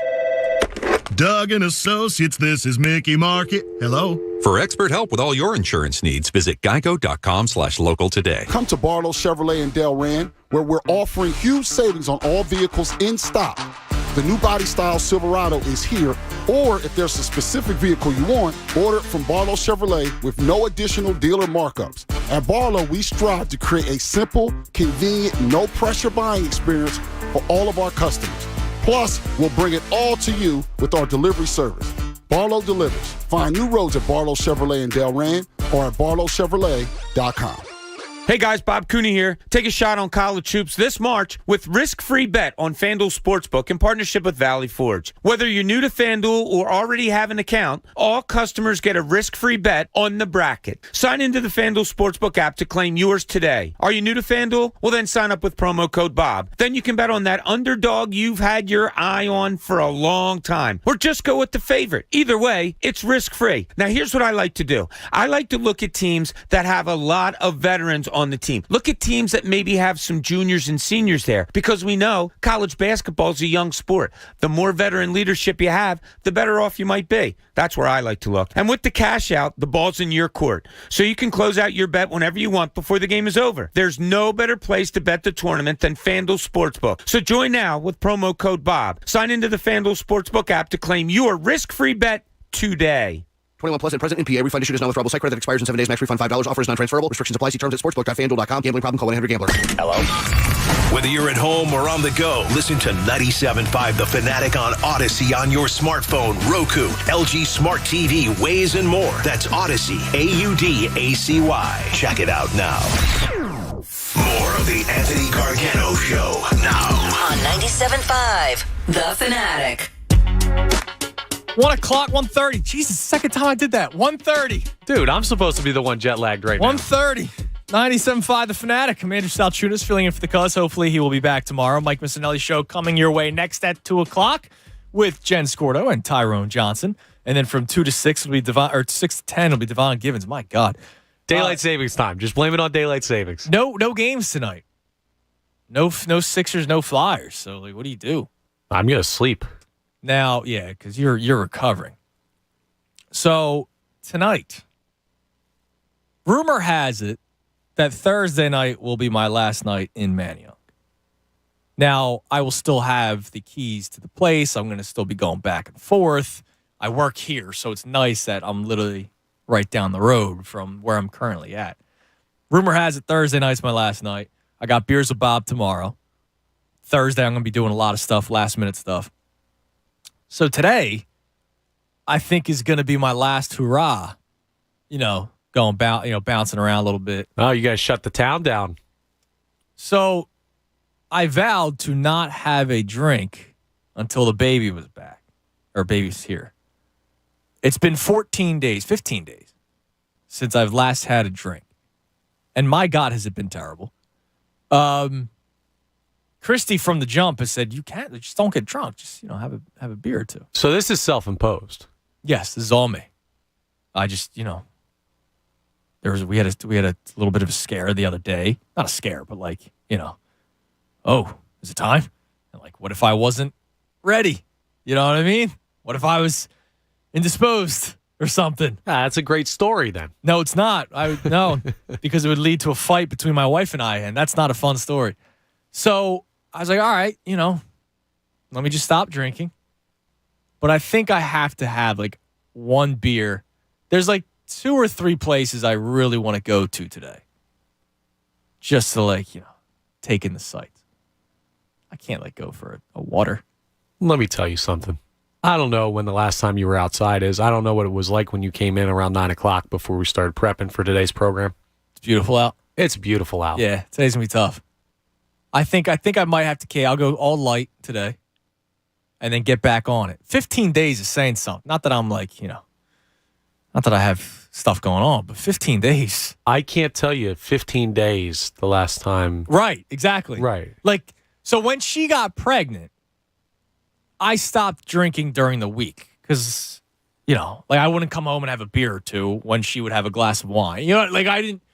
We didn't do that anymore because she literally could not drink. So I was like, all right, well, what's the point? But on a Friday night, first 2 trimesters, she didn't care. Yeah, they call those the drinking trimester. But man, when she hit trimester number 3, she got hit by a train. And I got stabbed by a plate. So, it was pretty bad in the South Tunis household. So I was just like, all right, let me shut it down. See, 15 days, dude, I don't know the last time I went this long. That's impressive. You are a man of I love beer. Strong resilience. Yeah, I love beer. So I might have to have one today. Now, spring training happening. Phillies signed a reliever. Now, I have my man Joe Lee. Have you heard Joe Lee? I haven't. No, you haven't, because he plays in my Sunday league. But he's a Cubs fan, diehard Cubs fan. From the beginning, not, Rizzo Bryant, since birth, Cubs fan. So he lets us know about Dylan Maples. Dude has some seriously nasty stuff. Sometimes it looks like he's throwing a wiffle ball. All right, that's good. Love that. Cubs fans have long dreamed of him as a high-end reliever, but his lack of control makes him practically unplayable. If he can figure it out, he's got the chance of being really good, just couldn't make it happen with the Cubs. I mean, his stuff is top of the line disgusting. That's perfect for the Phillies. This is the cookie cutter Philadelphia Phillies reliever. So I literally responded with, so he's Alvarado. Just from the right side. Because Alvarado's nasty. Yep. He just can't throw a strike. Oh, by the way, we have Familia, too, who struggles with control. So I like it. I like the idea of it, but here we go again. So, are we going to have 1.5 whips from everybody in our bullpen? We can't, and how many more years could the bullpen be terrible? They got to be better this year. They have to be. They have to be. Yeah, I think they're more professional this year. I do. Even though these guys are washed, and also you're getting another year out of Connor Brogdon, who now has more experience. You're getting a second year out of Bailey Falter, who saw some good stuff before injury and COVID derailed him.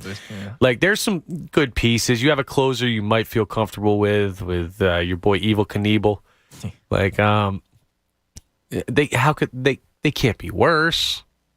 Can they? Well, they can be, because remember, last year, they couldn't be worse than the previous season. Right. They blew more saves last year.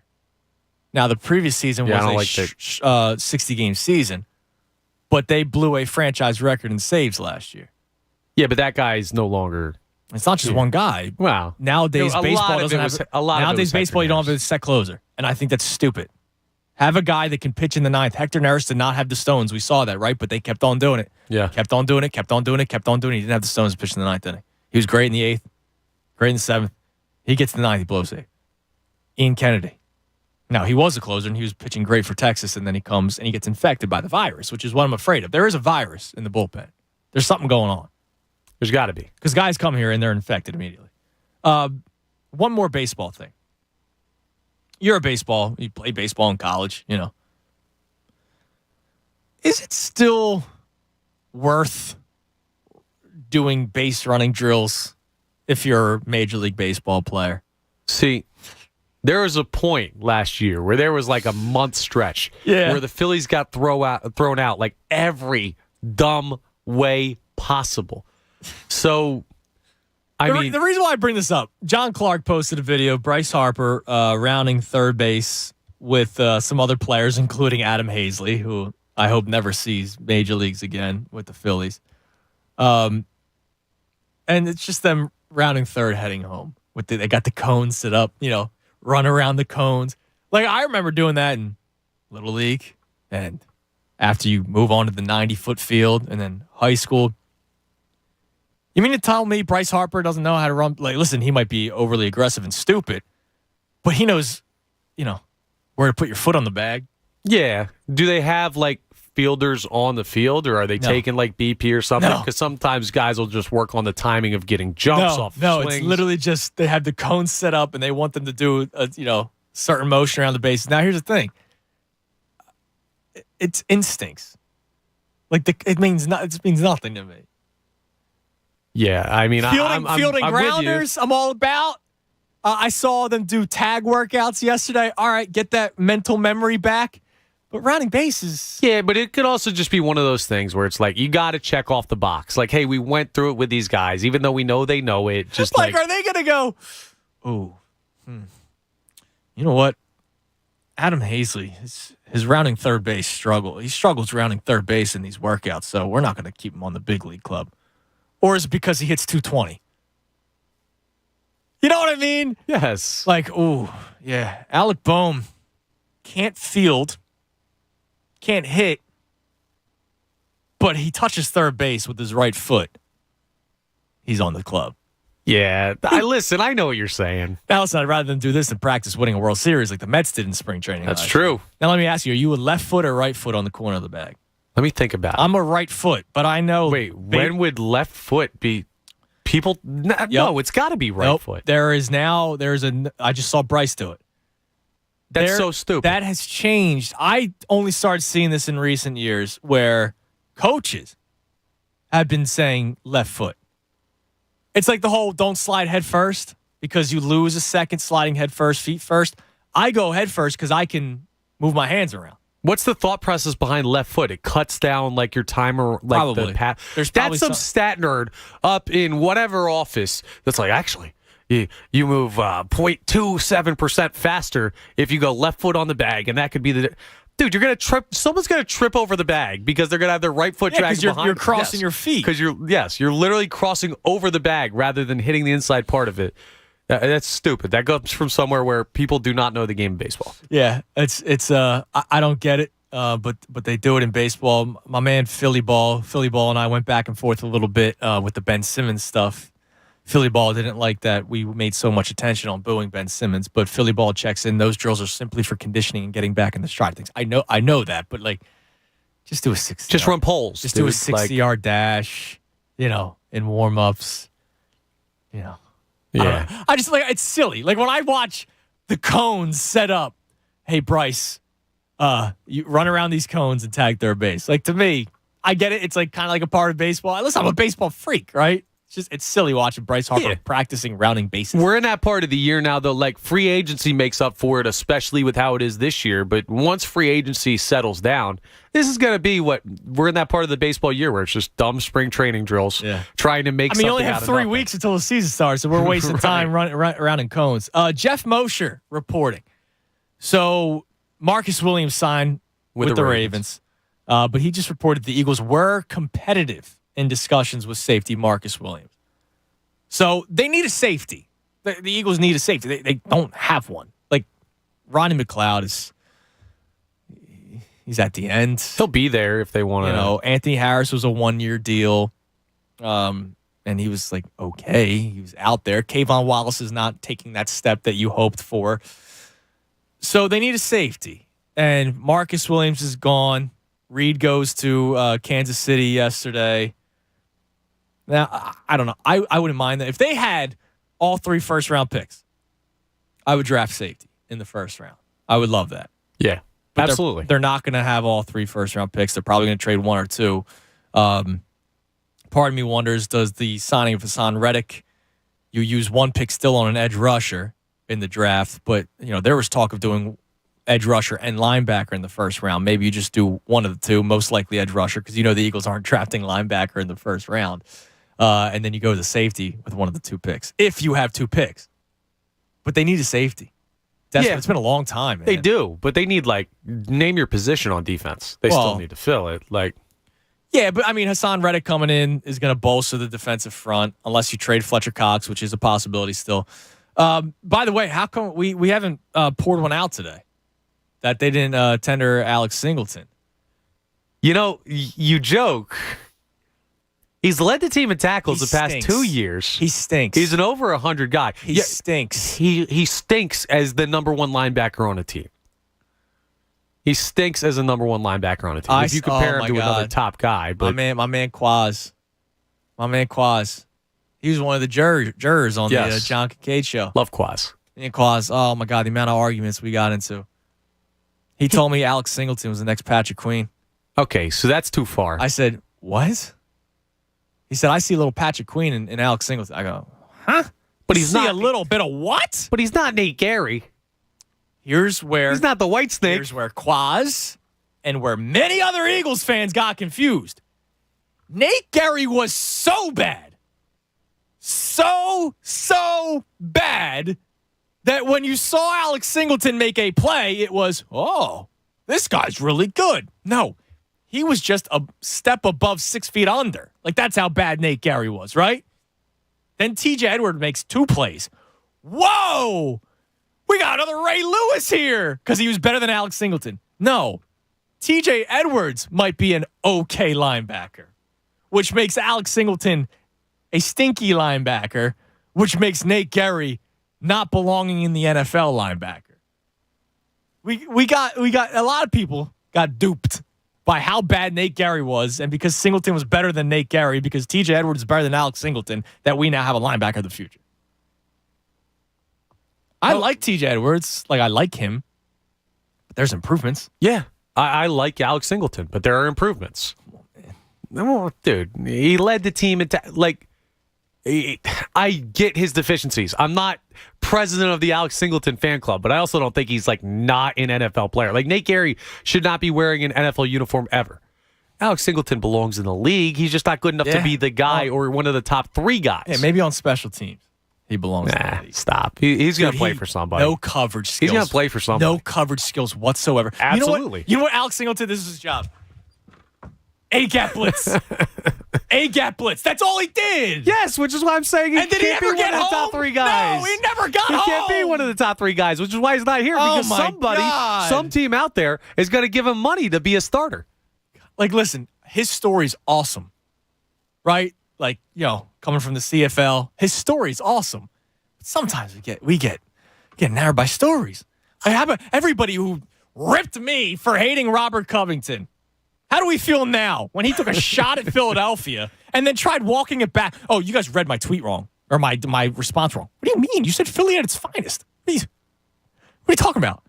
Well, I resigned there, didn't I? Yeah, dude, because nobody else wanted you. Some athletes, man. By the way, Topher on Twitter, he was taught left foot on the bag. Sorry, Topher. He said you might think it's unnatural, but it's an easy way to learn. It's quicker. What do you mean? I can't comprehend. I got to go try it. Got some beer league softball coming up this weekend. I've done it before because, again, a coach of mine made us do it in drills. But what happens during the game?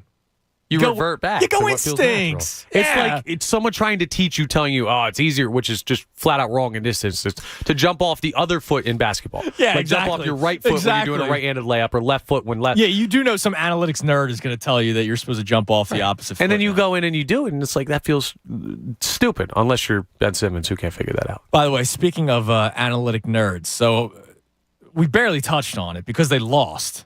So it's not like yesterday was fun, but Embiid won the battle with Jokic yesterday. I don't know. We got to check the Raptor. Got to check the Raptor. You got Vorp. Vorp. That's the other one.